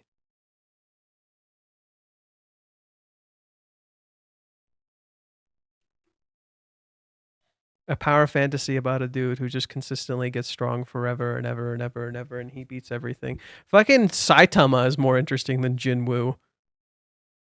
And One Punch Man isn't even that well written. Well, the manhwa is kind of good. Or not the manhwa, the webtoon. The webtoon is kind of good. Front space, a scene from the past. What kind of question? Charming, I knew it. Hair, mysterious. Can't keep my mind at ease. Weird stuff. That's just like daydreaming after so long. I like you. Her. Birthday or celebration. I like you. High defense. Heart racing. Buffoo. Restless. I kind of want to try it. I guess that's how it was back then. No wonder she'd be flustered. Totally treated like a bomb, lol. Well, considering her relationship with Mami-chun until now, it's kind of understandable. Her feelings themselves are decided, right? Then she canceled. Got complimented on my hairstyle. You should realize it by now, lol. Somehow my paranoid lineup grew, lol. It looks like she has a bad impression of him, right? A rare angle of buzzing Kazuya. Mami-chan doesn't seem fully aware either. I've written this a few times, but her approach to Kazuya definitely changed after the Hawaiians incident. Something must have shifted inside Mami-chan during those roughly 5 months leading up to the cafe incident, but it still isn't visible. While feelings akin to love for Kazuya are sprouting, she either isn't aware of them or is turning away because of the past experiences. Come to think of it, she did go through romance with Taro-kun, but maybe it's a different kind of feeling this time. If it felt the same, she'd probably realize it. The depiction is sparse, but that was probably a form of love too. So maybe she's confused by the feelings that's similar yet different. I guess the gap period is the key point after all. The sign is confusing, huh? Suddenly calling and hearing this is pretty intense. When was the last time we saw Mami-chan's delusions? Wow, buzzing away, lol. What does liking even mean? What does love even mean? I wonder what. Actually, I'm gonna ask. Uh, here, I gotta ask, Crumpy. What specific word does Kazuya use for like here?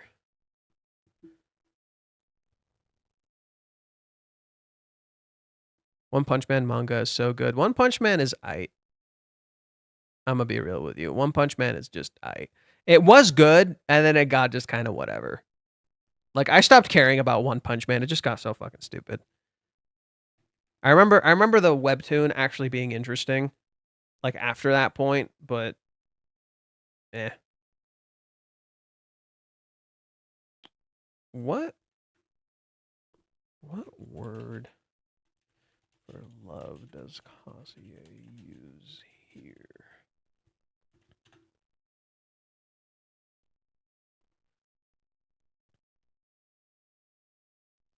Okay. Let's continue reading for now.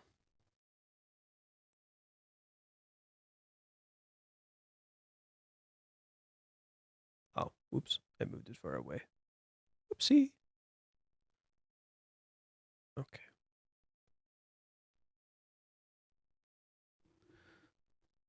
Suddenly, calling and hearing is pretty intense. What does love even mean? Ruka-chan's here. What a difference in how she's interacting compared to before, right? Again, you're seeing a pattern. Mommy's acting different, so is Ruka. Well, she won't ignore it, right? It'll be fine if she came over now. Asking Ruka-chan directly what love means might be one approach. She's totally read into it, though. Yeah. Whether it helps or not aside, she probably has a clearer answer than the others. For Ruka-chan, this is the next phase, right? If Kazuya's birthday, so the timing is perfect, could this be Kazuya's chance to graduate? Would you want that, though? The preview title, Where to Look. Ruka-chan comes over and ends up wearing something revealing or daring, I guess. With Chizuru not around, there's no one to stop her. What'll happen? There's a chance Yamori might show up unannounced, I suppose. So a direct question from Mami-chan. He hesitates, but his heart's still. Just as he thinks that, it gets cancelled. Kazuya doesn't understand, and neither does Mami-chan, the intent behind the question. While he agonizes over it, Ruka-chan calls. The birthday celebration will happen as planned, but will it become graduation day? Will he finally graduate? Will he avoid it? Curious about that. Let's push through another week. Like, seriously, if Kazuya actually has sex with Ruka, it's like, oh, okay, you're just kind of suck, dude. Like, I'm sorry, it would really just be that. I don't think Reiji would write that. Okay? If Reiji wants me to like Kazuya in some way, he would not write Kazuya having sex with Ruka. Like, straight up. That would not happen. I could see Chizuru freaking out about that and having her version of chapter 218. But no. Like, Kazuya would be kind of a terrible fucking person if that happened. You know? Like, I don't think so. I just genuinely do not think so. Like, I just don't see it happening in any way, shape, or form. That just sounds really fucking stupid and counter to his character. Right? What I do see happening is Kazuya making this worse somehow. Because that's kind of where he is. If that happens, I'm out. Yeah. Kind of agree, like, I would be curious where it goes. I'm not out. I would not be out. But I would be curious where it goes, because I'm like, damn, how do you repair a relationship after that? Like, what do you fucking do to it? Like, that would be like Kazuya's fucked up in the past, but he's never fucked up like that. And I don't see that happening. I do not see Kazuya having sex with Ruka. If that genuinely happens, it'd be like, what the fuck? I don't see that happening. No, but I do see Kazuya seemingly doing nothing. That's what I see happening. Kazuya doing nothing. And trying to stop this from escalating. And I could see him hurting Ruka in a different way. Maybe this time Ruka gets upset and like barges out. That could happen. That could be interesting. I could see Ruka like getting upset and barging out. Because Kazuya like refuses to do things. Or maybe I could see Ruka getting upset at him somehow. Like literally cheating is a choice, dude. Cheating is a fucking choice. Okay? You don't do that. And I could see Kazuya thinking back to Chizuru talking about cheating. And him wondering what cheating is. And then freaking out about what he's going to do. Because he's scared. Because Kazuya does have this issue with cheating. He's like scared of like what that is and what it means and what he's going to do. So I think the whole Ruka thing, cheating is a series of choices. Correct. The thing with Ruka that I think is going to happen is Kazuya is going to essentially come back to that talk him and Chizuru had about cheating and what that is, right? and him not crossing the line, especially considering what did Chizuru say, right? What did Chizuru say about cheating? This is the part that's probably going to scare some of the fucking readers, you know? Like, oh, if you don't have feelings in it, it doesn't count. No. No. That's not how it fucking works. No. Right? I think Reiji's gonna explore that. He's not gonna have Kazuya have sex with Ruka, but Reiji is going to explore that. He's gonna talk about this. It's like that's not okay, right? But that does come back to that scene where Chizuru asks him, "Are you gonna cheat?" Kazuya's like, "No," and then what does Chizuru answer? Remember Chizuru's answer? It's very specific. I mean, I wouldn't like the person I love to kiss someone else. But what if they're two actors in a play? The kissing scene wouldn't count as cheating, would it? I guess not. That's supposed to work. In that case, the action itself really isn't the problem. The same can be probably said for sex workers. Not even sex would count in that case. Okay, but that's specifically sex workers.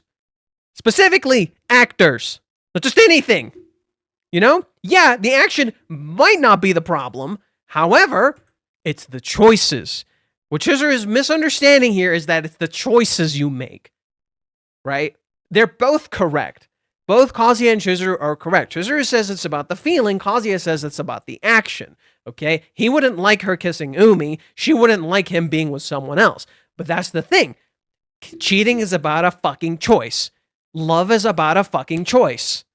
Every single thing comes back to a choice. It is what you choose to do. What have we been talking about so far? Fate, predetermined outcomes, predetermined futures, aka you not having a choice in the matter. And yet, so much about this is about autonomy and choices and self-certainty. So, introducing Ruka into the picture and talking about this element of why you do what you do, and you saying, should I do this? Should I not do this? Why do you do it?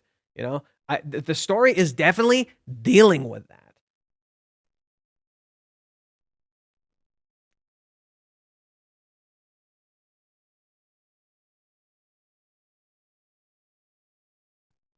Wait, someone sent me something on Discord. Sorry. What's this?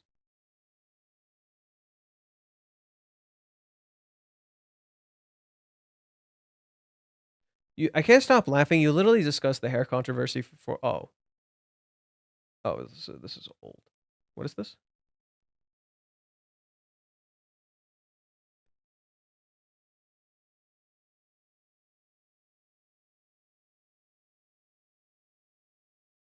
Kazuya is dealing with Mami, Ruka, and Chizuru, aka dealing with the past, the present, and the future. Future being Chizuru, present being Ruka, past being Mami. Oh, that's a cool idea. Ooh, that's a cool idea.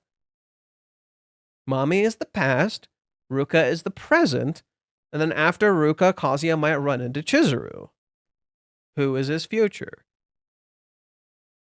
Huh. Hence the 3. Well, with Sumi and Minnie being the two versions of... Sumi and Minnie being the two versions of yourself steering you in either good or bad directions. Kind of like in cartoons where one would have an angel wing telling you to do good, and the one with the devil horns telling you to do bad. Good in this case is Sumi, bad in this case is Mami. She gives bad information. I'm not gonna lie, I think the whole past, present, and future with the angel and devil pulling you is something none of us really thought of. Kazuya has to to set around rules with Ruka, and also has to clear any misunderstandings with Mami, and needs to just say how he feels to Chizuru. That's not the issue. It's not about telling Chizuru how he feels. It's about making a choice. Kazuya, okay, if we go by that logic, that's a fascinating logic. I'm gonna roll with it. I kind of like that logic. Let's roll with it.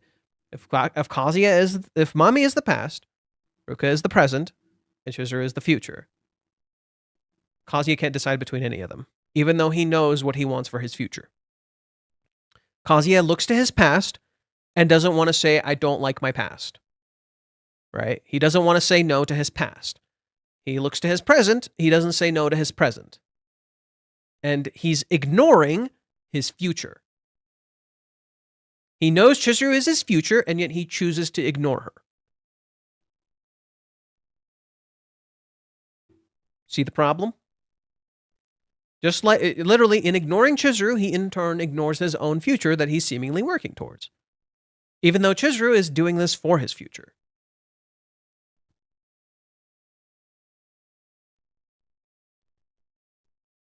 He needs to listen to Sumi and ignore Minnie, and yet he hasn't spoken to Sumi at all. All Kazuya has had is bad advice. He hasn't spoken to Sumi one bit. It would be interesting if, after Kazuya, like, has that whole thing happen with... Oh! After Kazuya had that whole thing happen with Ruka, he had the whole thing happen with Chizuru, and eventually he turned to Sumi. Maybe it would be cool if Minnie is, like, out of town, and Kazuya really needs someone to talk to, so he goes to Sumi. That would be interesting.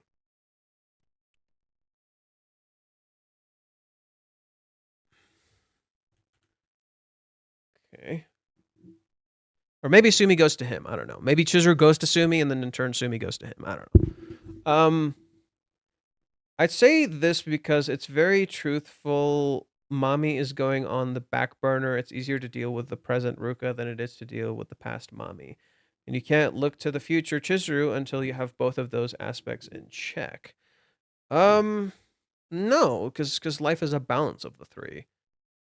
Kazuya is at his best thrown into the fire. Will he wake up fast because no room, error, one wrong move, and it'll be over, so he has to stop and think. I'm going to go out and say flat out, Minnie is coming back and is going to create a giant mess with those love square that has Kazuya reaching, and Sumi is going to come back and solve this by doing the opposite of Minnie. She's going to have already talked to Chizuru, and she's going to tell Kazuya the real facts that allow him to have an actual shot instead of spoon-feeding garbage Minnie has been feeding him. I don't know. I do think... I don't know. Sumi's been completely on the back burner. Like, Sumi's just, like, non-existent, so I don't know about that. How far do you think would Sumi be able to guide Kazuya?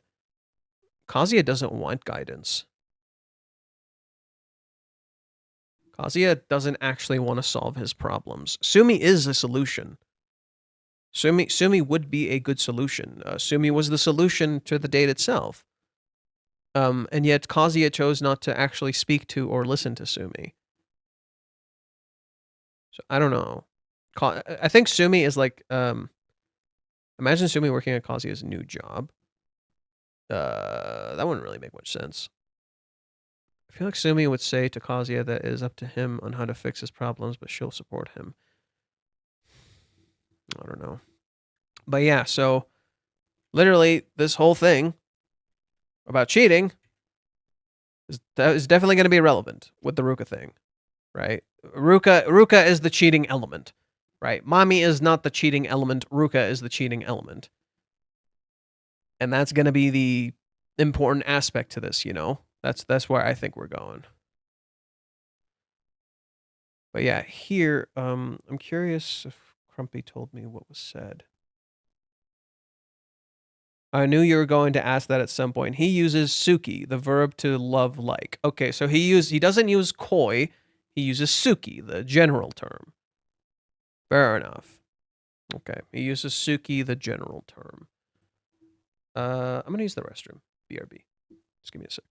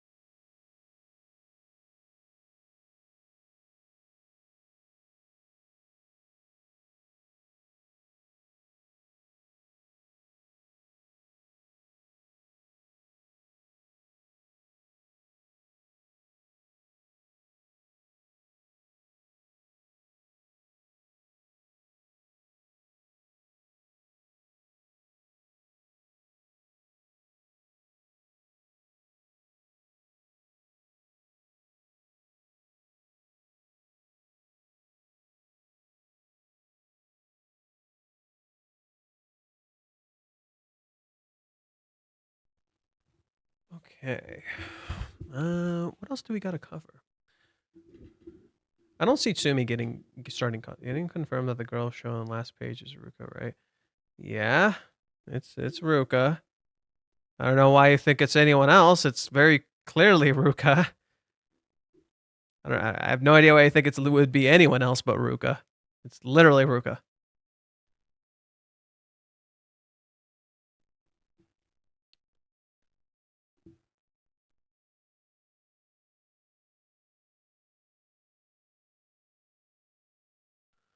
I see people are as vulgar as ever when it comes to sex.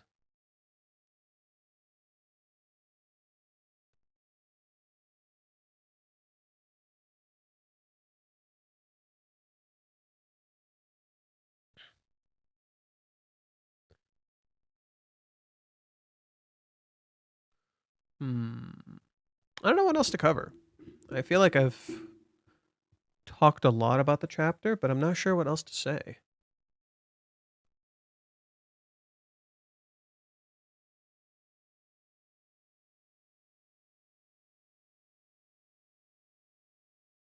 Right, I should ask about this actually.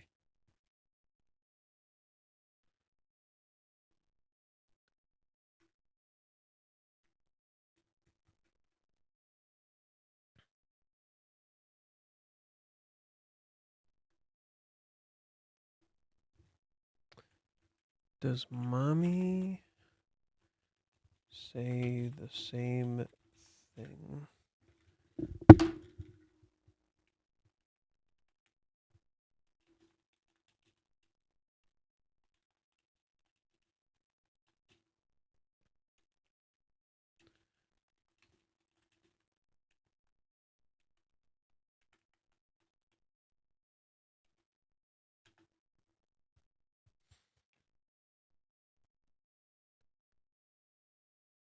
The stream seems fine on my end. Hey, buddy, it's been a while. I'm stuck at work. Now you can watch your live streams like before. Thank you.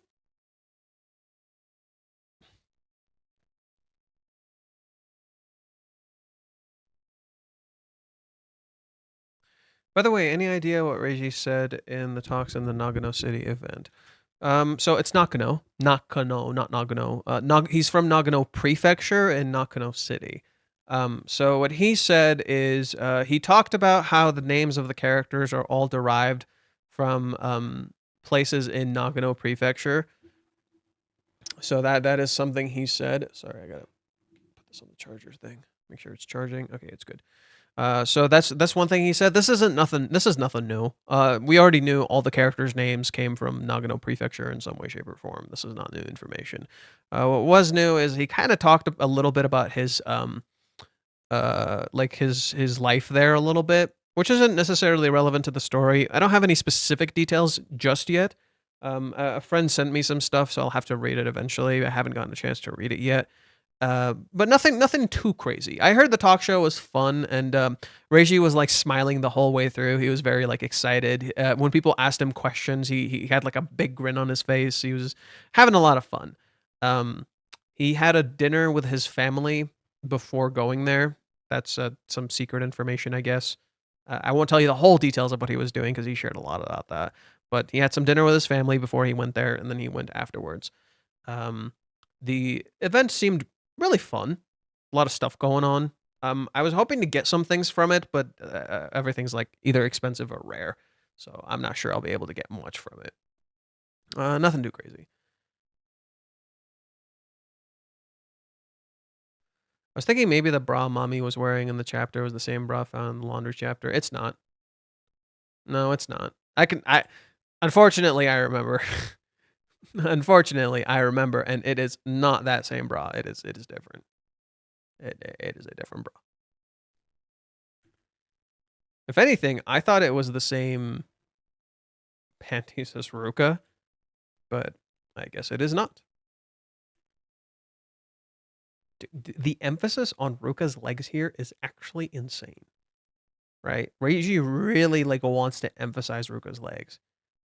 Right? And the way he draws the static and the bodum and the way she's like sinking into shadow, right?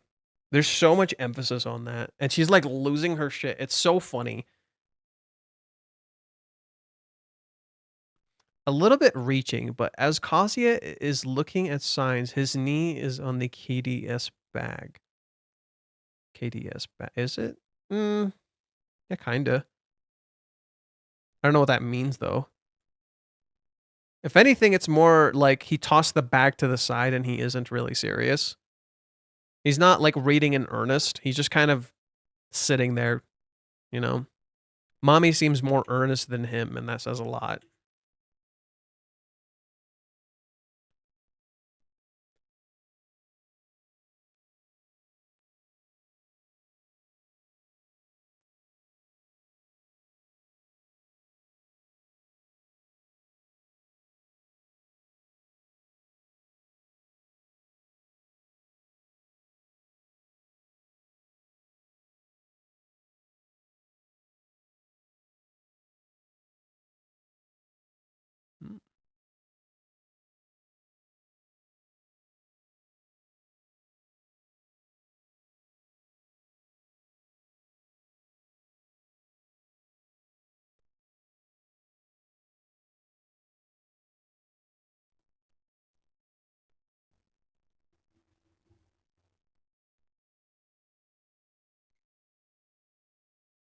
Let's see. K-manga.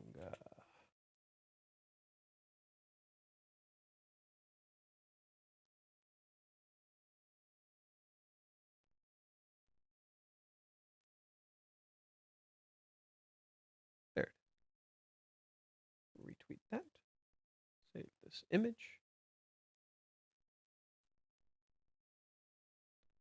It's interesting.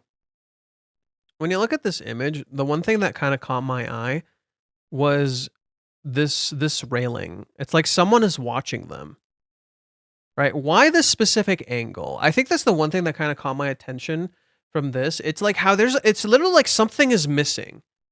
Doesn't it feel like it feels like something about this image is missing? Isn't that weird? It's like you're literally watching them from afar and the angle is weird. Right? It's literally like you're looking back, right? It's literally like a look back to the past, but it's like something is missing. Something is really weird about this image. Like, yeah, this was a nice time, but are we forgetting something? Are we forgetting something? Right? And then you have this dude with black hair right here, kind of a mirror to Kazuya, how Kazuya is right now. And then you have this girl with black hair right here as a contrast to Chizuru, who Kazuya is conveniently not seeing at the moment. So so this cover is interesting, right? This cover is weird. It feels like something was cut out from it, right? It's because of how the railing is placed, right? It's like it's intentionally framed like someone is watching from afar. It's intentionally framed like you're looking at this from afar, but it's weird like something is missing. The railing is literally cutting the picture.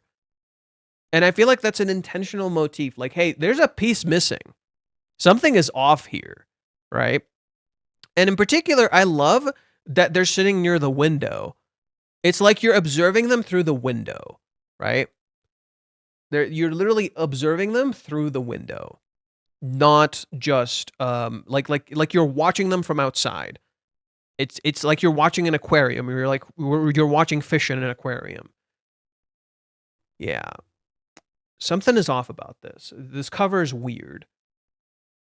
School bag number 2. What a weird chapter. And again, it's out of sync, right? Again, it's out of sync with the numbers. I just fucking noticed that. Chapter 400, the girlfriend in the school bag 1. Chizuru never showed up. But Ruka did. But Ruka had nothing to do with the school bag. Why is it called the girlfriend? Holy shit.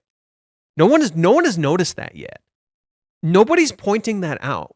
No one is pointing out how this is called the girlfriend, but Mami's his ex-girlfriend.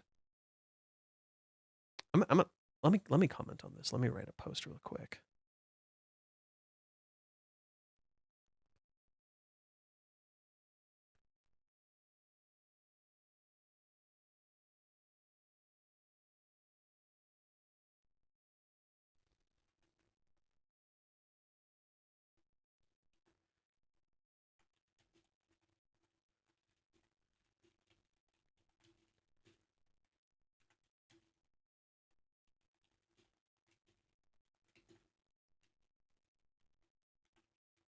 Yes, but no.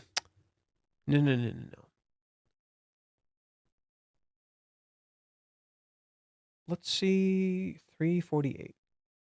This is a Ruka chapter. The girlfriend and the secret.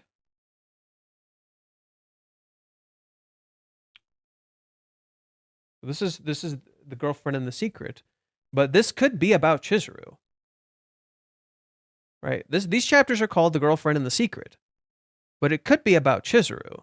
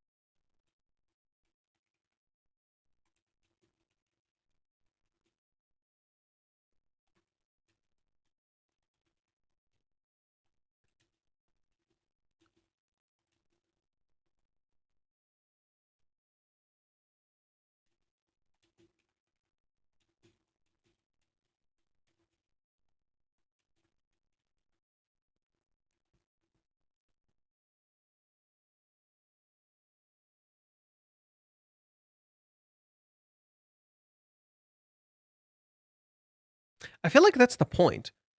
I genuinely feel like that's the point. You don't know who it's about, right? Ruka is Kazuya's girlfriend, right?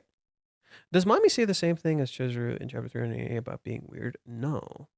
Really? What does she say? Oh, Mami says something different.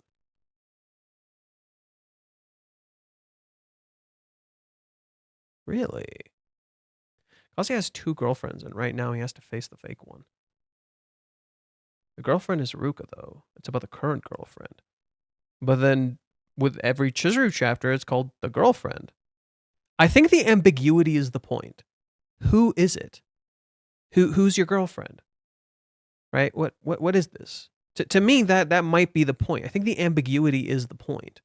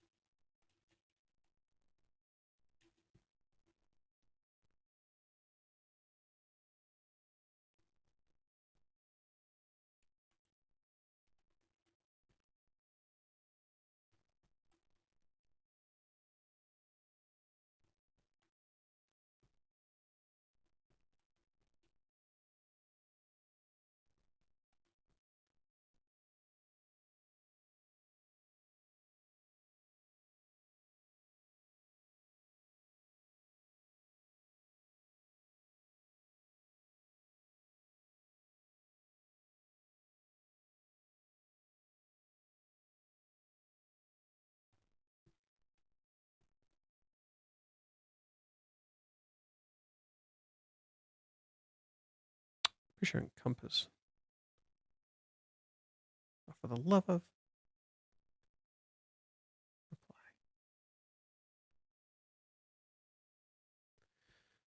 Encompass. Oh, for the love of...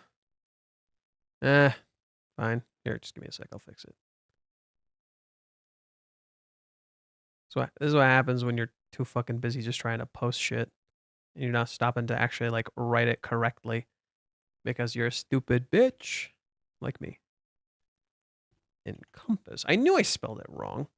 Wait. Encompasses. Oh. Encompass. Why? Oh, wait. It's not encompasses. It's just encompass. Encompass the term and thus raise the question. Who is it and what do you want?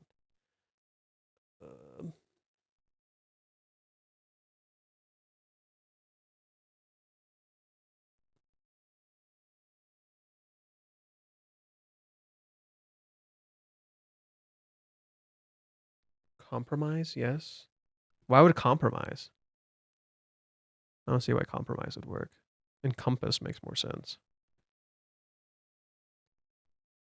Could be about Chizuru. The stakes are high for her. Lots of things could go wrong now that she's committed. I think the idea is for to not know. I think the idea is for you to not know. Right? It is about Chizuru, and yet Mami is the ex-girlfriend. Comprise? Oh, comprise. Not encompass. Comprise. Mami says that she said something weird again. Chizuru says something is wrong weird with me. Paraphrase. I said something weird. But is the word weird the same?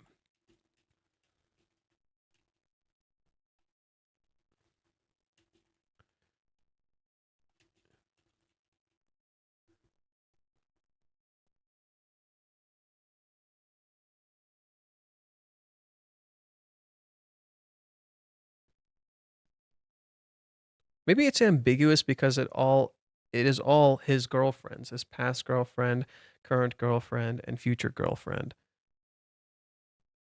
Yeah, I mean that's pretty much what I'm saying.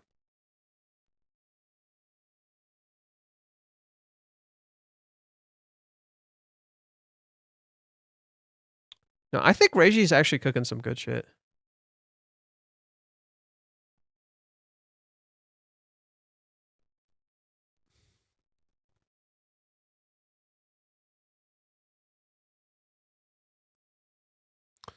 Already read this. Already did that. Yeah, it's the same. I fucking knew it.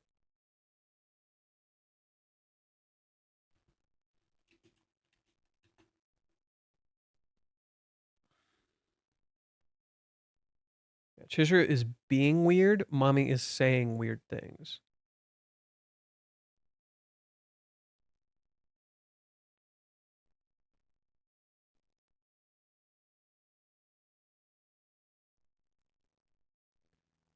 Yeah, there is a mystery for sure.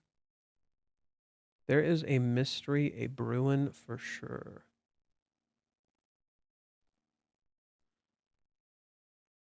Ruka will cry. Devil may cry.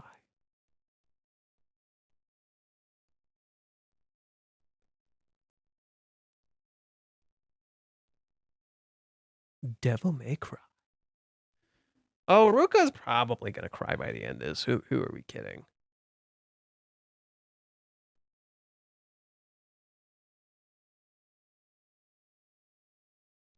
Man.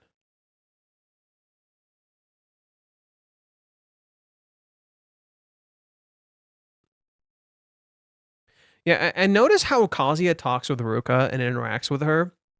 He literally keeps her at a distance. He doesn't even touch his phone. Right? He doesn't even touch his phone. He literally just keeps Ruka at a distance. Like that's kind of, like he keeps her at an arm's length. Right? There's a physical disconnect between his phone and Ruka. Like so his phone and his hands and his body, right? Whereas with Umi, he holds the phone like this. With Chizuru, he holds the phone super close. With Ruka, he literally puts the phone on the bed and just sits there talking like this. Yeah, he's looking down at her. Oof, he is. Oh, dude, he's actually looking down at her. You're right. You're right. He's literally looking down at Ruka. Right? The entire time he's looking down at her. And she's looking down for a different reason.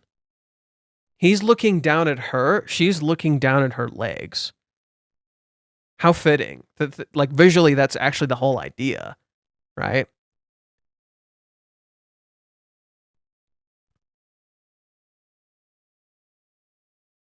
This shot is so funny to me.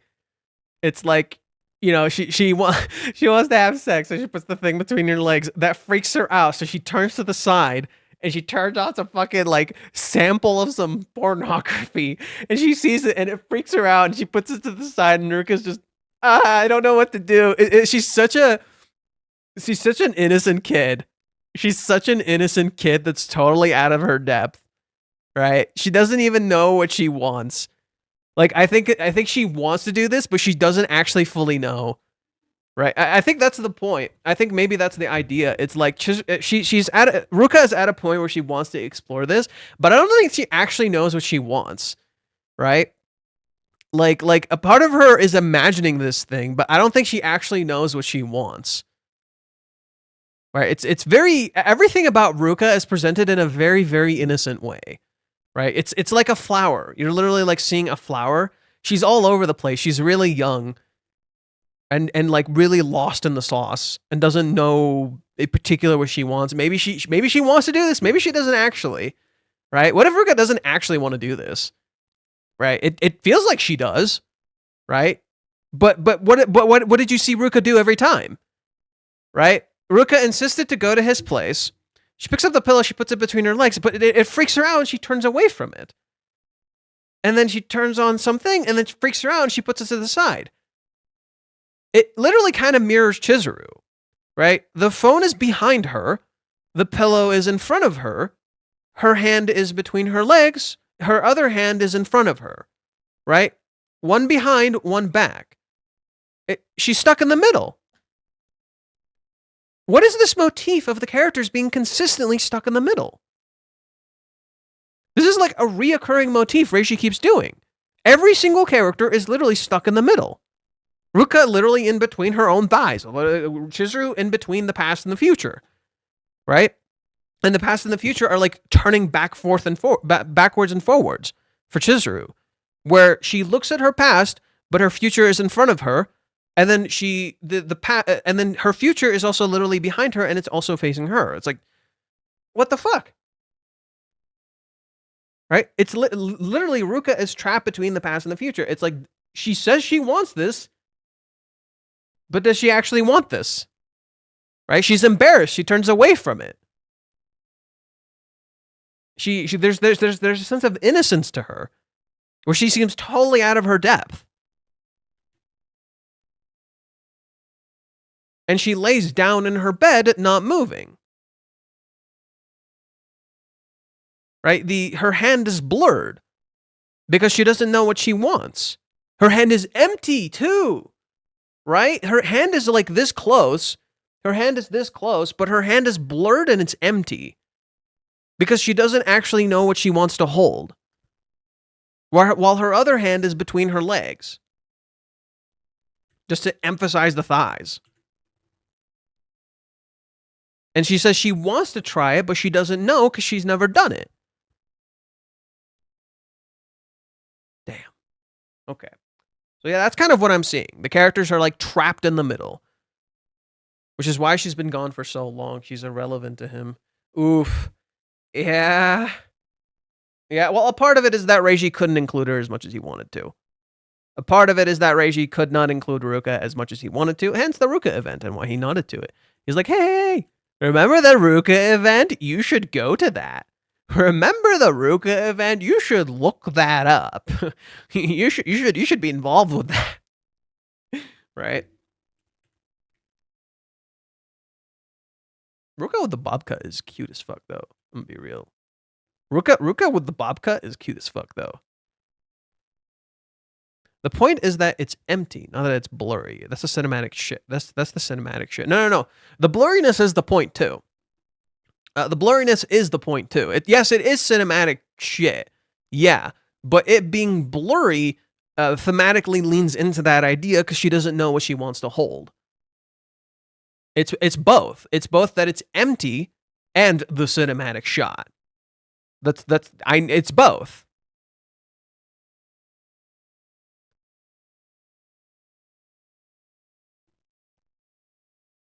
Right? And the way she looks, damn, she's a mess. Right? Ruka looks like a mess. The event manga of Ruka, is it a date? Yeah, it's a date. It's cute. It's just really innocent and cute. I don't know. Mami is acting like Chizuru on like the controlled side of the spectrum, but doesn't understand what she's doing. Ruka is acting like Chizuru in that she's horny as fuck like Chizuru. Shot. I know. Shot. Yes. Shot.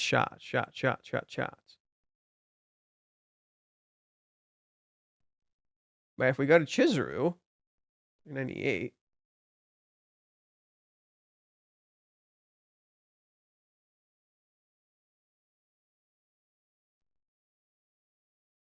Pretty similar. Not quite the same, but like the messiness. Right? There's a messiness to Chizuru here.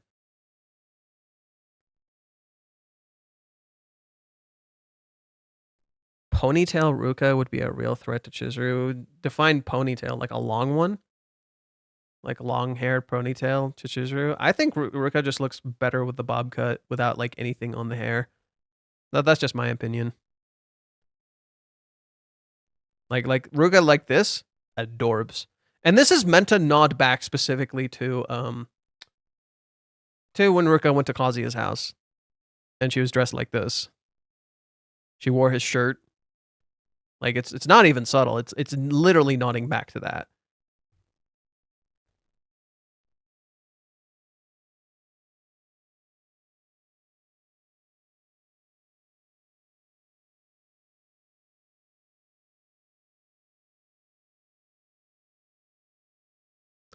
I feel like there's something I'm missing. That's why I keep looking at this. I'm not just horny. And that's why I keep looking at this. I feel like there's something I'm missing.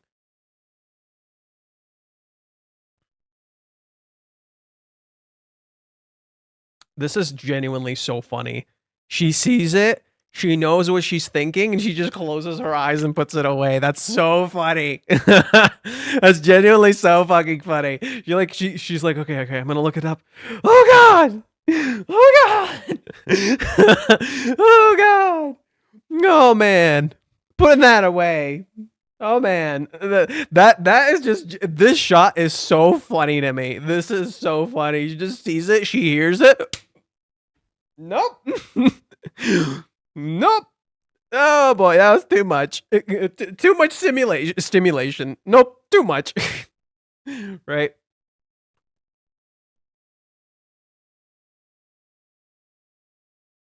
It literally feels like Chizuru. Right? They're literally opposites.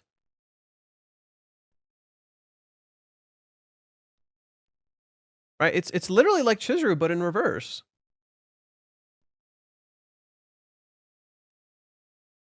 Whereas Chizuru is dressed up, Ruka is dressed down.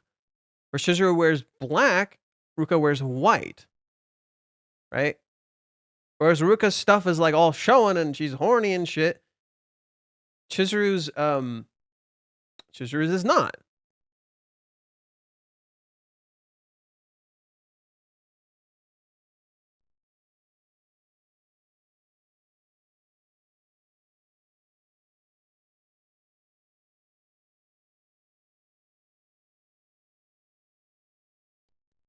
She's like a cat.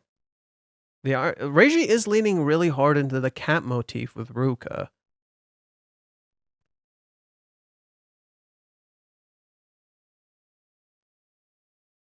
Now, Chizuru is on the floor, Ruka is on her bed.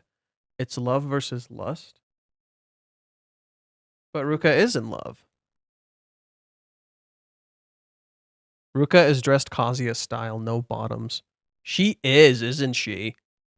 Kazuya actually dresses like this. This is true. Kazuya does actually dress exactly like this.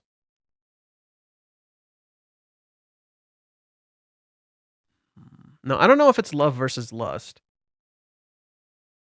Because they're both in love. They're very much both in love. Love encompasses lust. The opposite isn't true. What's your point? Ruka loves Kazuya. I don't know what your point is.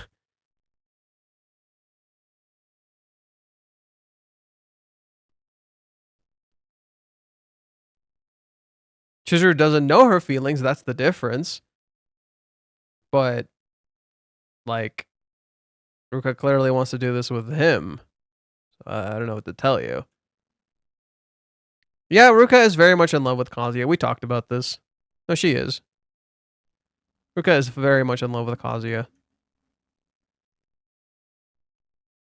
No. She's in love for sure. You can fall in love with someone and they don't love you back. Right? Ruka wants to share things with him. Ruka wants to have experiences with him. She wants to do these things with him. She very much loves him. Like, it's quite obvious. If we're talking the beginning of the series, Ruka thought she was in love with him. Now she very much is in love with him. That's just a fact. Like, Hawaiians is what confirmed it to me. Like, Hawaiians and post-Hawaiians is what confirmed it to me. I'm like, oh, yeah, okay, she's fucking in love with him. Okay. Because I doubted it for a bit. But then I saw it and I'm like, oh, no, okay, she's totally in love. So is Ruka going to have her emotional baseball practice moment like Chizuru after this? No, because she's going to his house tomorrow. So, yeah, I don't know what to tell you about that. Chizuru and Ruka are different in that Ruka very much, like, gives in to her feelings. Whereas Chizuru is actually trying to fight her feelings in favor of helping Kazuya first. She doesn't realize Kazuya isn't doing this for himself at all. What is Mami talking about? What is Mami talking about when she said, I said something strange again? What is the strange thing that's before? Well, the strange thing is right here when she says the strange thing here. Well, oh, you mean the strange thing that was before? When they were at Joypolis. And she tells him he's not my boyfriend. She says, why did I say that? Why did I want him to know that? Because she was walking away, and then she suddenly stopped, turned around, and said that to him. Then right here, she was walking away, Kazuya said something, and she suddenly stopped, turned around, and asked him that question. Do you see what I mean? It's Mami's emotions driving her. Throughout the story, much of it is essentially Kazuya doing this. Kazuya is, at the very beginning of the story, falls in love, people say something, and eventually he stops and says something in return. Right? His emotions come out of him. That's essentially what's happening with Mami. She did not say a word about Kazuya x Chizuru's situation. She almost did, but she did hold for Kazuya's sake. Who are we talking about?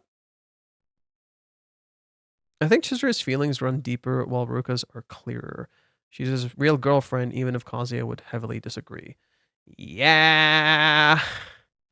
Yeah. Ruka very much is Kazuya's girlfriend. That's just a fact.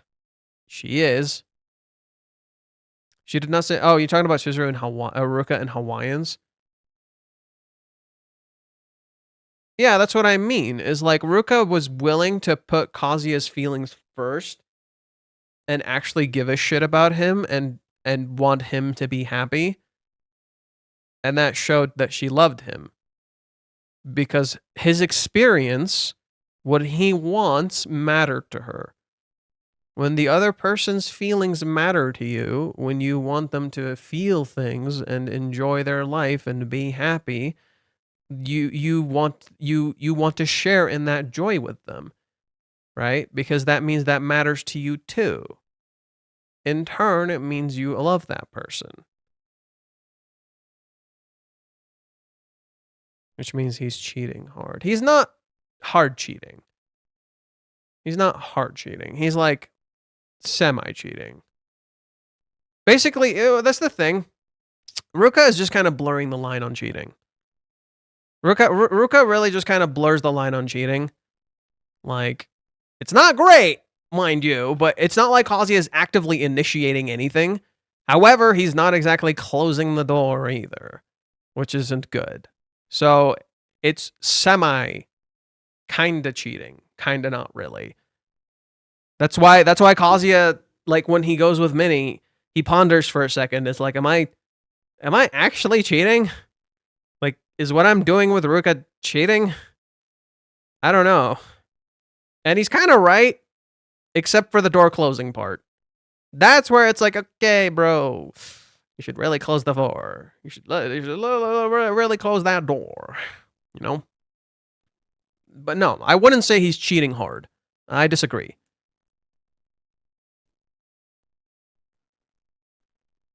Cheating depends on the next 2 chapters. I don't think anything is going to happen.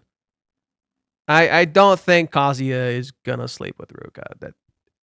That's antithetical to Kazuya at this point in the story. That's very much antithetical to Kazuya at this point in the story. That doesn't really feel like him, you know? But I don't see him inherently pushing her away either, right? Kazuya's not going to agree to it, but he's not going to, like, tell Ruka no so she freaks out. He's going to try to find an impossible middle ground. And it doesn't exist. And really, what is Kazuya to do exactly? You know? Like with Mami, he could get away with doing nothing. Because Mami would eventually just take it back. What do you do with Ruka? She's literally between the past and... That's what it is. I'm stupid. We literally said Ruka is the present.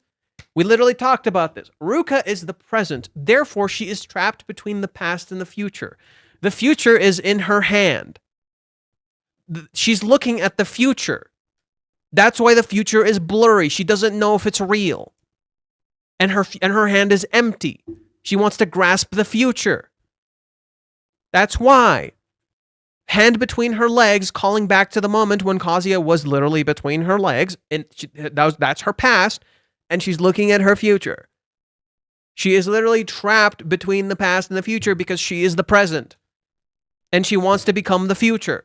Hence why she looks at her hand in the future. She looks at her hand and her hand is blurry. It's not just a cinematic thing. No, it's literally her trying to look at the future and wanting to create that future. And yet she cannot grasp it because it is not real. It is fiction. It is blurry. That's why we were saying Ruka is the present. Mami is the past. Chizuru is the future. But she can't. Yeah, she literally can't grasp the future. Honestly, if he did date her and got physical with her, it wouldn't necessarily be morally worse than leading her on like he's currently. This is just bad, kind of. But what's the point of that? Oh, I'm going to date you, but I don't love you. It's kind of cruel. Especially if you know who you love. That's unnecessarily cruel. See, at least before, it was kind of like a shitty situation, but they were kind of both aware of it. Now, it's kind of really one-sided. Where it's like, yeah, Ruka kind of knows, but she doesn't. And Kazuya doesn't deny anything. So it's kind of shitty. And it's not really Chizuru's fault. She didn't tell him to do this. She just said, I don't really want to deal with Ruka. But she didn't say, like, do this. That's the thing. Kazuya does all this shit, but Chizuru never told him to do any of this stuff. She never said you couldn't talk to me about it. She never said, handle Ruka completely on your own. She never said any of that shit. He's the one who assumed. Like, he did the right thing and managed to make it just as cruel as taking advantage, is my point. Yeah, essentially. I mean, that happens all the time. You try to be nice and you make it fucking worse. It's like someone trying to do things for a bunch of people, but in turn fucking one person over without realizing it, you know? That kind of happened at my work the other day. Like the I don't know if I should share this actually. Maybe I shouldn't. Because it's work related stuff, so I won't share it. I won't share it. Never mind. It's work politics. I don't want to get involved in that. I think I'll pass. It's work politics. So I think I'll pass on that. Probably not a good idea to share it. But yeah, no, it's literally like that. It's Kazuya trying to like, make it easier, in turn making it worse. And this contrast, and this is interesting because you see that contrast between Mami and Ruka, whereas Ruka faces this way, right? So Ruka faces this way, Mami faces this way, right? So look at Ruka faces that way, Mami faces the other way, right? And then Mami is also trapped between the strange thing she said and Kazuya. Mami's also trapped in the middle. She is seemingly she's walking back, right? Mami's walking back to the past because she is the past. Kazuya faces the future, but he's sitting down. He's not moving, right? And I don't think this is that bad. It's just getting close to being that. It's not that bad, right? For me, like the issue with this is that, oh, you're in the car. That's kind of gross. That's more so the issue. It's like, okay, fine. You fantasized. You stupid shit. It's shitty. But you want to do it in the car? Jeez, man. Come on. Right? It seems like Ruka is going to attempt to throw herself at Kazuya again, but I think Kazuya might actually try to take the opportunity to break up with her as a response. I don't think so. Kazuya's entire thing is passivity. And if Kazuya actually tries to break up with her, I will be surprised. Right? Because he literally says in this chapter, I gotta hold out until July 11th and keep things quiet. In particular, keeping things quiet. That's not gonna happen. Right? If Kazuya tries to break up with Ruka, amazing. Right? But the whole thing is that I think it's gonna be the reverse of his last birthday. His last birthday, when Ruka kissed him, Kazuya thought he needed to take responsibility, so what does he do? He tries to clear up the lies for Ruka's sake. Here, we have a few options, right? He might try to do nothing. He might try to perpetuate it, not for Ruka's sake, but actually make it pretty, like, selfish, right? He does it completely for himself. It's completely selfish. So he just perpetuates the situation, even though it hurts Ruka. That would be... he'll try to reinforce the status quo. That's pretty much what I'm saying. One option could be to reinforce the status quo extra hard at the behest of Ruka, which would be kind of shitty. Like, oof, ow, right? Like in a sense, he kind of leads Ruka on, and it's a lot more explicit. It's like, oh, he's being really shitty, ooh, right? And he doesn't have sex with her or anything. Like, essentially, he doesn't give her anything, but he gets something, right? So she's not gonna get to have sex, but Kazuya's gonna get something out of this, which is that he's gonna perpetuate this cycle, and it's gonna suck for Ruka, who might end up feeling like a bad person for this, right? Right? Maybe Ruka, like in contrast to the last time where Kazuya told her, "You're not a bad person. I desire you," and all that. Maybe this time he ends up making her feel like a bad person. Right, for desiring this, right? Because before, Ruka felt like she was doing something wrong. Maybe I fucked up, and Kazuya's like, no, you're not doing anything wrong. It's okay. But like we can't keep going like this, you know? Now, what if it's the reverse, right? What if Kazuya perpetuates the situation and she feels like a shitty person for it? And literally like a nod back to the beginning of the series, right? Literally a nod back to the beginning of the series, with Mami. Where Mami kept kind of getting things for herself and not really giving him much. You know? She got a lot, he didn't really get anything. Maybe saying she understands he doesn't have the same feelings for her, but that she wants the first time to be with him. No, that doesn't... I don't know. Being so passive that it goes full circle and becomes kind of aggressive. Yeah, I mean, that's... He himself said, I should have my guard up or Ruka will make a mess, so he won't do anything to upset her. Yeah, that just kind of feels like Kazuya. Like, it feels like he doesn't want anything to happen, and something is gonna try to happen.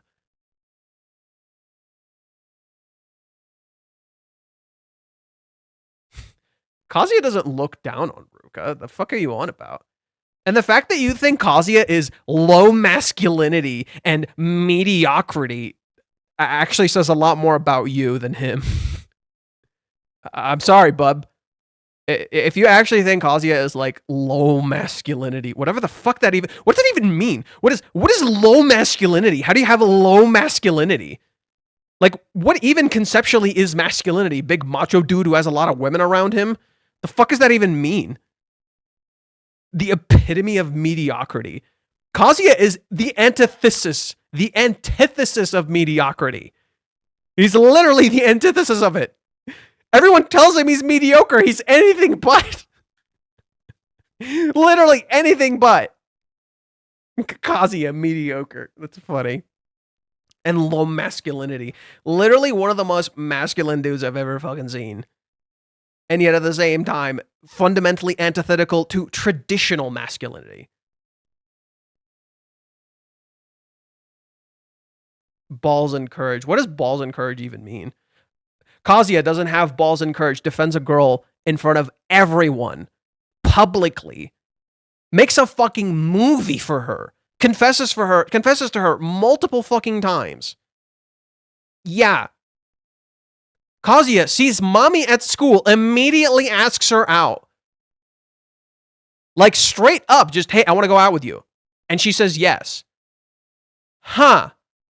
No balls or courage, right? You're fundamentally misunderstanding Kazuya's character. I'm sorry. You are. That's not Kazuya. And you have seen that he has become someone unworthy of love. That's not true. Every single human being is worthy of love until you start hurting other people. And even then, I think even those people deserve some level of love. Like, most people are not unredeemable, and I think every single human deserves love in some way, shape, or form. The idea of you're unworthy of love is just dumb. It's just, you have to earn it. Love is something you kind of got to earn too, you know? It's, when we reinforce ideas that people are unworthy of love, it's just stupid. He's not someone who's unworthy of love. He's someone who's hurting the people he says he loves. And you can say, oh, maybe you don't deserve this. Maybe. But it doesn't mean you can't try to fix it and be better. Kazuya just doesn't see himself.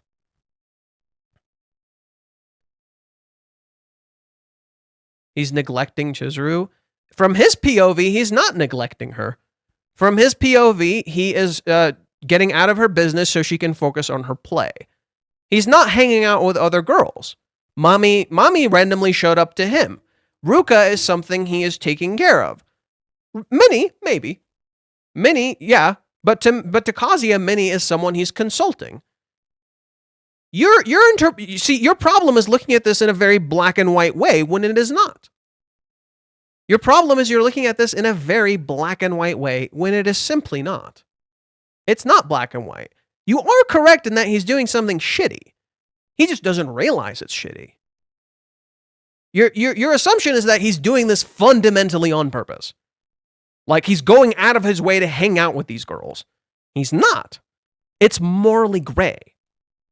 Every single aspect of Kazuya's character is morally gray. It's in the middle. Yeah, an aspect of it is shitty. Another aspect of it is not. You're choosing to only see the part you want to see. He's neglecting Chizuru. Well, Chizuru didn't say show up. Chizuru didn't deny him of anything. What he doesn't realize he's doing is that in talking to Minnie and in choosing not to speak to Chizuru, he resulted in this situation. But Chizuru isn't necessarily against it because he doesn't know. It's not simply neglect. You both need to communicate. And yes, this is a massive part on Kazuya. You're not incorrect in that department. The problem is that this is something he has to face in himself. And he's not some horrible piece of shit who doesn't deserve Chizuru or fucking whatever. That's silly. He's neglecting her in my honest opinion, but he's not hanging out with Mami of his own volition. He is kind of neglecting Chizuru. You're not wrong. I'm not outright denying what you're saying. I'm just disagreeing with the part where you're calling him straight garbage and him being a horrible human being. He's not. He's doing shitty things. Yeah. He totally is doing shitty things. Yeah. But to say Kazuya has no masculinity, the epitome of mediocrity, and is just a straight garbage person is bullshit. Because there's at least 4 girls in love with him. So he's not mediocre at the very least. Because mediocre is boring and has nothing going for him, which is not him. He's not just staying at home playing video games and not talking to anybody. He's outside actually talking to people. Right? He doesn't have low masculinity, because masculinity is something you judge based on your own perceptions of what masculinity is. Everyone says it's like balls or having whatever. But really, Kazuya does have balls. Kazuya does actually kind of have balls. Like, you're welcome to say he doesn't, but he does. Even when he doesn't. Even when he doesn't, he does. Like, for example, the rejection. Yeah, a part of that was because Kazuya didn't talk to her and didn't make a move. True. On the upside, he has enough balls to see that a girl rejected him, not force himself on her, and then still choose to walk her home. That's tough. Right? That took some guts. It's not easy. Him asking her out when he has a whole fucking trauma around around being rejected, pretty tough. Him having a trauma around rejection and still choosing to care for this person, that's pretty tough. That's pretty impressive. Kazuya is both a person who is weak and a person who is very strong. He both runs away and he doesn't run away. But that's the thing. The part that he's running away from right now is himself. And that's the thing that Reiji's trying to address. Kazuya isn't just some massive loser. It's that he doesn't accept himself. And when you don't accept yourself, a lot of people will choose to interpret you in such a way. That's why I just don't agree with this. It's so one-sided. It's the epitome of one-sided. I will call Kazuya out on his garbage, that he will do shitty things. But at the same time, I will point out to you that no, he's not just completely shit. He's not. He thinks he's doing the right thing. You can live in an illusion and believe you're doing the right thing, but he thinks he's doing the right thing. And he's going to learn the hard way. Right? A huge part of this is about self-discovery. Like, why do you do what you do? And once Kazuya gets his shit together, he'll know what to do. So I just don't agree with that, you know? It just feels very surface level. Did you notice Ruka's phone is cracked exactly like Kazuya's? It's not cracked. Ruka's phone is not cracked. This is Kazuya's phone. And this is Ruka's phone. It's not cracked. It's perfectly fine. When will this pain end? Considering your name is Hostile Illusion, whenever you let go of that illusion, buddy. Lots of people are like Kazuya are like Kazuya too. It's not a bad thing to be weak in areas. It just means you have strengths in other ways. You can just use those strengths to work around your weaknesses. That's the key. It literally, that's the whole point. It's just about taking action. It doesn't matter if that action isn't good. Just take an action. Honestly, Kazuya during the movie arc was absolutely goated. I kind of missed this serious side, but it was during a sad time too with Grandma, so that must explain it. No, Kazuya during the movie arc was a very different thing. Movie arc Kazuya was Kazuya at his best because he was doing something for someone else. And people don't seem to want to realize that. Kazuya has a hard time doing things for himself, but for other people, he will move heaven and earth. And which is exactly what he did. And even now, he's technically still doing that. He thinks right now he's doing things for Chizuru. The problem that people don't realize about the movie arc is a huge portion of it isn't really for himself. It's not really for himself. But that's the thing. It's like when he starts learning to do things for himself, and loving himself, that's when things will kind of change. And people love to say, oh, movie arc Kazuya was the best, and just ignore what he did in Hawaiians. Like, just completely ignore what he fucking did in Hawaiians. Where, you know, he literally let everybody fucking hate him so the person he loves isn't hated. Despite the fact that he was just rejected in his own mind, going through a crap ton of trauma, and then literally hates himself by the end of it. And he still did this. Despite what everybody said, no matter what anyone said to him, he shielded this person and protected them. Right? And then even after they met in the 3 months, he tried not to blame her for anything. He tried to support her. He tried to be there for her. Right? People just casually ignore Kazuya's feats in favor of the times where he looks pathetic. That's just a very common thing with his character, and it's quite irritating, really. Like, you literally see him do cool shit constantly. But because the movie arc is so much more in your face, that's all you remember, right? That Kazuya, the cool Kazuya, right? Not the fact that Kazuya is always kind of doing this. It just looks like he isn't. Well, at the same time, you fixate on the worst of his character. Oh, he's a simp. Oh, he's a simp. He's a loser. He doesn't do things. Blah, blah, blah, blah, blah, blah, blah. The pain will end when you start punching yourself. When you stop punching yourself. Kidney shot. Kidney shot. Kidney shot. And pause. Kidney shot. Kazuya wasn't expecting any sort of reward at the time, which is what made it great. Oh, he kind of wanted some. Kazuya wanted some. Who are we kidding? Like, he was doing this in part for Chizuru, yes, but he still desired to be with her. He was just trying his best not to show that. Kazuya in the movie arc is a balloon with a micro hole that slowly deflated by the time he helped Chizuru grieve. Movie arc Kazuya was a trauma response Kazuya. He had one thing on sight and nothing else. Now he has options and he is not choosing any. Well, not quite, no. The movie arc was Kazuya thinking he self-discovered when he didn't. I think that's a big thing people don't realize. People think in the movie arc Kazuya self-discovered. He kind of didn't. Because he didn't really know what he wanted, besides Chizuru. He knew he wanted to be with Chizuru, but he didn't know what the fuck he wanted. Right? He knew he didn't want to be with Ruka. He knew things had to change. That's basically where we are in the story. In simple terms, where we are in the story right now is things are going to change one way or another, whether you want them to or not. That's kind of where we are. This is what's going on in the story right now. Things are changing one way or the other. That's why almost every fucking chapter has ended with a cliffhanger. And like a big one.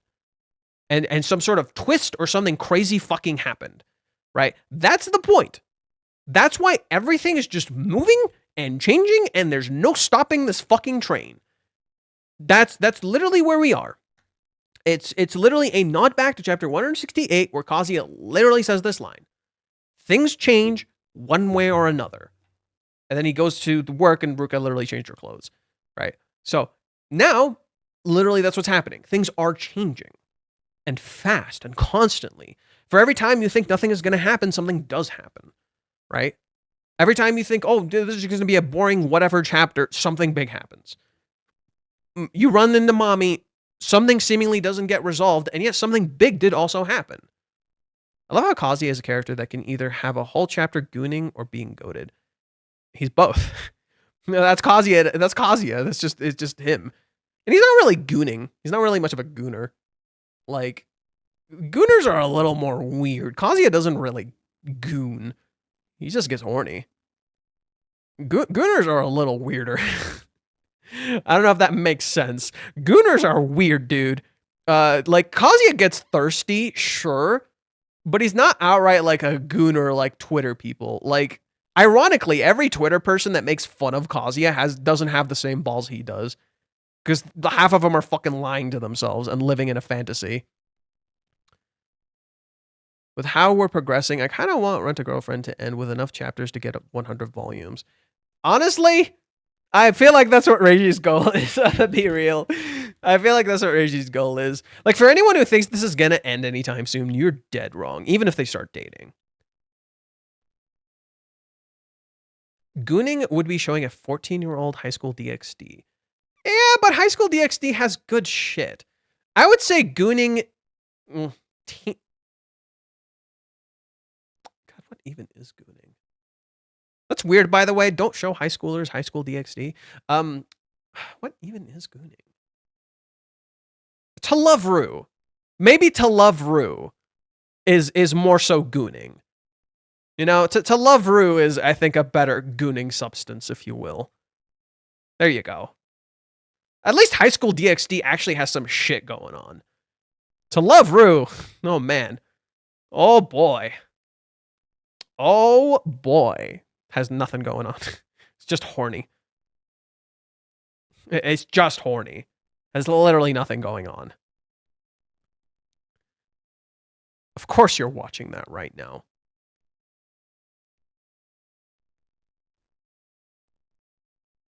Okay, let me check Twitter. I might stop around 1 p.m. So in like 20 minutes.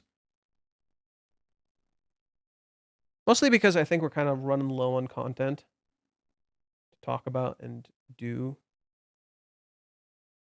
Doesn't feel like we have too much to talk about or discuss right now.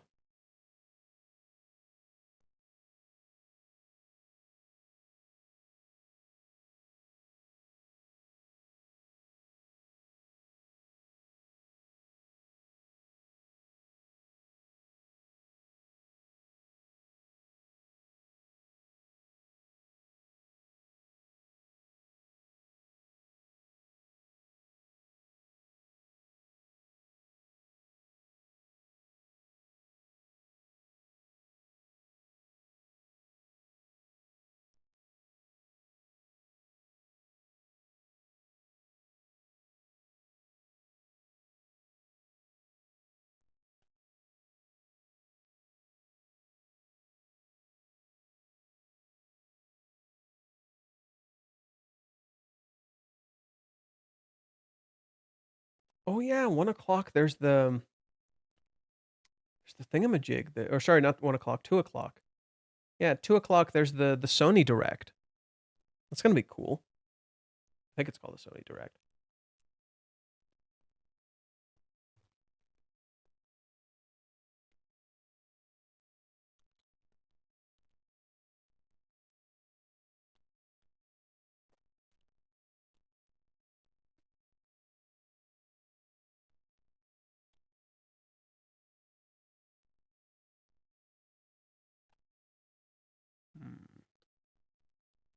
Nothing at the moment.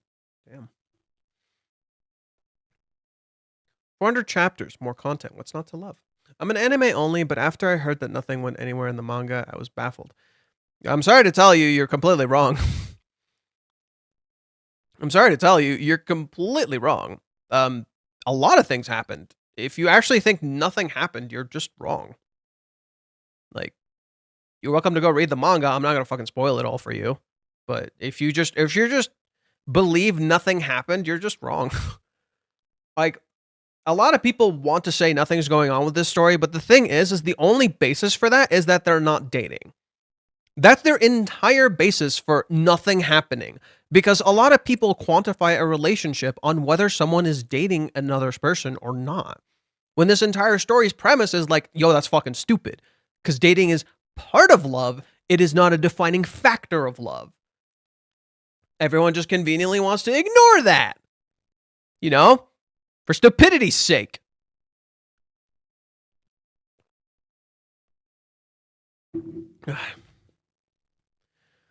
Just as Denzel Washington said, King Kong ain't got no shit on me, so too did Rag say the Dragon Ball ain't got no shit on me. Rent a Girlfriend said Dragon Ball ain't got shit on me.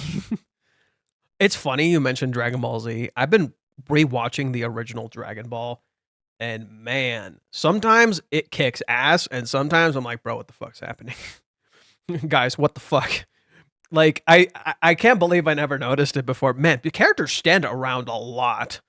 There's a whole lot of standing around in Dragon Ball. Just, yep, I'm going to watch this happen. Yep. And this is OG Dragon Ball, not like just not Z. OG Dragon Ball, dude. Can we all agree Cell Saga was the best? I would actually argue that Frieza Saga is probably one of the best. Cell Saga was fantastic, but Frieza Saga was probably the most consistent.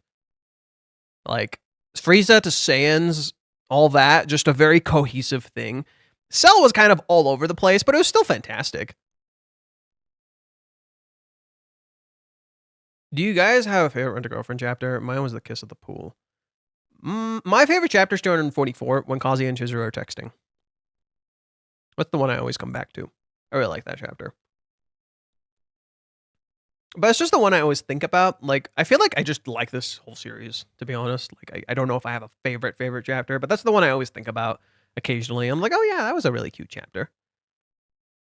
I watched Frieza and then Majin Buu. How do you just skip Cell? What the fuck?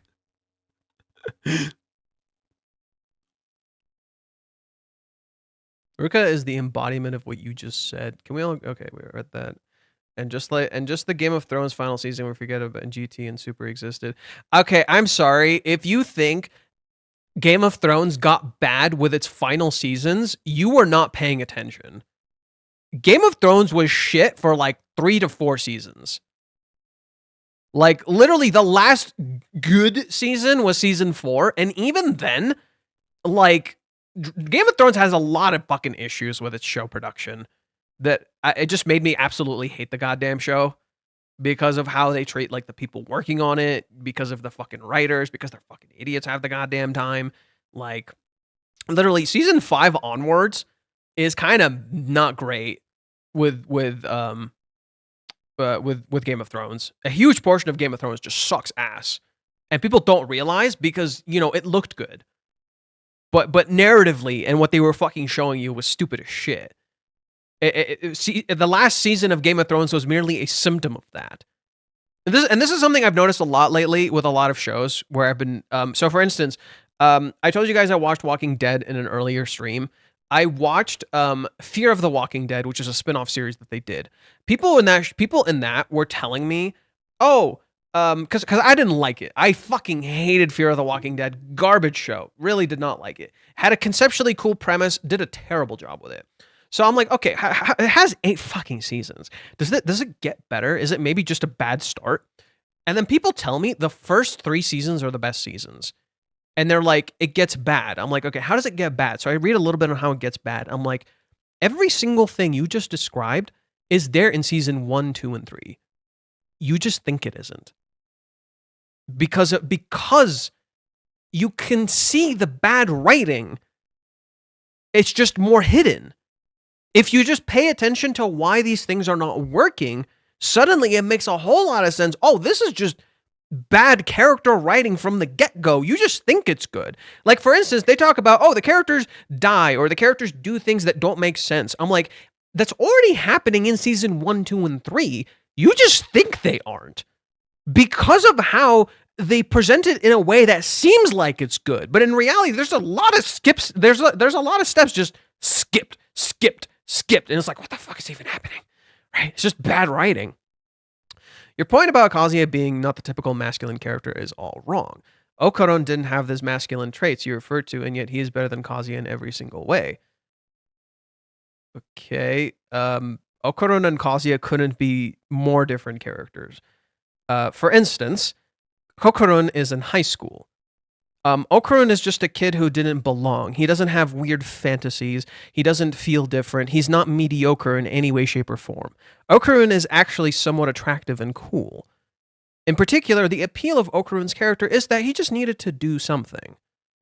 That's it, and he just wanted a friend. That's Okaron's character. He's not a character that lacks masculine traits. Okaron is actually quite masculine. He just appears like he's not masculine. And Okaron appears more appealing to you because specifically he's a high schooler and doesn't feel the same things Kazuya does. In contrast, Kazuya is a college student. And he's been rejected throughout his entire high school life.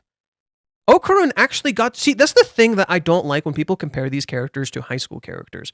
High school characters get to get over their problems. When you get into adulthood and your entire high school life fucking sucked, okay, it's not something you just magically get over. Add that with the fact that Okurun is, in my opinion, a far more fictional character than Kazuya. Okurun is a little more traditional, right? I do like Dandadan because some of the characters are, in some ways, a little more human than other shonen manga. Other shonen battle manga, at least. But they are still very shonen battle manga-ish. Okurun is the kind of character that's presented in a way that appears like it's not traditionally masculine when it is masculine. He is the Zenitsu. Just not the same way as Zenitsu, where Zenitsu is like a horny fuck.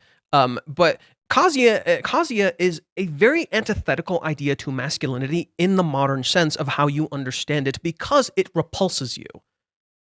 Kazuya's depiction of masculinity is antithetical to traditional masculinity. Okurun isn't. Okurun is traditionally masculine. He just appears like he's not. Okurun is still traditionally masculine. He just looks like he's not. He's the type of character that looks a certain way when he's something completely different. Right? Kazuya is the type of character that is fundamentally antithetical to traditional masculinity because he doesn't have the masculine traits as you understand them, right? Okurun is just a character who looks like he's not masculine. He totally is. He is a traditional shonen protagonist with just some traits that are different, right? He's not a Goku, sure. He's not a Goku. He's not a Luffy. He's not even fucking Ichigo, right? But he is a character that is traditionally masculine and usually steps up and does the things that he needs to. Right? So, no, Okurun is not a good comparison, especially because he's a high schooler. You get to get away with shit when you're a high schooler. And the thing about Okurun is he doesn't have bad thoughts. Okurun doesn't have any bad thoughts. He's just a good kid. He's just a good kid. That's what sets this story apart from other stories. These characters actually have bad thoughts, like every other person out there.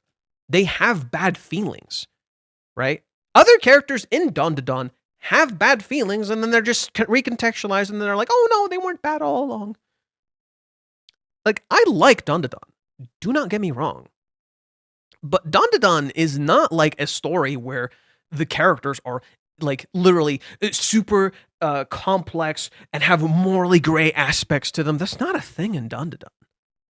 Like it's not. That most of the characters are pretty straightforward. The only character that like comes close to being morally gray, I don't even fucking like him that much, is the dude with glasses, the fat kid with glasses.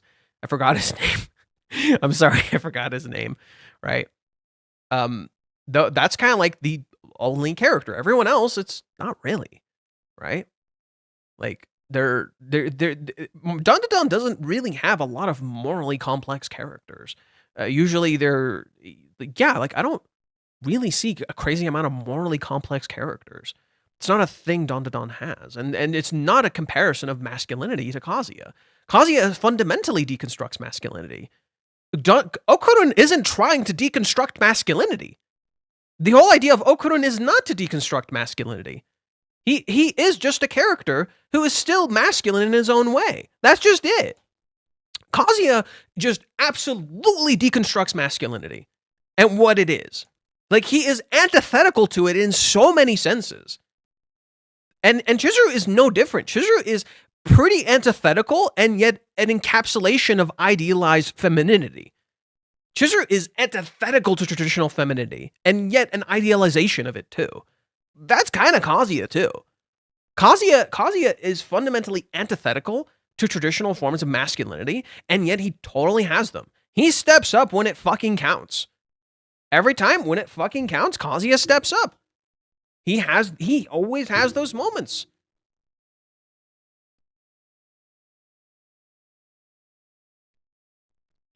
Mami and Kazuya have the accidental kiss when they bump into each other. Oh god. Are we talking about the scene with Momo and Okurun? Eh.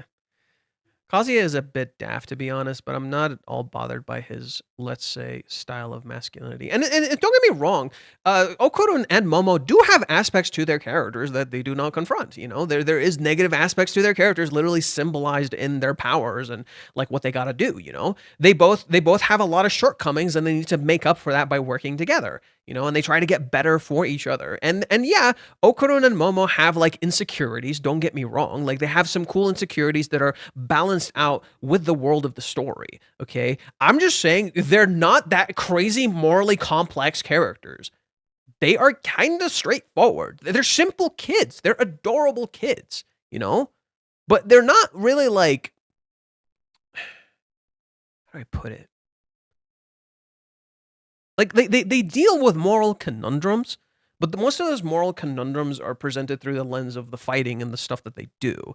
And there is an exploration of puberty and growing up and all that stuff with their characters. Don't get me wrong. It's just the story of Rent-A-Girlfriend deals with a lot more adult subject matter. Whereas Dandanon's adult subject matter is around the characters as they are getting older. If anything, that kind of storytelling would work well with Ruka's character. Right? But it doesn't work for Kazuya's character. He is an adult.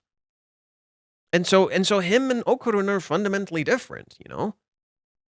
I wouldn't put any My Hero character as an example of good writing. It's just not a good story. Disagree. Disagree hard. My Hero Academia has fantastic writing. That's a stupid fucking take. No. My Hero has great fucking writing. I'm sorry to tell you, it does. My Hero's writing is really good. It's actually one of my favorite battle shonens. I really like My Hero Academia. It genuinely has good writing. This isn't to say it doesn't have poorly written characters. Like, Ochiko is kind of like I like Ochiko. She's just kind of an inconsistent character, too. I think Ochiko's kind of like all over the place. Sometimes it's like, oh, wow, she has an interesting arc. Another time, oh, let's just forget about her and just put her to the side for a little bit. It's like, oh. Okay, and it's not even like done super well. To me, Horikoshi, the writer of, I think it's Horikoshi, the writer of My Hero Academia, like he's kind of a little new to writing at that point, and so he hadn't really solidified himself. But damn, does he have good shit he has to say? A lot of good social commentary. You know, Fate, if you could change how one character you choose acts in a story at any point in Rent-A-Girlfriend, what would it be? Would you change any? But if I change that, they wouldn't be them. That's the problem with that statement. If I changed that, they wouldn't be them. That's the only issue I have with that statement. I could change anything. It wouldn't be the characters. It just, you know? Shigaraki is literally one of the best written villains ever. So maybe I'm focusing on the bad. A little bit. Yeah, a little bit. I just heavily disagree. My Hero is well written. People love to dogpile on My Hero, but it is well written. It wouldn't have the influence that it does if it wasn't. The correct answer is changing the taxi driver. It wouldn't do anything. So what? He got a nicer taxi driver. Who fucking cares? Kazuya fantasizes about Mami in this chapter is literally just an example of intrusive thoughts. We all have those. Well, no. I disagree, Cyber Demon. I talked about this earlier. Kazuya thinking about Mami is more so an indicative of the real issue. What do you want? What do you want? This isn't to say Kazuya wants to have sex with Mami. It's more so, what does Kazuya want? Because if you know that, you might have a little more control over these thoughts. These thoughts pop in because you don't have control of what you want, right? Kazuya just isn't addressing his desires and his feelings, that he desires sex with Chizuru. Kazuya is just ignoring sex as an aspect. Why did Chizuru ignore Kazuya for some weeks or months already? I forgot the reason. You're going to have to be more specific. When? Because right now, she's not ignoring him. She is literally just doing what he said. He's the one who said, let's not communicate until you get your shit together or you finish your play. So she's just sticking with that. If you're talking about the 3 months, that's kind of more complicated. The 3 months is a layered incident with a lot of guilt, a lot of issues. and a lot of things going on, you know? So the reason for the 3-month incident was because of what happened in Hawaiians, where Chizuru felt guilty. She desired things from Kazuya that she didn't feel like she deserved. And she had lost her sense of character and was going through a great deal of grief. So she just felt very alone and isolated and did what she did in Hawaii and did what she did in the 3-month time skip where she didn't talk to him. But that was a complicated time that is not quite so simple, you know? And the thing is that Chizuru didn't text him, but he didn't exactly try to talk to her either, which layered the sense of fear from both of them, you know? And then Kazuya only tried to communicate with her via rental. And people just kind of conveniently ignore that. He's just trying to talk to her through fucking rental. The thing that she felt guilty about. People just hate Deku, which is funny because Deku is like a crybaby. And Deku is initially a deconstruction of masculinity, and in some ways he still kind of is. That's kind of why I like Deku and Tanjiro to some degree, because everyone's like, oh, they're basic and they're boring and la la la la la la. But I'm like, no, they actually kind of explore some interesting ideas of masculinity, where like Deku is a bit of a crybaby and he gets scared and shit, but then he like does things, and then later and he needs people. He can't just do it alone, which I think is really cool. Like that's one of the reasons I like My Hero. So much of My Hero is just acknowledging, dude, we live together. We can't do shit alone. We have to fucking work together, okay? Period. You know? We have to fucking do things together. That's My Hero Academia. It's literally everybody working together. It's academia, not one person, you know?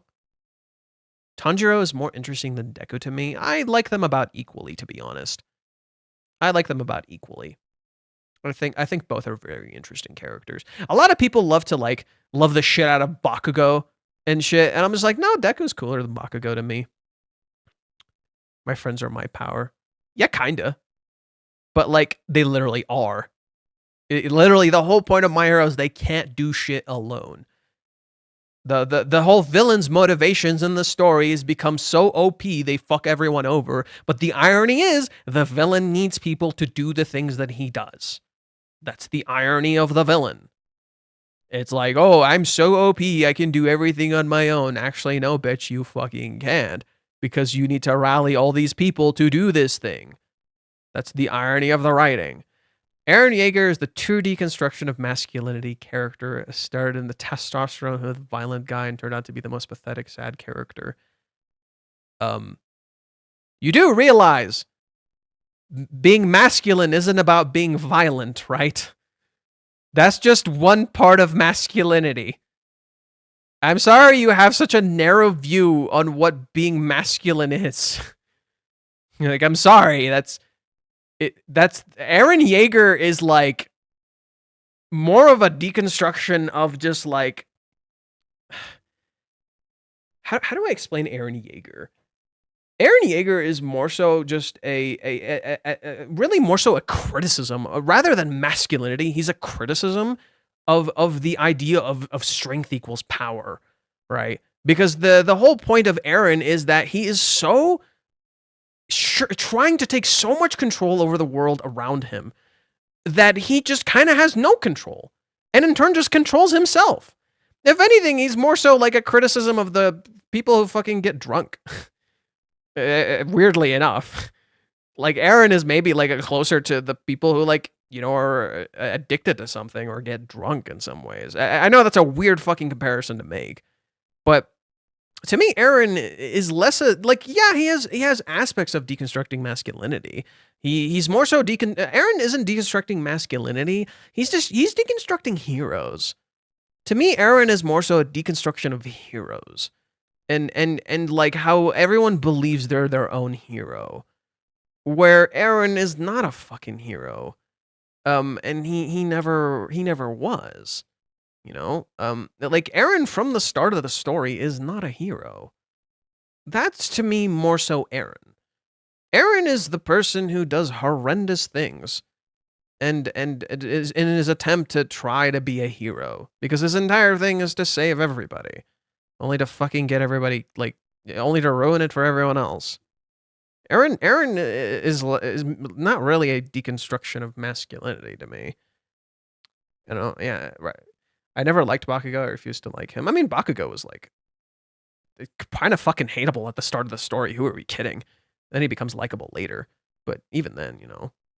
Do you know what was the last chapter Sumi appeared? Chapter 200 and... Well, okay, wait. Are we counting actual appearances or like those like in my head appearances? Because which ones are we counting? If we're counting actual okay. Technically, the last chapter Sumi appeared, technically, is chapter 390. Technically. Just because Chizuru thinks of Sumi right here. This isn't actually Sumi. Chizuru is like thinking of Sumi. I don't know if this counts. Eren is a weapon of destruction that's been stripped of all hope and simply just wants to be free and not be a caged bird. And yeah, like Eren is just like a byproduct of his world. Yeah, if we're talking like actual appearances, Chizuru's birthday chapter, so a long fucking time ago. But if we're talking about that, she was there. Yeah, Eren is, I don't know, Eren never felt like a deconstruction of masculinity to me, you know? I never quite interpreted Eren like that. Like, I think people don't really understand what deconstructing and exploring masculinity is, you know? Like, here's a great example of deconstructing masculinity. Cloud Strife from Final Fantasy VII. He is a great example of deconstructing masculinity. Because Kazuya's entire masculinity is built around him being strong. And it's built around a hero. And it's built around all these things. When in reality, Cloud is weak as fuck. And the way they do it is bloody fucking genius, is that Cloud literally can't become a soldier. Spoilers for Final Fantasy VII. Cloud literally couldn't become a soldier because he's mentally weak. You actually need mental strength to become a soldier. Because if you don't, the soldier's surgery fucks you up and you get taken over by Genova. Like, literally, you need strong mental strength in order to become a soldier. That is such great writing for a character who struggles with his masculinity and doesn't view himself as strong. You're proving my point. You liked Zack more than Cloud. You are literally proving my point. You're exactly proving my point. Specifically for that exact reason that you liked Zack more than Cloud. That's exactly the point. Like, in saying that, you have proven my point. That you're missing the point of masculinity. And what masculinity actually is. Specifically because Zack has a strong sense of self. And Zack is not a deconstruction of masculinity. Zack is just a cool dude just doing cool shit. We fucking love Zack. Cloud is literally a deconstruction of these ideas. Final Fantasy VII is peak, by the way. You should totally go play it. Final Fantasy VII is peak as fuck, by the way. You should totally go play it. Play the original and play the remake series. They're both amazing. Okay? But no, literally, Cloud is a fundamental deconstruction of masculinity. Just as Tifa is a deconstruction of femininity. Because Tifa literally has all of the things that make her a traditional perfect female character. She's got the motherly vibe. She's got them big boobs. She's hot. She can fight. She has her shit together. Literally has all of the traditional elements of a traditional female character. You know, the love interest, the childhood friend, all of the stuff. She's got it all. And yet Tifa struggles throughout much of the story to actually attain autonomy over the narrative. And she has to get her shit together throughout much of the story. She's like Chizuru. She's literally like Chizuru, literally struggling. It's the same thing with Cloud. Cloud is the same exact way. He's not doing any of the shit he's doing in the story for himself. Most of it is literally so he can't cope with his fucking trauma. He's hella fucked up. Right? Every single character in Final Fantasy VII, the brilliance of their character is that they're all lacking or missing something. And what made Zack so interesting is that he's literally just a normal fucking dude, and everyone around him is weird as shit. And he's like, what's going on? Why is everybody like this? That's why Zack is so funny to me, because he's just a normal fucking dude. He's like, what the fuck is going on? I don't know what the point of Tifa in the narrative is yet, but holy hell, the midriff got me feeling some type of way. Of course. Hey. Tifa's peak. Okay, let's just get that out of the way. Tifa is peak. But no, the Tifa's struggle is to have autonomy and control over her situation and her life. Literally, narratively, because what happened in her past, everybody she fucking got fucking murdered. Literally everybody she fucking loved got murdered, and she had no control over any of the situation. Everyone just, and literally Shinra is just taking control from her. And literally the whole point of the game is for her to get control back. Why? Because in grief, when you're suffering through grief, you have no fucking control. Literally like Chizuru and Kazuya right now. Chizuru and Kazuya right now, so much of their issues is that they have no control over their lives because they're suffering through their grief, and they're not realizing how their grief is fucking up their life. Like, damn, man. This discussion of masculinity is hilarious to me. Just because we're so missing the point of what masculinity even is. It's so funny. Masculinity is not about balls or courage, because like that doesn't fucking matter. That's not what masculinity is, right? Anyways, I think that's roughly it. I'll call it for now. We did about 6 hours. I think we did a decent analysis of the chapter. Let me see if there's anything else from both Twitter and Reddit.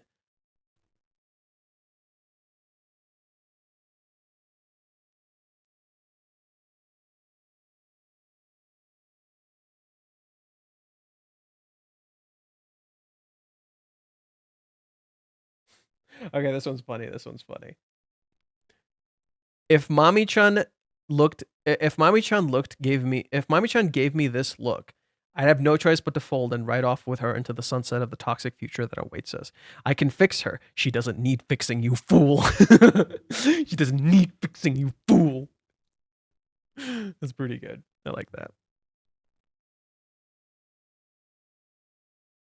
And that's the thing. Mami's character is still exploring love, even in its wrong ways. I think people just choose not to explore love in the negative aspects. Most of these stories just explore the positive aspects of love, and then when they explore the negative aspects, they just explore it in like the most ridiculous fucking scandalous way fucking possible. Never really just kind of delving into like, hey, it can be both. You know that, right?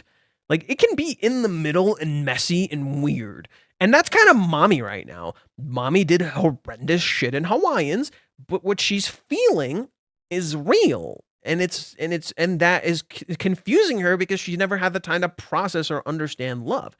Chizuru is kind of in the other side of the coin where, yeah, theoretically she did bad stuff, but at the same time, it's not completely her fault.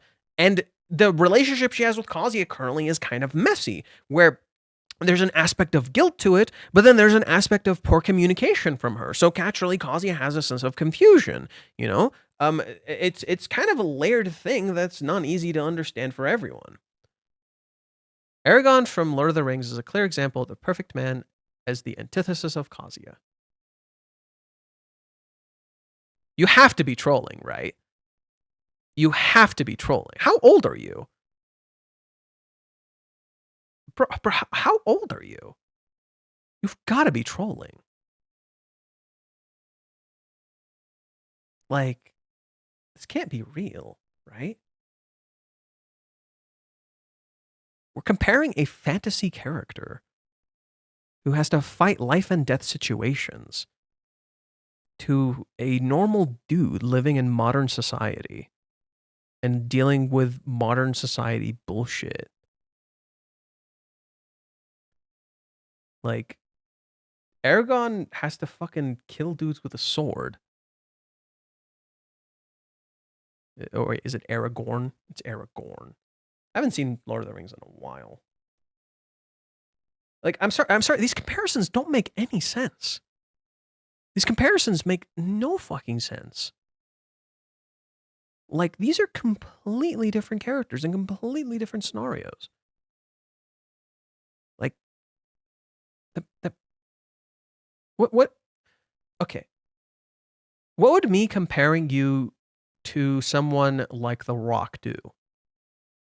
You'll never be The Rock. And yet you would think The Rock is like the most masculine dude ever. In reality, I think The Rock is kind of a little bitch.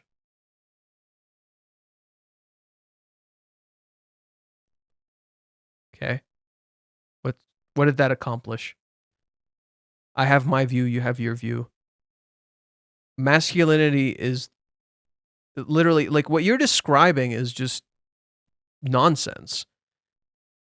People are all different. When you try to compare other people to other people, it just achieves nothing.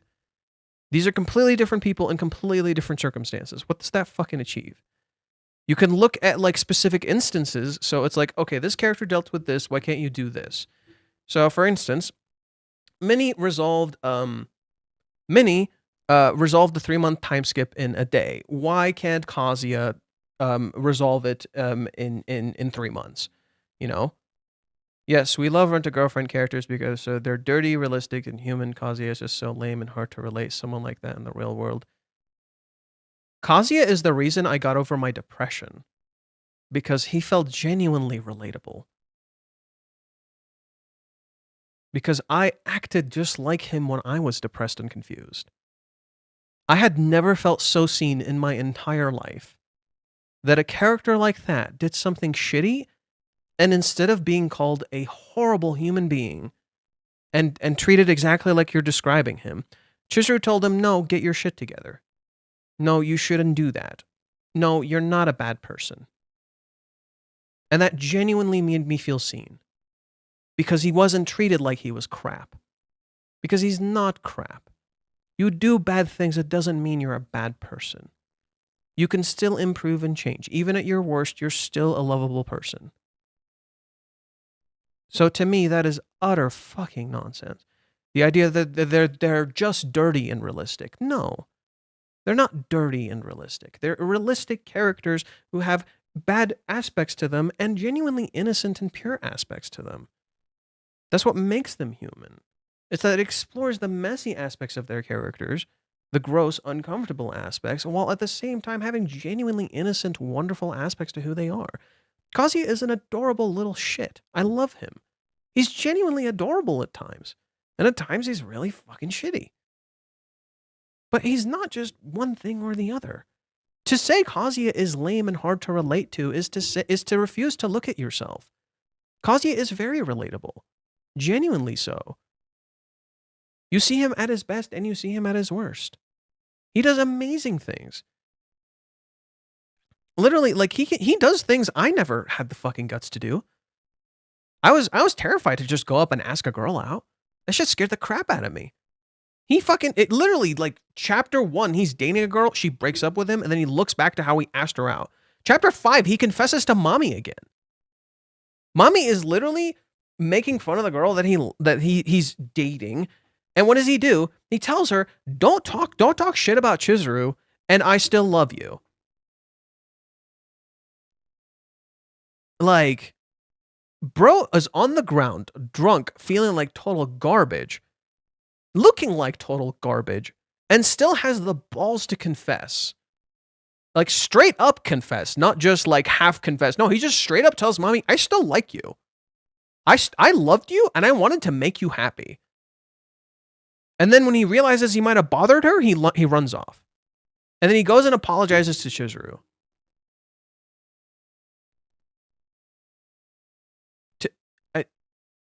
I don't understand. I'm sorry. I really recommend you reread the story because to me, you're not seeing this story clearly. You're not remembering things clearly.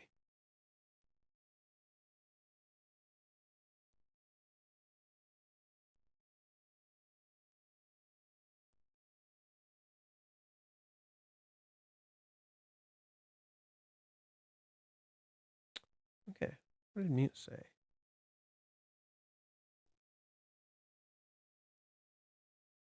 Today's weekly magazine release date, and Kanokari Ruka makes her first appearance in a year and a month. Damn. As expected, it has been a heavy episode with Kazuya's inner monologues. Thank you for your continued support. I was right in that Kazuya would be the one who would be defensive, so I was right in that department. Okay, what did he say in regards to the chapter? Kazuya might do well to add clarifying his relationship with Mami and Ruka to his list of goals. Fair. Fucking fair. Yeah, maybe we should do that. Maybe we need to fucking do that.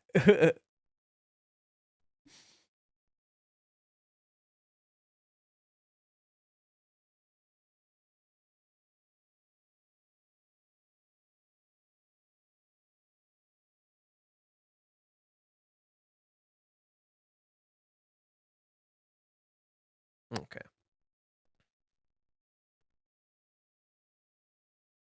You're babying Kazuya the same way his family did. That's why he turned out to be so weak and insecure, because hardships makes the man and he hasn't faced any.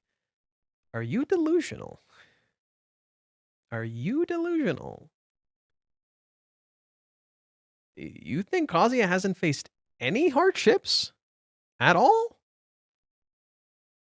Nothing. Throughout this whole story, there were no hardships at all. None whatsoever. Nothing. Now, you are correct in that he's spoiled. And that because he's spoiled, he doesn't know himself and doesn't know what he wants to do. Because he's spoiled, he hasn't dealt with as much hardships as other people have. Sure. Yeah, you're not completely wrong. Because he's spoiled, he hasn't dealt with a whole lot of hardships. To say Kazuya has not dealt with any hardships is pure fucking nonsense. He totally has. In fact, the reason Kazuya is acting the way that he is because he got so emotionally devastated that he is not okay. That's why Kazuya is the way that he is. He's so emotionally devastated by Hawaiians because he went through so much hardships. For a guy his age, he hasn't dealt with much in life. Yeah, sure. But not everyone's the same. What's your point? I would think he went through a lot of bullshit. I'm gonna be real. Like, literally, rejected all throughout high school. Literally has the complex fucking love life. Everyone, people love to fucking humiliate him. He's constantly, like, shamed by his friends. Even his ex fucking shames him. He went through a really shitty fucking heartbreak, right? Literally, the series starts with him going through heartbreak. Like, Kazuya's life isn't insanely difficult, like, say, a character like Chizuru. Sure, fair enough. I'm not gonna argue with that.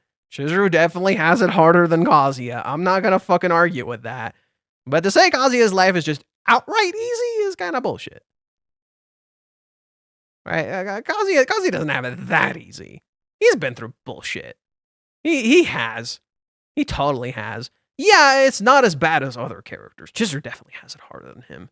Chizuru has it way harder than him. Even he knows it. Even he knows it. But to say like the other characters don't have it easy too is kind of bullshit. Ruka has it so much easier than anyone else in this story.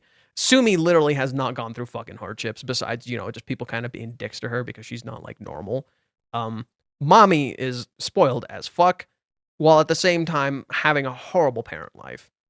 So she's both a victim and an abuser. Literally she's kind of using the shitty situation that she's in. Minnie is so fucking spoiled. Minnie is so fucking spoiled, dude. She has it like, I think Minnie has it the easiest out of everyone. Minnie has it the easiest out of literally everyone. Like, her shit is so fucking easy. You know? Literally no consequences to any of her fucking actions. Like, that's some bullshit. Minnie got that bullshit. But to say Kazuya has not struggled is kind of horseshit. The thing is he's just kind of had a very easy time with the month period. It was just much easier for him. Because he didn't have to deal with all these problems, right? They had these problems like racking up, and they had to fucking deal with them. And now he has to, right? And he's transitioning into the adult world and dealing with some very complex, uncomfortable subject matter. To say Kazuya hasn't gone through shit is kind of silly. I really recommend you reread this story, dude. Like, it doesn't feel like you actually read this story. It feels like you skimmed it and just conveniently remembered what you wanted to say. Minnie practically walked in out of a different manga, pretty much. Well, no, to be fair, Minnie is a pretty accurate character to this kind of story. I don't think you could write a character quite like Minnie in other stories, in particular because of how morally gray Minnie is, yet appearing like she isn't. Minnie is a very morally gray character. She just looks like she isn't. And she's been like that from the start of the series, you know? Any insight about the Nakano Festival from Japan fans? I can't unread the Nakano without remembering that theory. Dude, you gotta fucking get over it. I'm sorry, you gotta get over it. You gotta let it go. Like, that theory is gone, dead, and done, okay? Nakano Festival, nothing too much happened. Reiji talked about how every character's name comes from a place in Nagano Prefecture, which is where he's from. And then he talked a little bit about his life in Nakano, and just kind of his life there. He took some pictures. He talked to some fans. I think he's talking about my theory that like Chizuru and Umi would be together. Not really. That thing. The thing that he never got over. Minnie is the audience, so of course she is perfect. To us, she is. She's the voice of the readers. You know, Umi. I'm aware, Umi Nakano. I'm aware. Get over it. God. What do you mean? Minnie is an angel. Proceeds to fucking get Kazuya drunk. Proceeds to get Kazuya fucking drunk.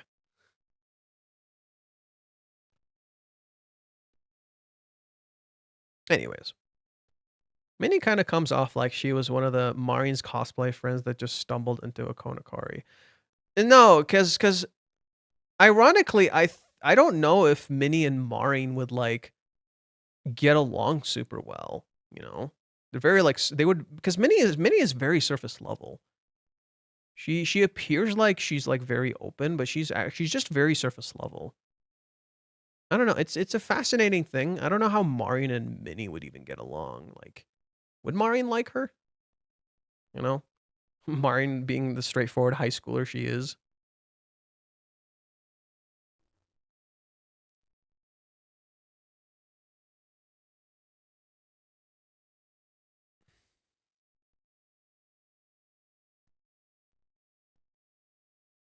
What do you think of The Dangers in My Heart? I think it's an okay series. I got bored after a while. I kind of just dropped it. I liked it for the most part. Don't get me wrong. I got pretty far in the manga. Like, I caught up to the manga. And then I kind of just said, yeah, it's okay now.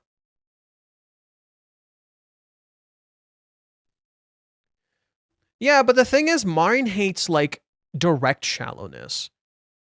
Right? Minnie's shallowness is more subtle. Her shallowness is a little more subtle, you know? That's what I mean is, like, characters from other stories might not blend super well with this story because they're too simplistic.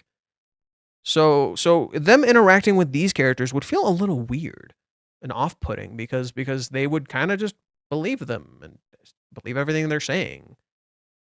You know?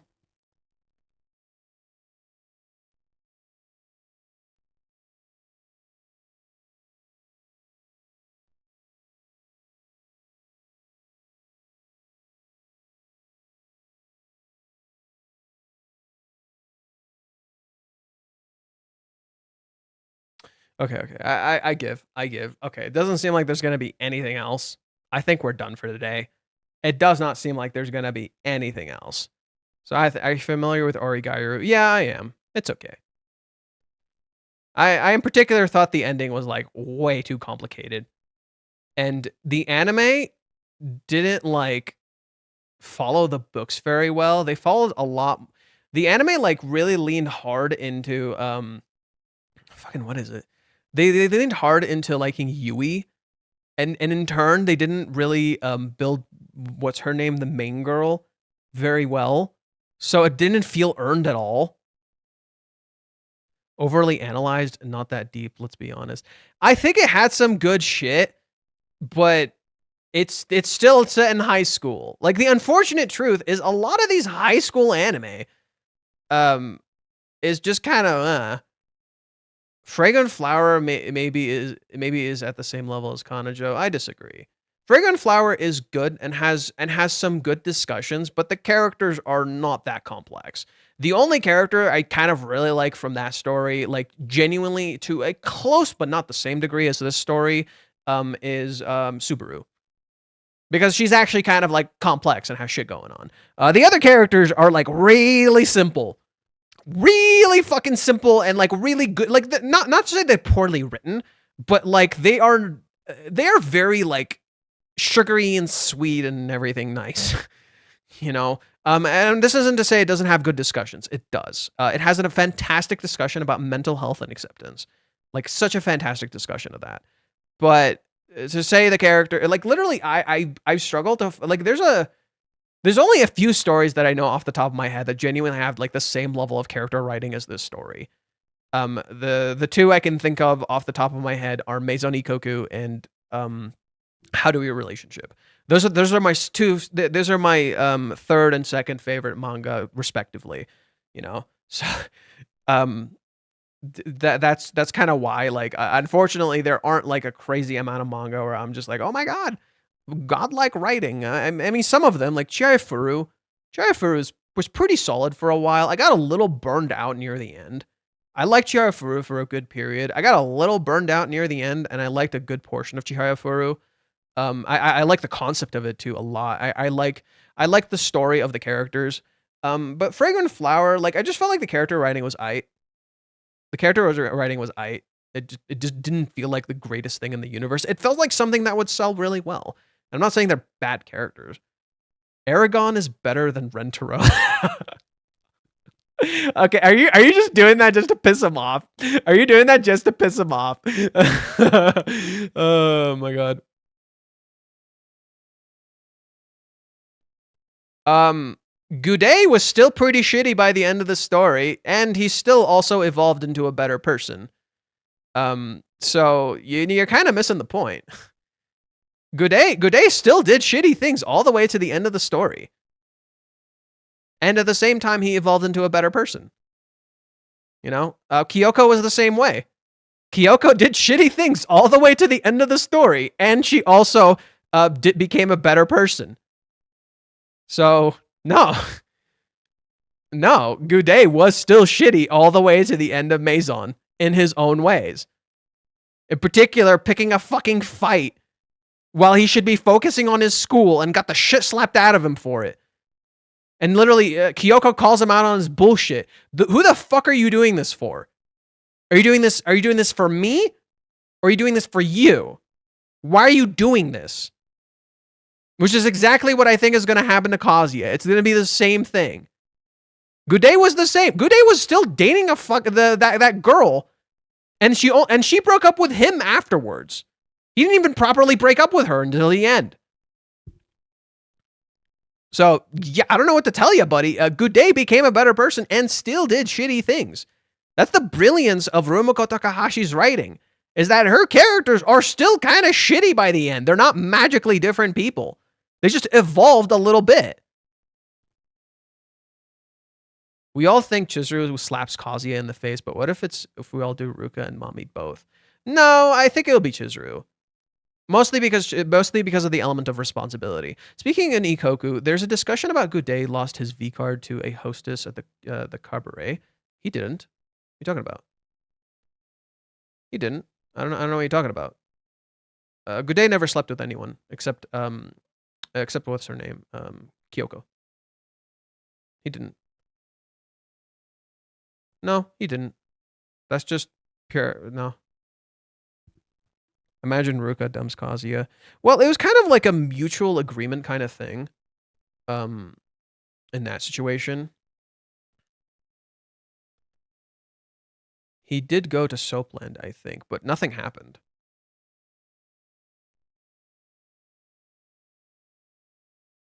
Resident Evil 9 might be a Sony showcase fate. I'm literally mentally tuning out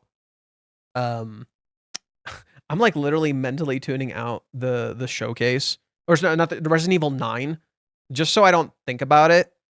You know, just so I don't fully process it. Do you guys want to watch that? We can watch that. I don't know if that's what, if we want to do that. You know, we can watch that. Would you guys be down to watch the showcase? It's in 30 minutes. Might as well just stick it out at this point.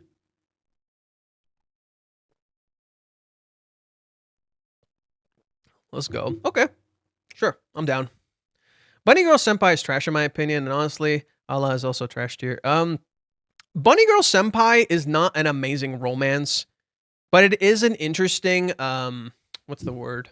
Paranormal show. It's an interesting paranormal, like people like praise the shit out of the romance. I'm like, there really isn't that much romance in that story. Like, there's a lot of good paranormal stuff and good family related things, but that's not really the focus, in my opinion. What is being watched? I missed it. I thought in 30 minutes they're gonna have the Sony showcase, so I thought, what the fuck? Let's just watch it here. Bunny Girl Senpai is like too perfect. It suffers from that too, just like most of these other stories. It suffers from that exact same issue, where it's too perfect. It's like it's literally got its shit too well together. You know, the characters feel too perfect. It's just weird.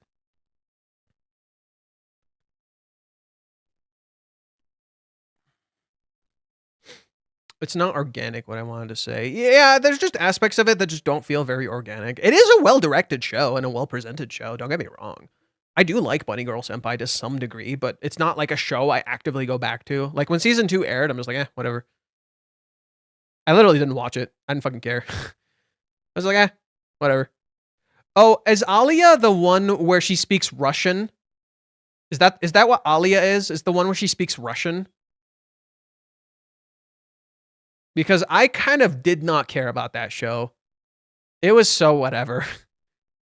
It felt like so whatever to me. I was just like, whatever, man. The fuck do I care? Yeah, it's the Russian girl. Okay, yeah, I did not care. I was just like, whatever, dude. Whatever, man. I don't care. I got bored and dropped it. I genuinely got bored and dropped it. I don't know if the storytelling is awful. The storytelling didn't feel awful. It's just meh. Losing Heroines was amazing. Shut the fuck up. Losing Heroines was amazing. Shut the fuck up. No. That's a great show. Shut the hell up. I loved that show. No. That show was great. Shut the hell up. Don't you dare tell me that shit was bad. That was a great show. No, I genuinely like that show. That show has good character writing. That show actually has good character writing. There you go. That's a great example of good character writing, right? It's both comedic and complicated. I don't really care who fucking wins. To me, it doesn't feel like the point it should win. I haven't read Nana yet, but I don't know. I see a lot. See, my issue with like stories like Nana is a lot of people dick ride it, and it's not even done, and it makes me kind of like somewhat hesitate to get into Nana, especially when people tell me best romance, best most realistic shit ever. Yeah, I'm like, whatever, man, fuck off. I'm never into that kind of stuff, you know. I came back from a meeting. What I missed. We're gonna watch the Sony direct or the Sony showcase. Fuck it. It's gonna air in 30 minutes. Fuck it. We're gonna watch it. So I'm just gonna stick it out and watch it with you guys. I've never done this before, so I hope this is fun for you. I've never done this before. I used to consider doing it, so I'm glad there's people who want to watch it with me. That's cool. You know, I usually like watching it with Maximilian, dude.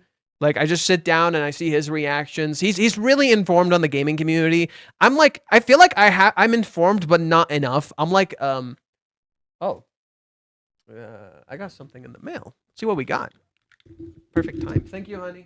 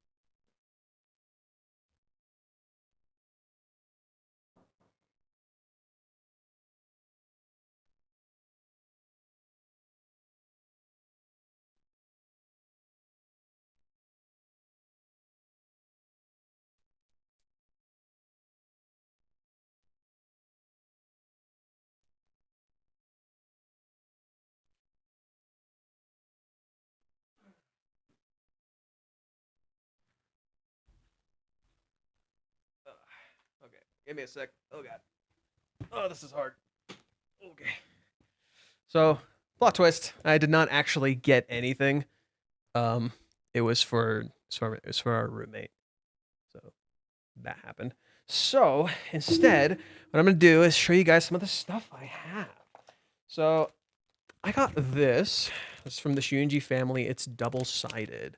There's actually a whole bunch of these. So there's different variations of this. So this is right. It's right. They literally match. I think everything about it is identical, right? I got this cute one of what's her name? Damn it, I'm forgetting her name. I feel bad now. That's what happens when you're tired. Siha, Oka, Minami, Banri. What's the tiny sister? Oh my god, I feel bad. Oh man, I'm forgetting the cute sister's name. Cute, adorable sister. What's her name? Siha, Oka, Minami. Siha, Oka, Minami, Banri. Kontno, that's what it was. Thank you. Yeah, Kontno. I have this one. It's Kontno and Siha. Very cute, adorable. Now to show you the Rent-A-Girlfriend ones I've collected for quite some time. There's this one. Nothing on the back. There are some of the ones I showed from last stream. I actually had them all along. Interestingly, there were some I already had and I didn't know I had. Like this one. This is one of the ones I thought I did not have. I did in fact have it. Right? I did in fact have it. So that's pretty cool. See, I feel like Shiyunji family, when it ends, like when it hits 13 chapters or 13 volumes and it ends, I think that story is going to become so much more interesting when you reread it. Because we're finally going to have a story from Reiji Mijime that actually ended. And we're going to kind of be like, oh, wow, you can go back and reread and understand what the intent was all along. Right? That's going to be really cool. I actually really can't wait to see Shiyunji family end, to see how different it is. You know, I think that's something I'm really genuinely looking forward to, just to see how it ends and how it all clicks together. And it shows how amazing his writing actually is. Here's another one. Nothing on the back.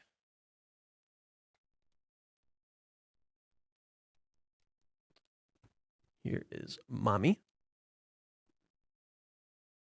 Very cute.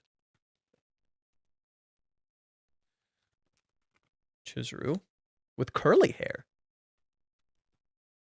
Shiyunji has a great MC. I knew you would fucking say that. I knew you would fucking say that. The funny thing is, I find what's his name? I find him actually quite boring. I actually find Arata quite boring. Kazuya is so much more interesting than Arata. Arata is genuinely so fucking boring at times. Like literally, Arata has like, it's funny too, because like he's actually quite indecisive when it comes to his love. Arata is actually quite indecisive too. Arata is a character that embodies the traditional ideas of masculinity, and yet he actually has no control over his love life. That's what I love about Shunji family, is it illustrates to you the illusion of control, where these characters think they have a whole bunch of control, and yet all the girls are just magically falling in love with him. And he seemingly has no control over any of them or anything that's going on. He can't even fucking decide on who to be with, you know?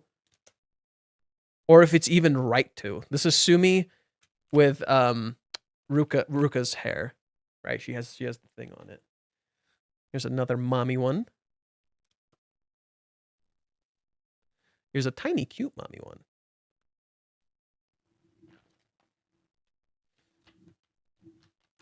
Alrighty.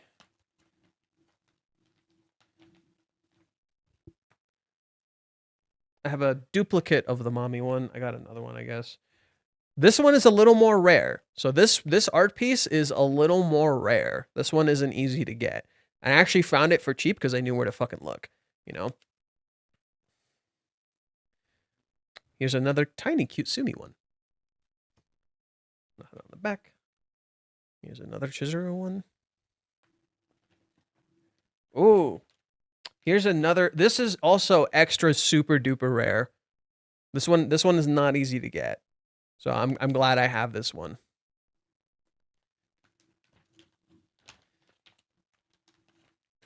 I'm talking about these like they're trading cards. Here's another mommy one. Here she's drawn with red eyes. If you look closely, she has red eyes. Here's a cutie patootie Ruka one. Cutie patootie. Here is Sumi with the Chizuru braid. He has Chizuru's braid and you have Chizuru looking at her. She's like, what the fuck? That's adorable as hell. Duplicate. This is Ruka, right? This is Ruka with the rental braid. The first time I saw this, I thought it was Chizuru. Ruka can look really mature, right?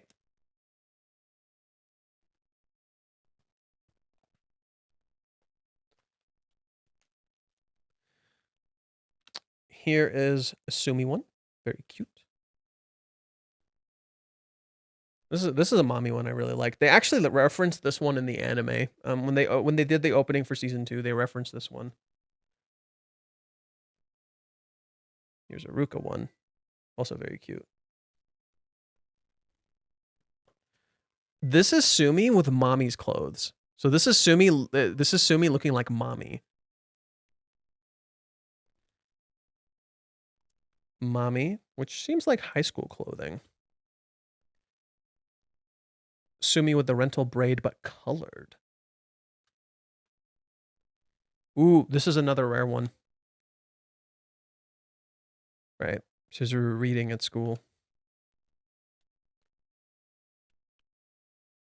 This is Chizuru with Sumi's clothes. Right. This is Chizuru with Sumi's clothes. Ah, fuck. Duplicate. This is another rare one with Ruka. I told you guys, Reiji likes to do that. He likes to write on the body like that. This is Sumi reading horny shit. In particular, seeing Kazuya. And I think it's really funny. You see room number 3, right? You see the boobs and you see the paper. Kazuya's like, no, Jesus Christ, no. Here's another rare one. Yeah, this one's really cool. I really love this one. This one's cute. I think this is Sumi dressed as Chizuru. Like she's wearing the hoodie just like Chizuru. This one's nice. Makes Chizuru look really mature. Okay, back to Shiyunji family. So we have this. Then you have this on the other side. I think this is 2 of them. Yeah, this is 2. So this is one side. This is the other side. This is this side. And this is that side. Let me make sure to put that back real quick.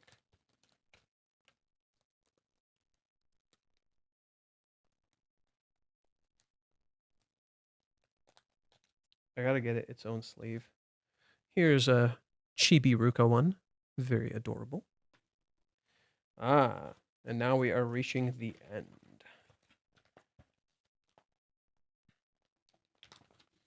So a few more duplicates, but I have one that's interesting. Mommy with Ruka's look. Looking at them ribbons.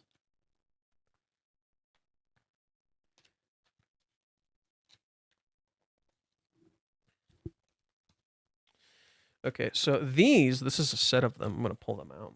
These came with like the Blu-ray, I think. I don't remember what they came with, but they're all the Shiyunji family ones. So first we have Siha.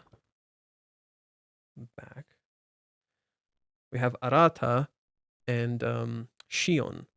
And I told you guys about Shion. What's cool about Shion's character is that he literally has the name of a flower that means, please don't forget me.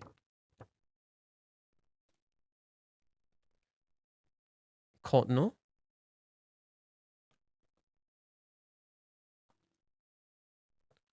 Auka.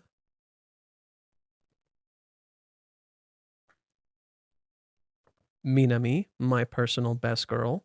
I love Minami. And Banri, everyone's best girl. And finally, I have this little thing. Nothing on the back. Banri, everyone's best girl.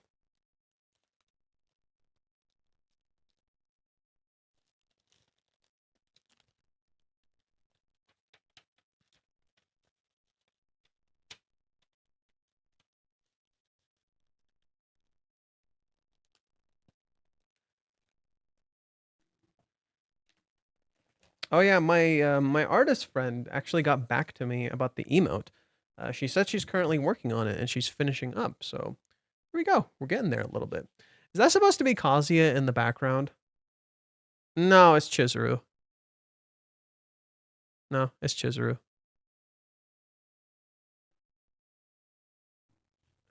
Let's see. I think I might have a few more so I can show you guys.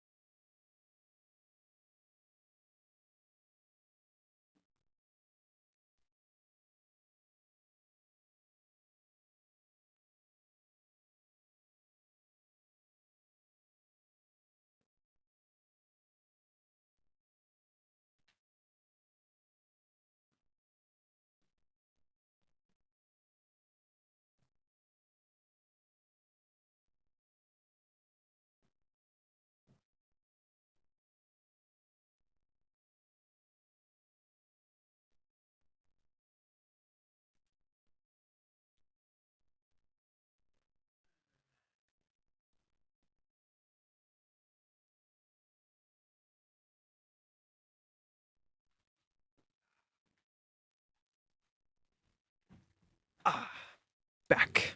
So I actually do have a lot here. So let's start with this one. So when you purchased the game, I don't know if you guys know. Do you remember who here remembers the game?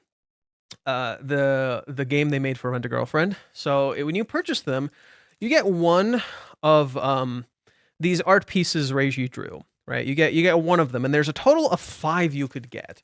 So when I purchased it, when I first got mine, I got Mami. When I first bought it, I got Mami. I ended up buying all of the other 4 because I wanted them. So I went to Makari, where we were before, or Buy E, and I got each individual one. Like the mad lad I am. It took some time. I had to be careful and not get ripped off, right? So here is Sumi. Chizuru, the goat herself. Ruka. And of course, as I showed you earlier, Minnie. Okay, so I got a few over here that are interesting. So these are like pads that you can get, and it's going to be similar to the thing I bought. It's going to be similar to the thing I bought to when I pre-ordered volume 43 and volume 8 of the Shunji family. So there's this one, Chizuru and Banri. Reiji often draws them together, and it came with this little thing in the background, and it's Aoka at Mount Fuji. So that's that. Here is this one. This is Chizuru with Siha and Kono. Adorable as fuck. Oh, I love this one. I like this one. This is one of my favorites.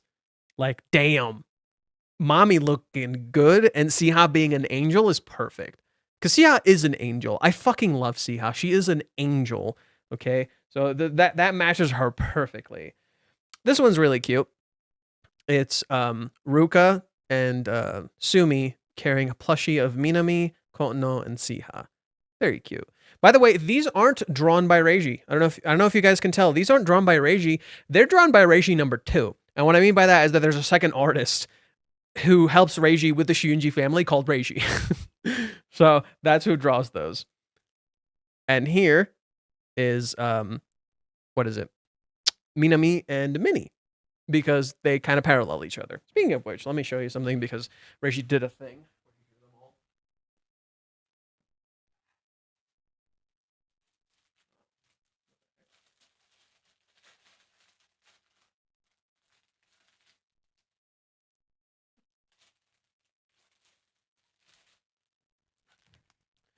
So, if you guys remember this art piece, all the characters who are together essentially. So, you have Minami and Minnie together. You have Kono and Sumi together. It looks like Chizuru goes with right here Aoka, Siha goes with Ruka, and Banri goes with what's her name? Banri goes with Mami. But I don't know. These three on this end are like kind of weird. You don't know who goes with who. To me, I feel like Banri is the one Chizuru goes with, and Aoka goes with Mami. That makes more sense to me. And Siha, you know, maybe I'm wrong. Maybe Aoka goes with Ruka. Siha maybe goes with Chizuru, or Siha maybe goes with Mami. It's kind of hard to tell, to be honest. Kind of, I don't know who's supposed to go with who. You know.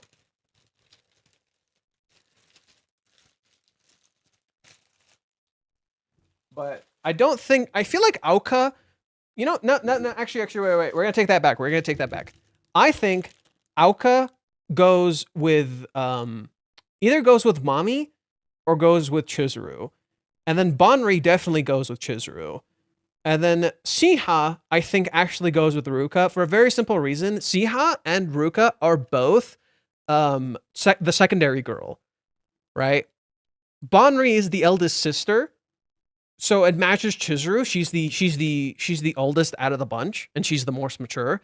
And then Aoka, I feel like, actually goes with Mami in some ways. So that makes well. That works for me. Oh, this is a very rare one. This is an Italy-based one, I believe. It's a very rare one. Here's Chizuru with Ruka stuff.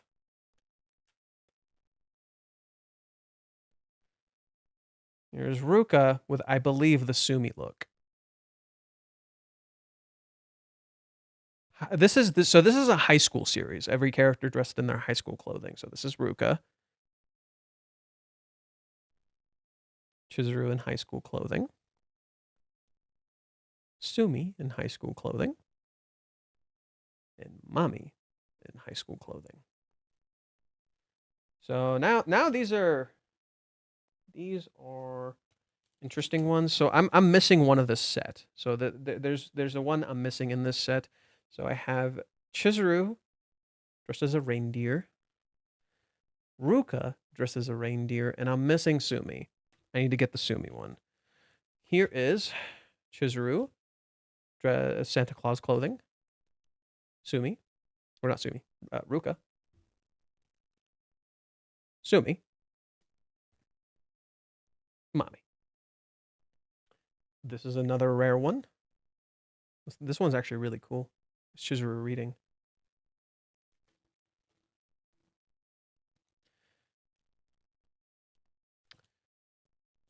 Here is a cool Minami one with this background.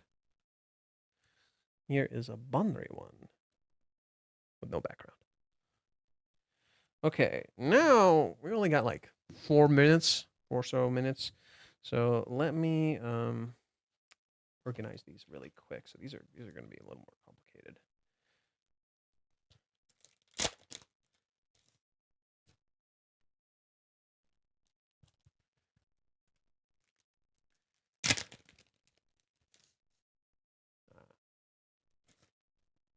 This is just a cute side one I got. Pretty adorable.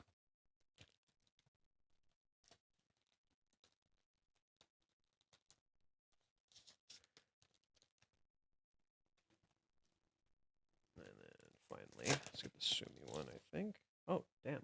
I guess I'm missing one. Well, shit. The Sumi one. Fuck me, I guess. Okay, so these are some of these are I'm missing something, but I'll show you what I got so far. This is from an exhibition. It's Ruka. Here's Chizuru. This is a very old exhibition, by the way. And here is Mami. This is from another exhibition. Here's Mami. Here's Sumi. What is it? Chizuru and Ruka have yet to arrive from that exhibition. I do have them though. And I don't know where the Sumi one for this one is. I don't know where the Sumi one is for that one, but I'll find it eventually, hopefully, maybe. I think that's roughly it. We're about to start, so that works.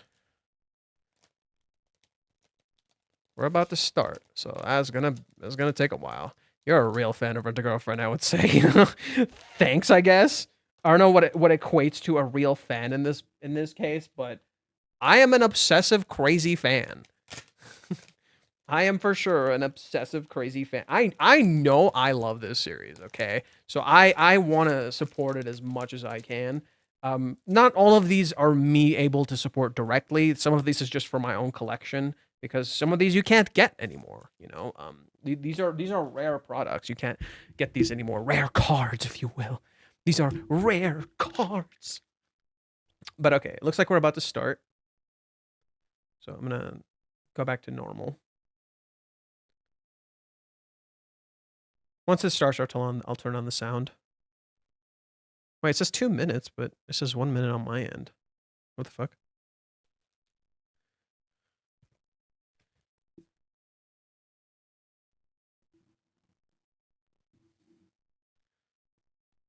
Music is kind of a vibe.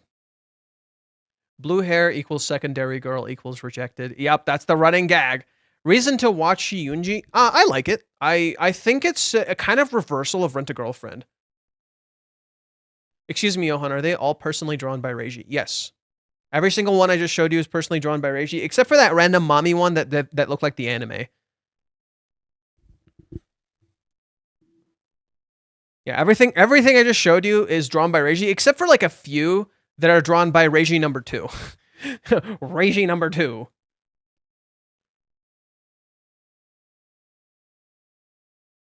You think when Rent-A-Girlfriend and the Sumi spinoff will come back? I do not know. I don't know. I think Reiji isn't working on the Sumi spinoff just because he doesn't really have many ideas for it. He doesn't want to just make it. And he hasn't touched it at all. So I don't know. There's a reason he's not covering it. Probably because he's busy with this story.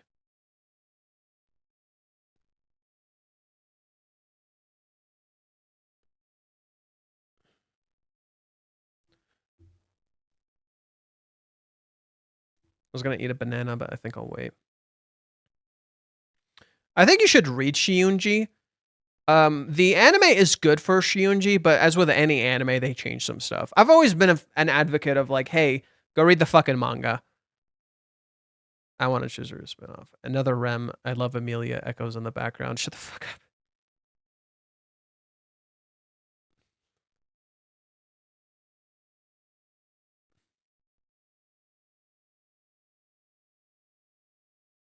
I like the cat. He's just vibing. Alrighty, let's start. What do we got? What do we got, Sony? What do you got for me?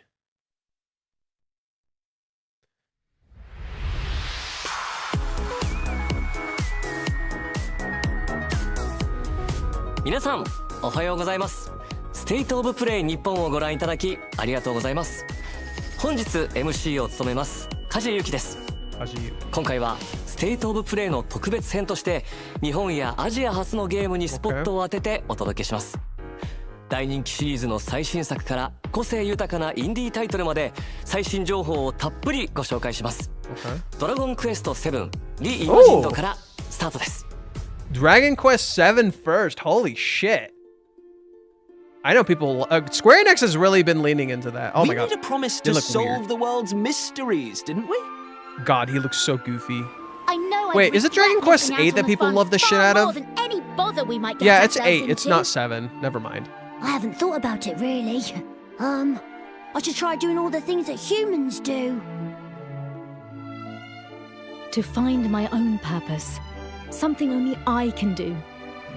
Okay. This is Did he prevail? Doth he just yet personally rule for over me, this it's realm? kind of cool. Square's coming back to Dragon Quest a lot, but I've yet to really give a shit about Dragon Quest. Unfortunately, that's just me. I've just it's okay. It's Dragon Quest is whatevs at this point. Rip Toriyama, I know.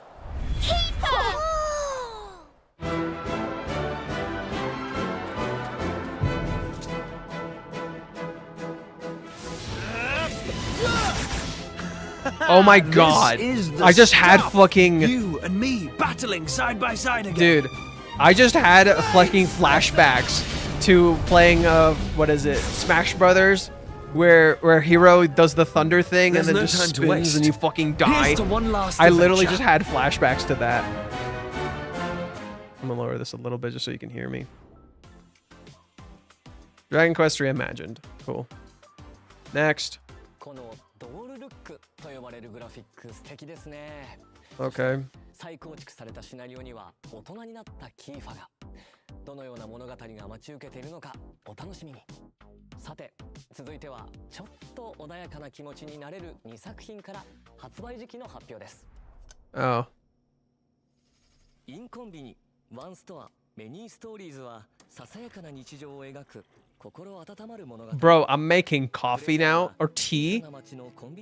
Bro. 棚に商品を並べたり顔なじみのお客さんと交流したりしながら Bruh. を通じて物語を紡いで Working at Starbucks Simulator. Except Japan. ガチャやコレクションといった遊び心のある要素でお楽しみいただけます。インコンビニワンストアメニーストーリーズは2026年4月発売です。 Bruh. Ooh, I like the art style for this one. 東京の小さなカフェを舞台にした Ooh, I like the... アドベンチャーゲーム。プレイヤーはバリスタとなり Okay. 心温まる一杯 Actually, Starbucks Simulator. Actually, Starbucks Simulator. 女やカップなど日本の妖怪の末裔たちもカフェを訪れ悩みや喜びを語り合います。コーヒートーク東京 7-Eleven, the video game, kinda. 3月5日発売です。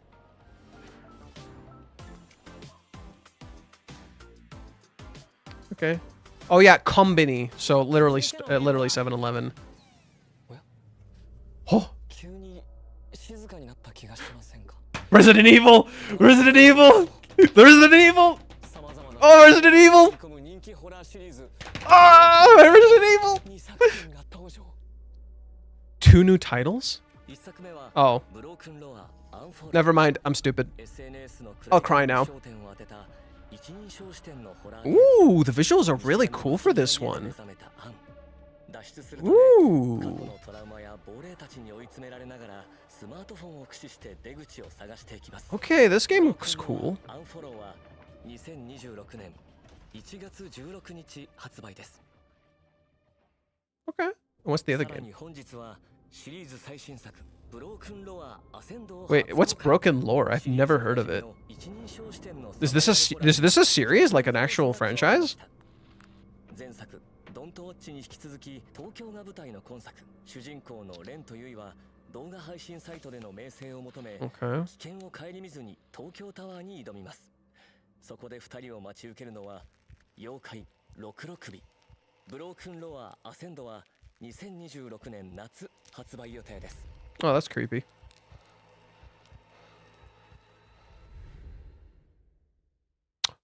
Koei Tecmo. Oh, what do we got here? So this is Minakami Village. Koei Tecmo. Team Ninja? The fuck? A ritual so forbidden that speaking of it is taboo.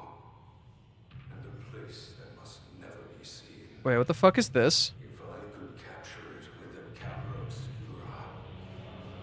Fatal Frame? Fatal Frame! Hurry. Whoa! Whoa! Fatal Frame? You'll be able to escape. Whoa! I wasn't ready for that. Yo, I wasn't ready for Fatal Frame. Holy crap. It's funny because these games aren't like that scary. I haven't played all of them. I've only played a little bit of them. And like from the little I played, they're not as scary as they used to be. The festival failed. So I'm getting a lot of Silent Hill F here. Getting a lot of Silent Hill F here. Just saying, buddy. Mayu will be together forever. Sadako, Crimson Butterfly. Oh! Oh, that's number 2. Oh, back to the remakes, baby. Back to them remakes, baby. Begin. March 12, 2026. So wait, I guess this came out before Silent Hill F, but it's completely different.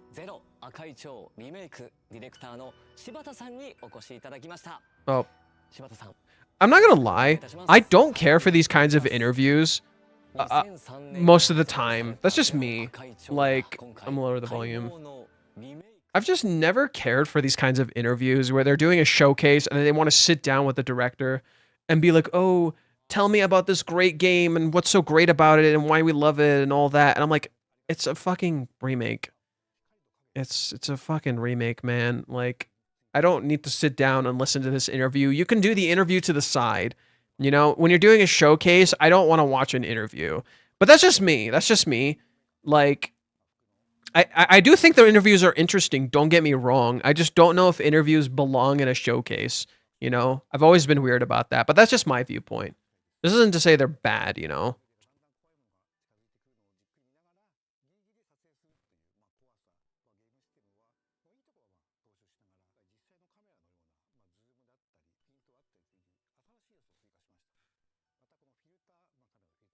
It does look really pretty.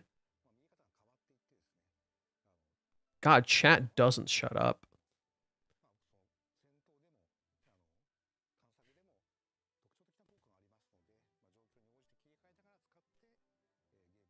Rent a girlfriend game in the showcase. Oh, please. We die first. Oh, this game is the Canon. Is that Ganon in Starbucks? Ayo, Fatal Frame. Hey. Ooh, I like this. Ooh, this is pretty.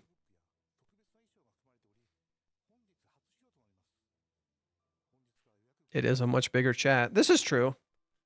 I'm just saying, like, they're all saying the same thing roughly. Skip, next game, Kingdom Hearts 4, Final Fantasy 13. I do think there's a real chance Final Fantasy 13 could get a remake soon, which would be peak as fuck. Okay, what do we got next? What do we got next?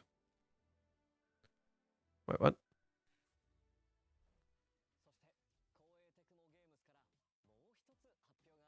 Oh? Okay, what do you got for me, Koei? What do you got for me, Koei? Oh. Wait, this looks familiar. What is the... Oh. Never mind. I've never been into these games.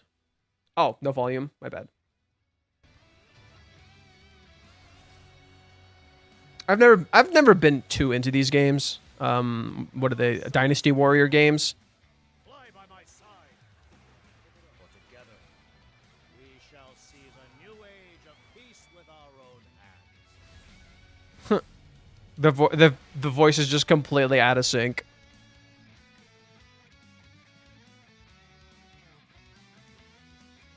The guitar is nice. God, he's so hot. He's so hot.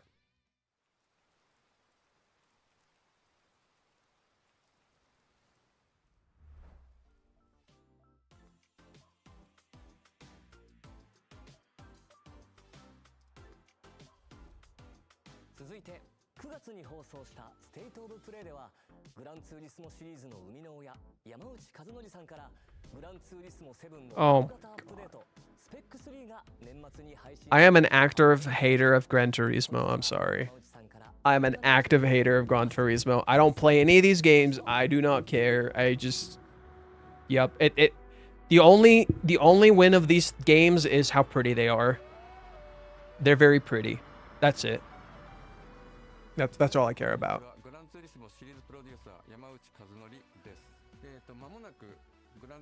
Oh.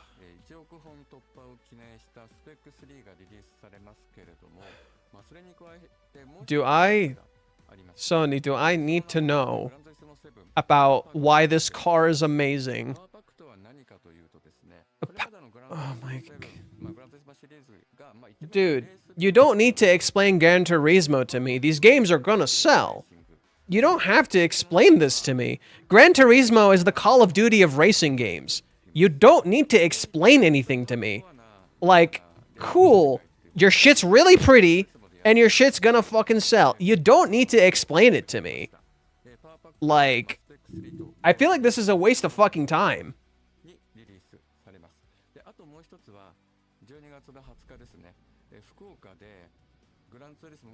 Okay.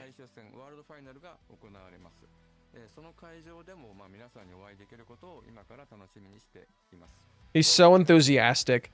He's so enthusiastic. The dude is so happy to be here. He's so enthusiastic.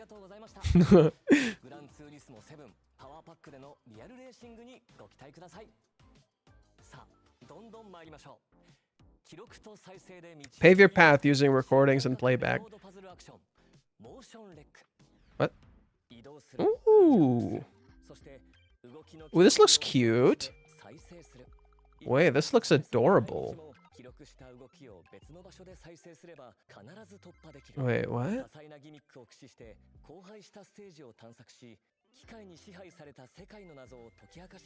You have to pave a path with how you move? Oh, you... What the fuck? That's kind of cool. Oh, what the hell?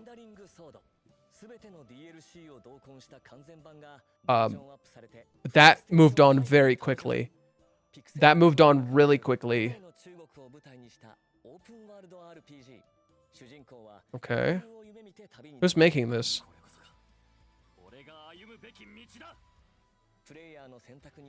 You know, for a game set in China, they're sure talking a lot of Japanese.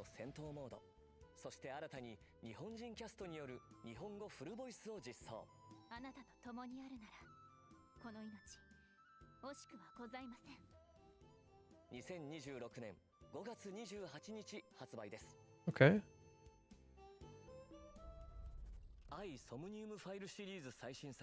Okay, I always see this series on sale, and I never buy it.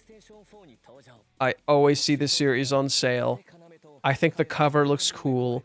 I want to buy it, and then I don't buy it. Okay.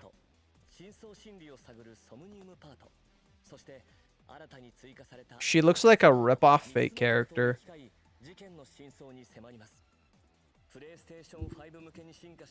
Oh my god, what are those movements?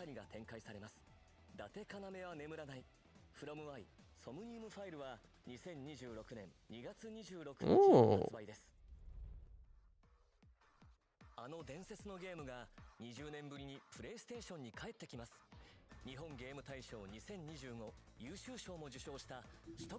I feel like I'm listening to Initial D, so I'm kind of cool with this.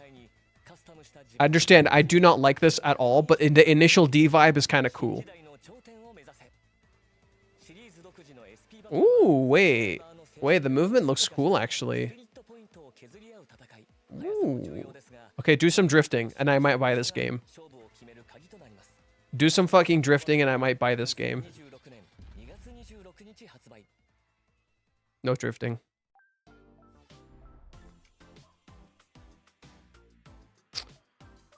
Okay. I could use something new. Okay. Are we putting on the clown makeup today? Are we putting on the clown makeup today? I feel like we might be. Oh my god! I have a friend who loves this series. I don't care for it. I have a friend who loves this series. I don't care for it. Not even a little bit. Fucking Katamari, dude.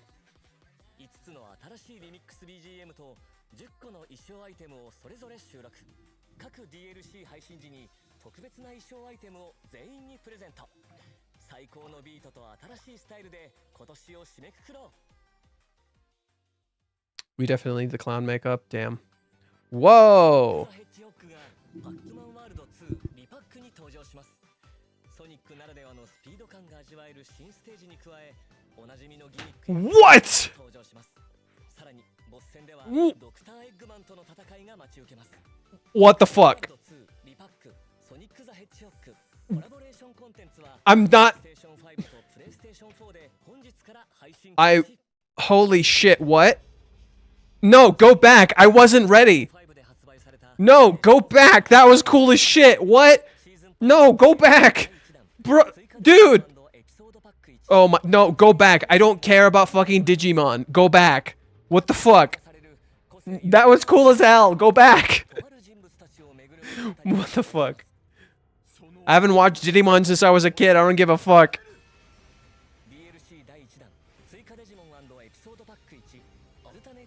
I wasn't ready for that. I wasn't ready for that. Super Robot Wars. Why does the robot have a mustache? The big O. That robot had a mustache. Oh.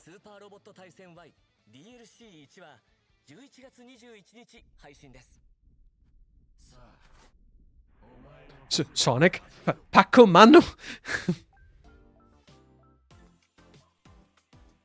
Pac-Man World Repack 2.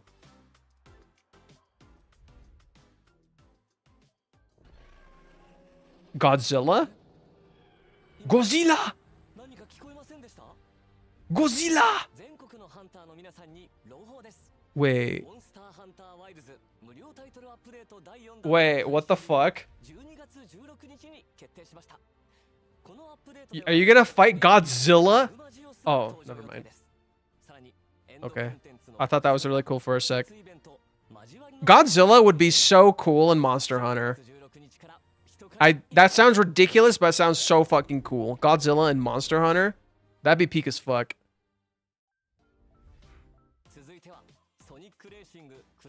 Oh, okay. Who's the DLC for Sonic Racing? I still have to buy this game. Oh, shit. Okay. I know her. I haven't played her game. She looks creepy. Yo! Monkey ball motherfucker! Who are those two?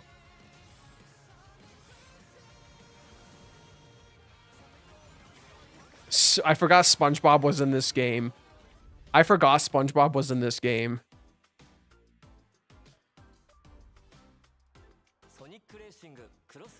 IDW characters? Are those the comics?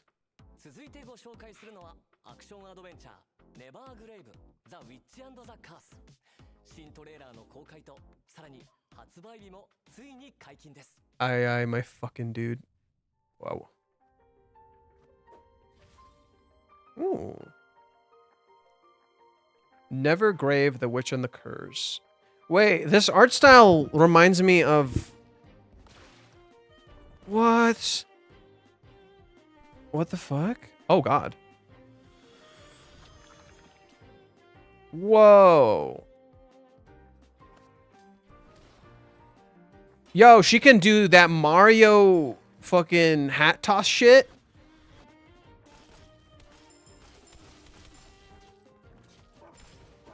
Wait, this looks cool as fuck. Wait, this looks cool as fuck.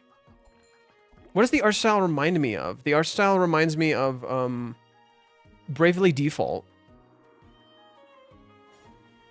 The art style reminds me of Bravely Default, I think. Whoa, what the fuck? This looks cool.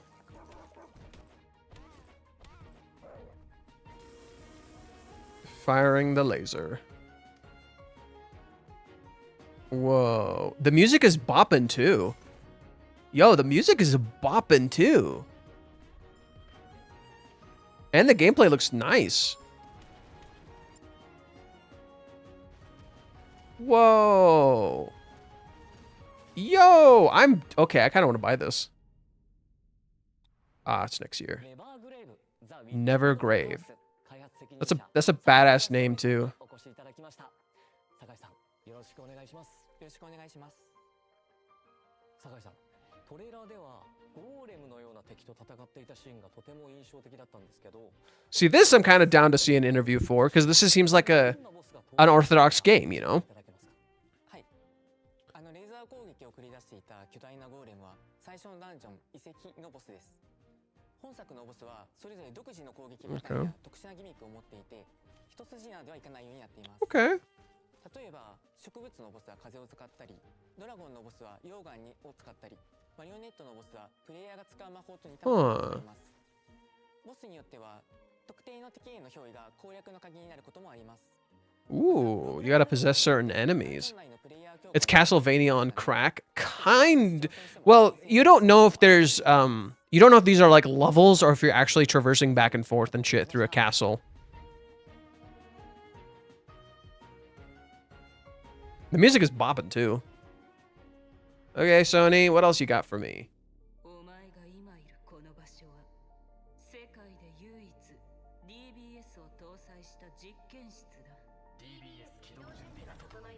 Dragon Ball Super? Arc System? Okay, I'm sitting up. Arc System works. I'm sitting the fuck up. Arc System works. I'm sitting what? Wait, Blaze Blue? But it's fucking what? Oh, dude, Blaze Blue fans are eating good today. Dude, they made a action game, or not, what is this? Platformer. They made a platformer out of Blaze Blue. Why are her boobs like inflating in and out? Yo, what? Yo, what the fuck? Yo, what the fuck?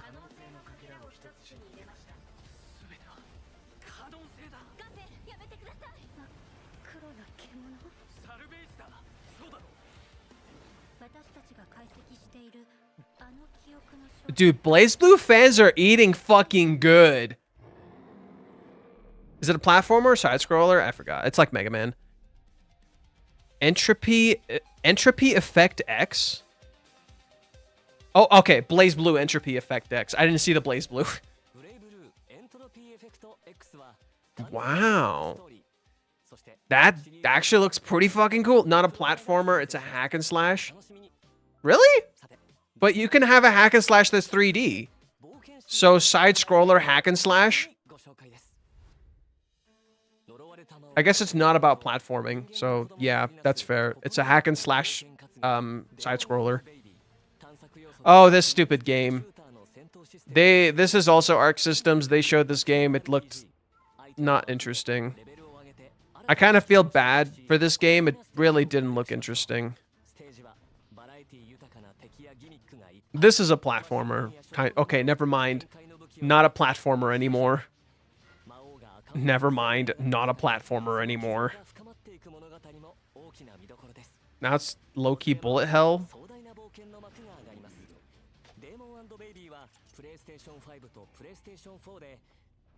Okay, that kind of has some cool stuff. What the fuck?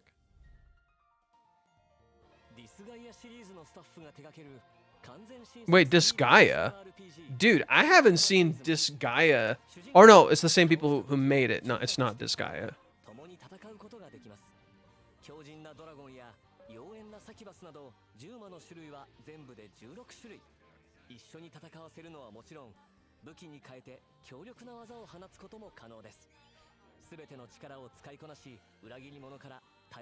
Uragirimono. That just means traitor.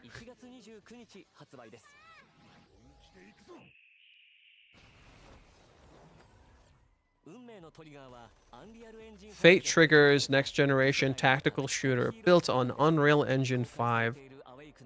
Okay. This looks like a gacha.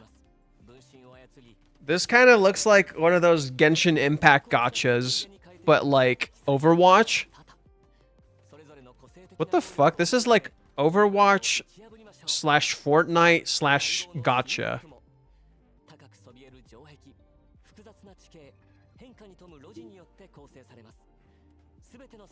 No, this isn't ZZZ. No, this is something else.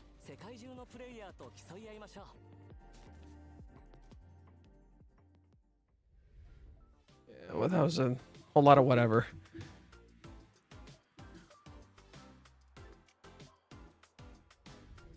Okay. You have a stake in this. I have to promote this. I have a stake in this. Oh, here we go. I am crying now. Damn it. Octopath, whatever, man. I don't hate Octopath. I'm just not invested. There's Octopath 2, Octopath 1, now Octopath 0.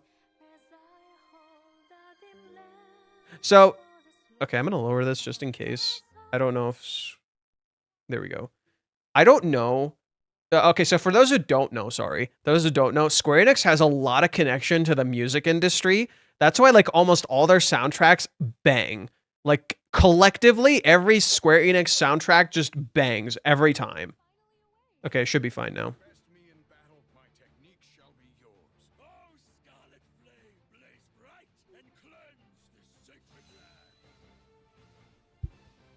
That's the one thing about Octopath that goes fucking hard. It's the music. The music always goes fucking hard with Octopath. I just don't care for Octopath, unfortunately. Wowee, zowee, mammy. Wowie, zowie, mommy.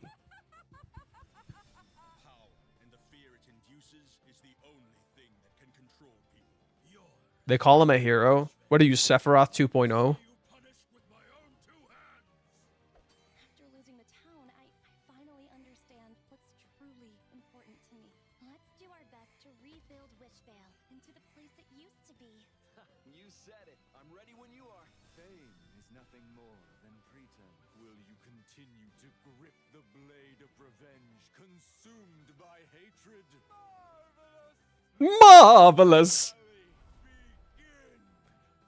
Fucking had Tekken flashbacks with Lee. Marvelous. Octopath Traveler 0. Are they like not connected? This doesn't seem like anything like the first game.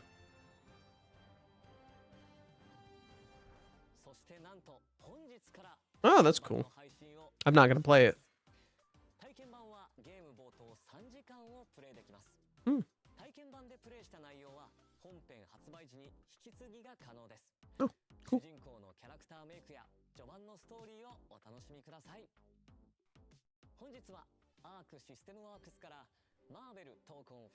Oh! Okay, show me some new characters. Show me some new characters for Marvel Tokon. Okay, show me them characters. I need some new characters, bro. Ugh.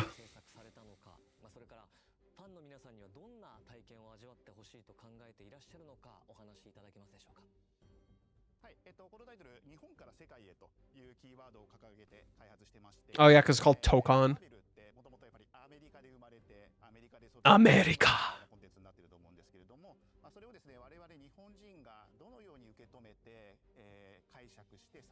Okay. I think this is a new stage.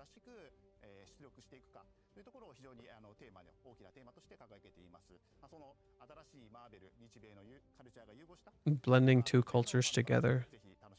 Ooh, this is also a new stage.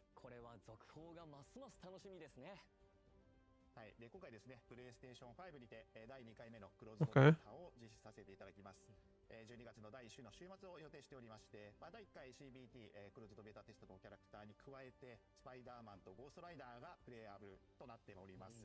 Wait, they weren't playable before?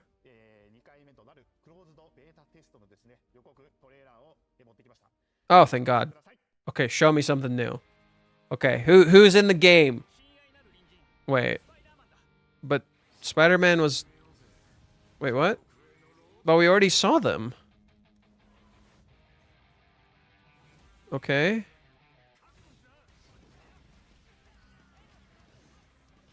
Okay, if this is the music for Ghost Rider, I hear it.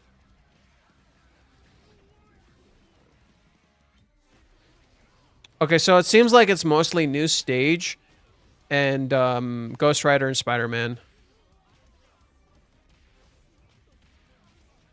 Yeah, it seems like it's just new stages.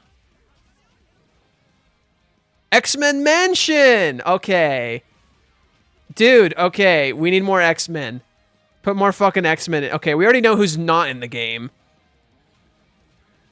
Okay, Gambit is not in the game. Oh, man. Gambit, what's her name? And then, okay, I'm forgetting characters' names. I know who they are. Fuck me.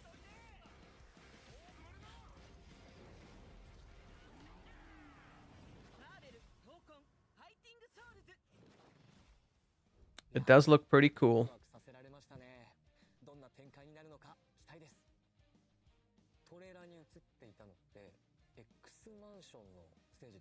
Oh, we're addressing it.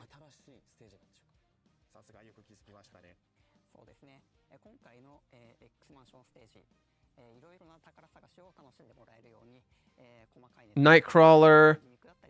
What's her name? We saw Beast. Beast, of course, is not in the game. They're not gonna put fucking Beast in the game. Iron Colossus, Professor X, Angel.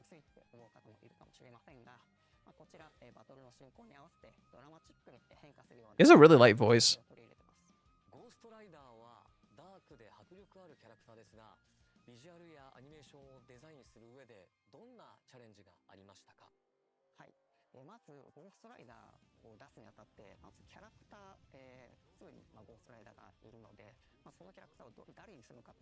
Yeah, they didn't choose the main dude for Ghost Rider. They chose, yeah, Robbie.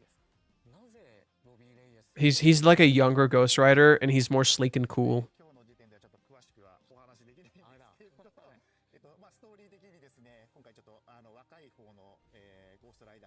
Yeah. Yeah, you picked him because he's more sleek and cool. Who are we kidding? He's not old and grusty and like, you know, exhausted. No, this is a younger, cooler Ghost Rider who's not as OP.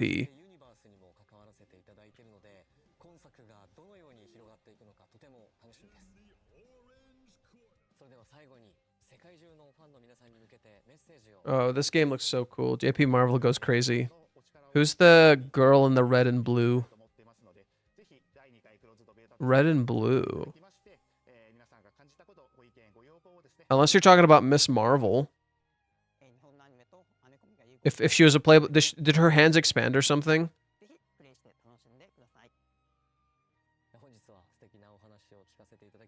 Yeah, but we already saw Ghost Rider and Spider-Man. This isn't actually new.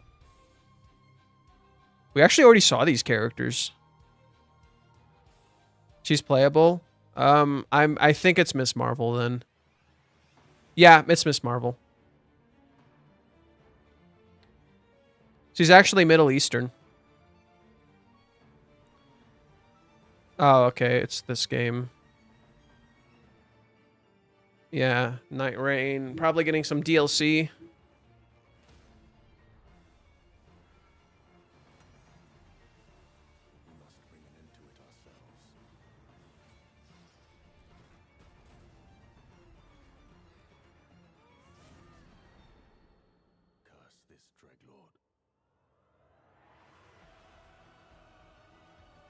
Wow.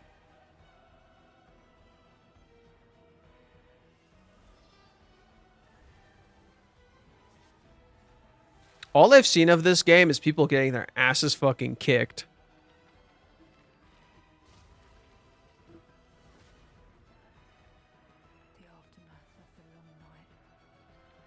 I beat Elden Ring, but I did not beat the DLC. Actually, I haven't even bought the DLC.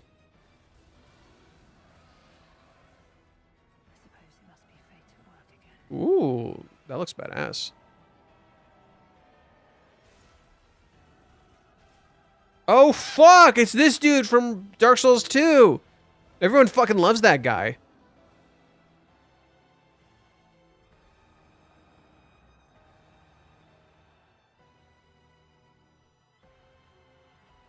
think his name is like Artorias.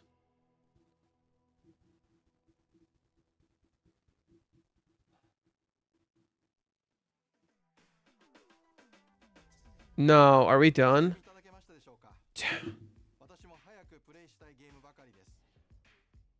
Who are you? Who are you? There was like this dude talking to us the whole time, and this random guy shows up. Who the fuck is this guy? Okay.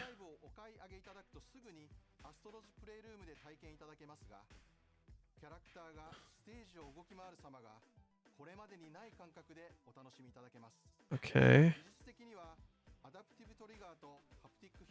You're just telling us things we already know.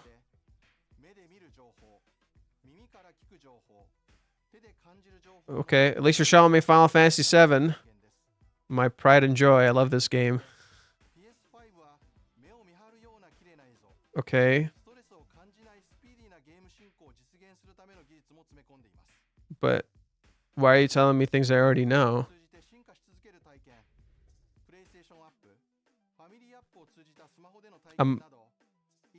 These things have been around for years. Why are you telling me this? I already know all this. The hardware portion of the showcase? Fuck off.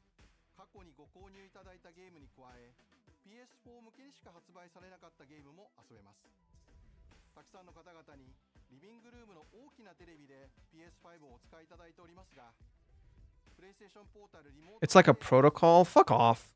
They don't always do this.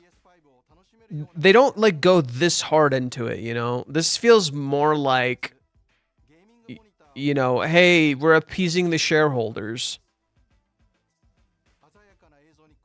Like, here, look at our product that you gotta buy. Whatever, man.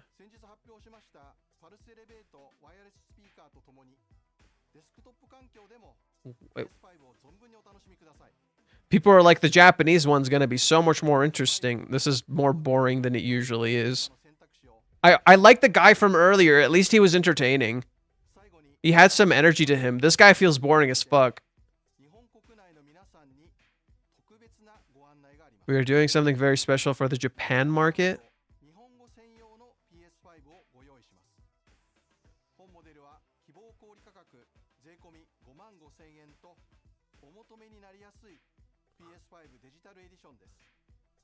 A digital edition that's only Japanese. Why? Why? What?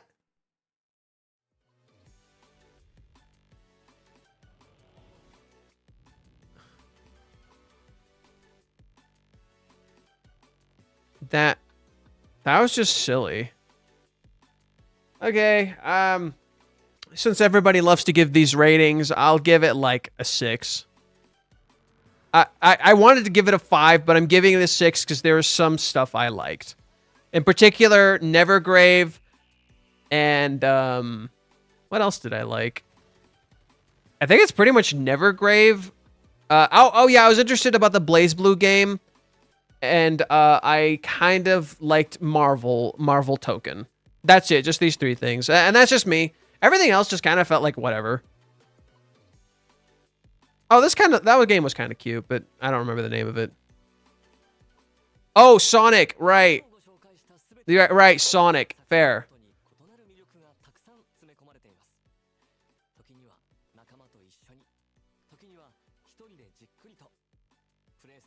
I also like this guy. He made this good. I like this guy. He made this good. This dude had some good energy.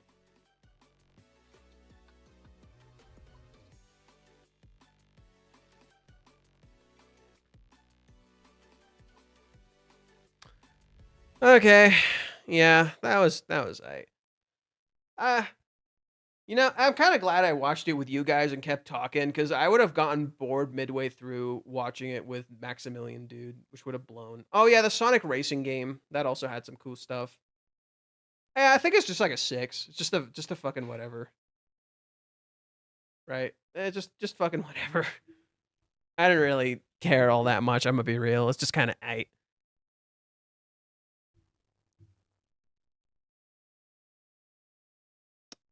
Man.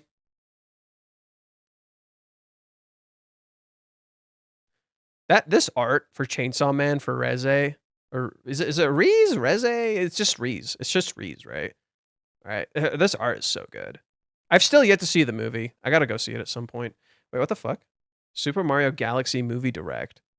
When is this? That's the 12th. That's tomorrow. Okay. We're not gonna watch this tomorrow. I'm pretty sure I'll get fucking copyrighted by Nintendo, so I'll pass. We won't watch that tomorrow.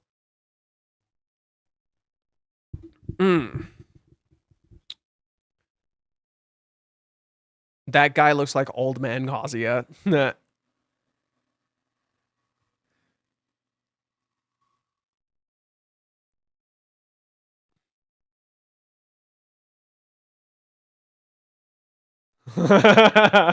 So are we gonna just talk about how that chapter ended? Nervous laughter. What the fuck? Horniest chapter ever. Underwear Mami and Ruka doing Ruka things. Yeah, right. That was so funny.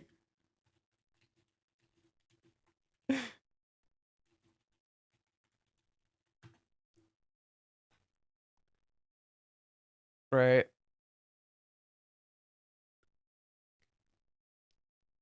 That was a goofy ending. That was a goofy ending. We were not ready for that.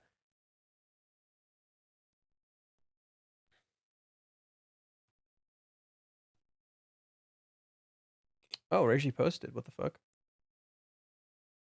Oh, I cannot share this, but I will read it.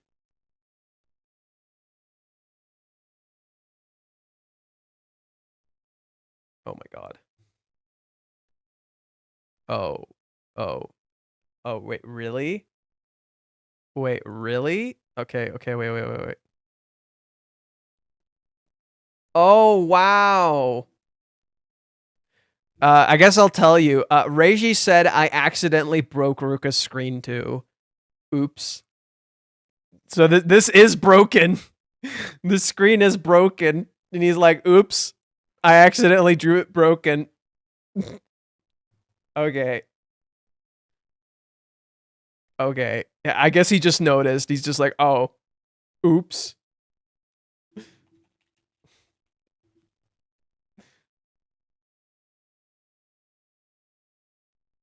So yeah, that's just a mistake. It's not supposed to be broken. No, it's not intended. It was an accident. You see it right here. No, you see it right here. It's not broken. Right? You see it right there. It's not broken.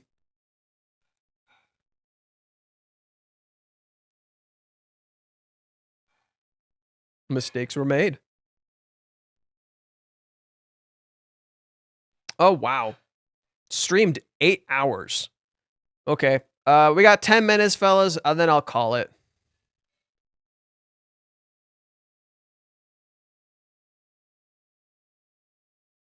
"10 minutes, and I will call it." Nervous laughter. What the fuck? That's so good. Nervous laughter. What the fuck?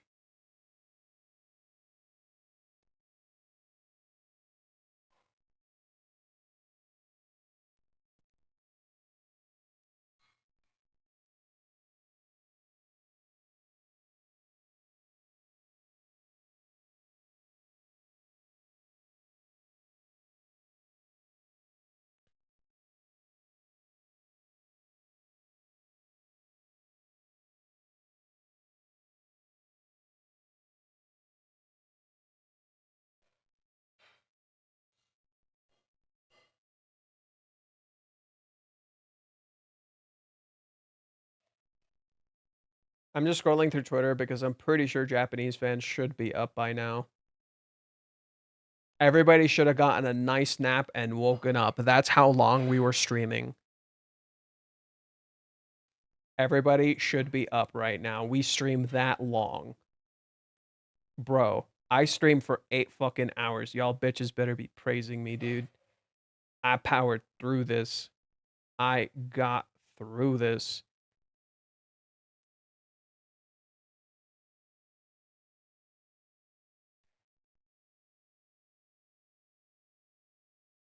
Okay. Japanese fans are not commenting yet.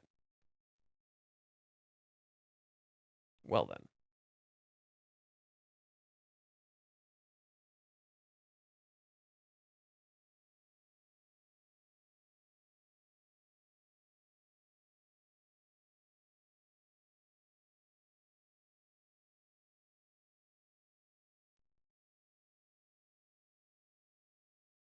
Maybe I'll look up the word.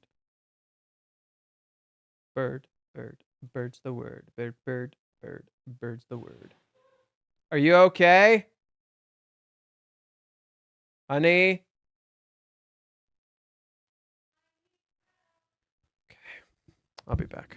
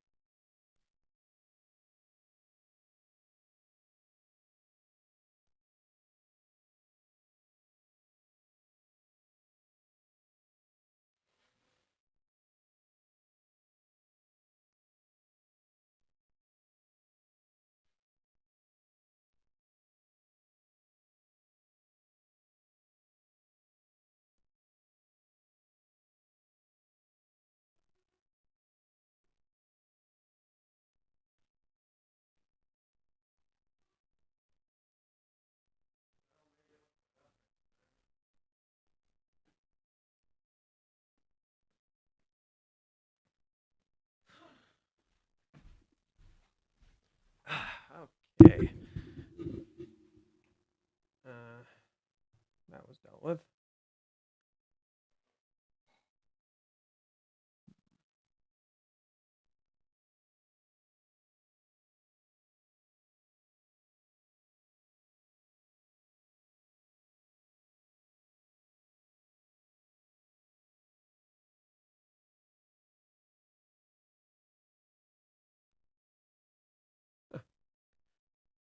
Complacency is the enemy, and I'm full of favorites. Huh. Interesting.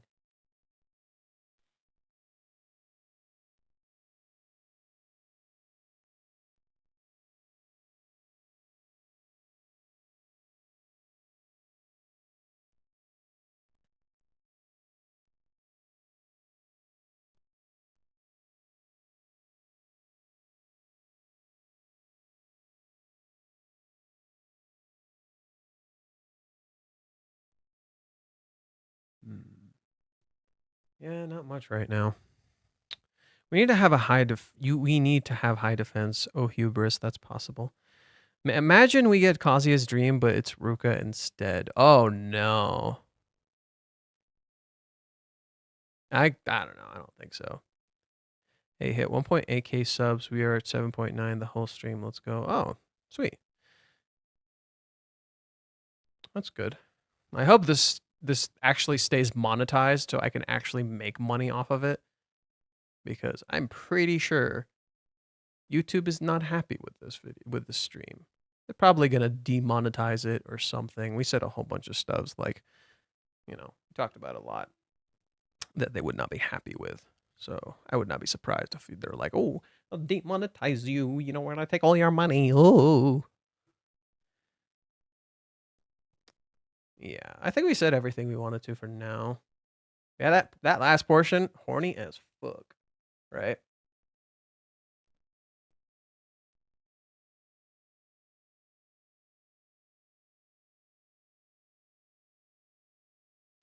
She wants to squeeze him between her thighs. Is that what it is? And then she sees sex and then just turns away. It's like, does Ruka want sex or does she want intimacy? Maybe Ruka doesn't know what she wants. Maybe she just wants intimacy. Wow, she is wrecked, dude. She is a wreck. Actually destroyed.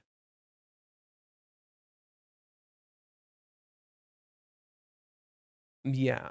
See, I don't know if Ruka actually wants sex, because it seems to freak her out, right? It seems to actually like freak her out. Like, I actually don't know if that's what she wants. It'd be interesting if that's not actually what she wants. I think she actually just wants intimacy. Like to physically touch him and be close to him and all that. It's hard to discern. She doesn't look exactly like Chizuru. It actually looks different. There's a similarity, you're not wrong, but she doesn't look exactly like Chizuru. There's a difference. I don't know. The Ruka feet might get you demonetized. Yeah, the Ruka feet is what's gonna get me demonetized.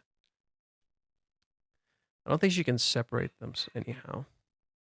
Listen, as awkward as it is having Ruka wanted to go to Pound Town with Kazuya, it's also kind of funny because Kazuya caused the problem for himself. Yeah, pretty much. That's actually pretty accurate. Kazuya did kind of bring this on himself.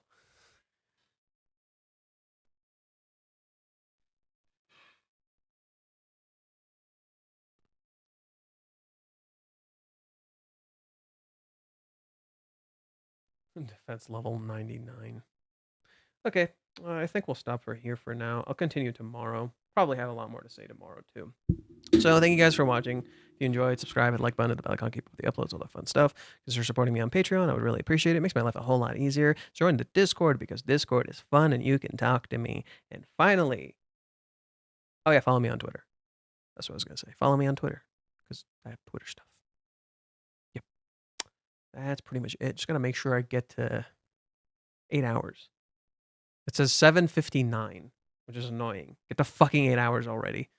I got a minute. Oh yeah. Let's mosey. Let's mosey. There we go. This shot is so funny. Just literally puts her hand between her legs and imagines Kazuya. She just wants his face there. Not the dick, just his face. She just wants his face there.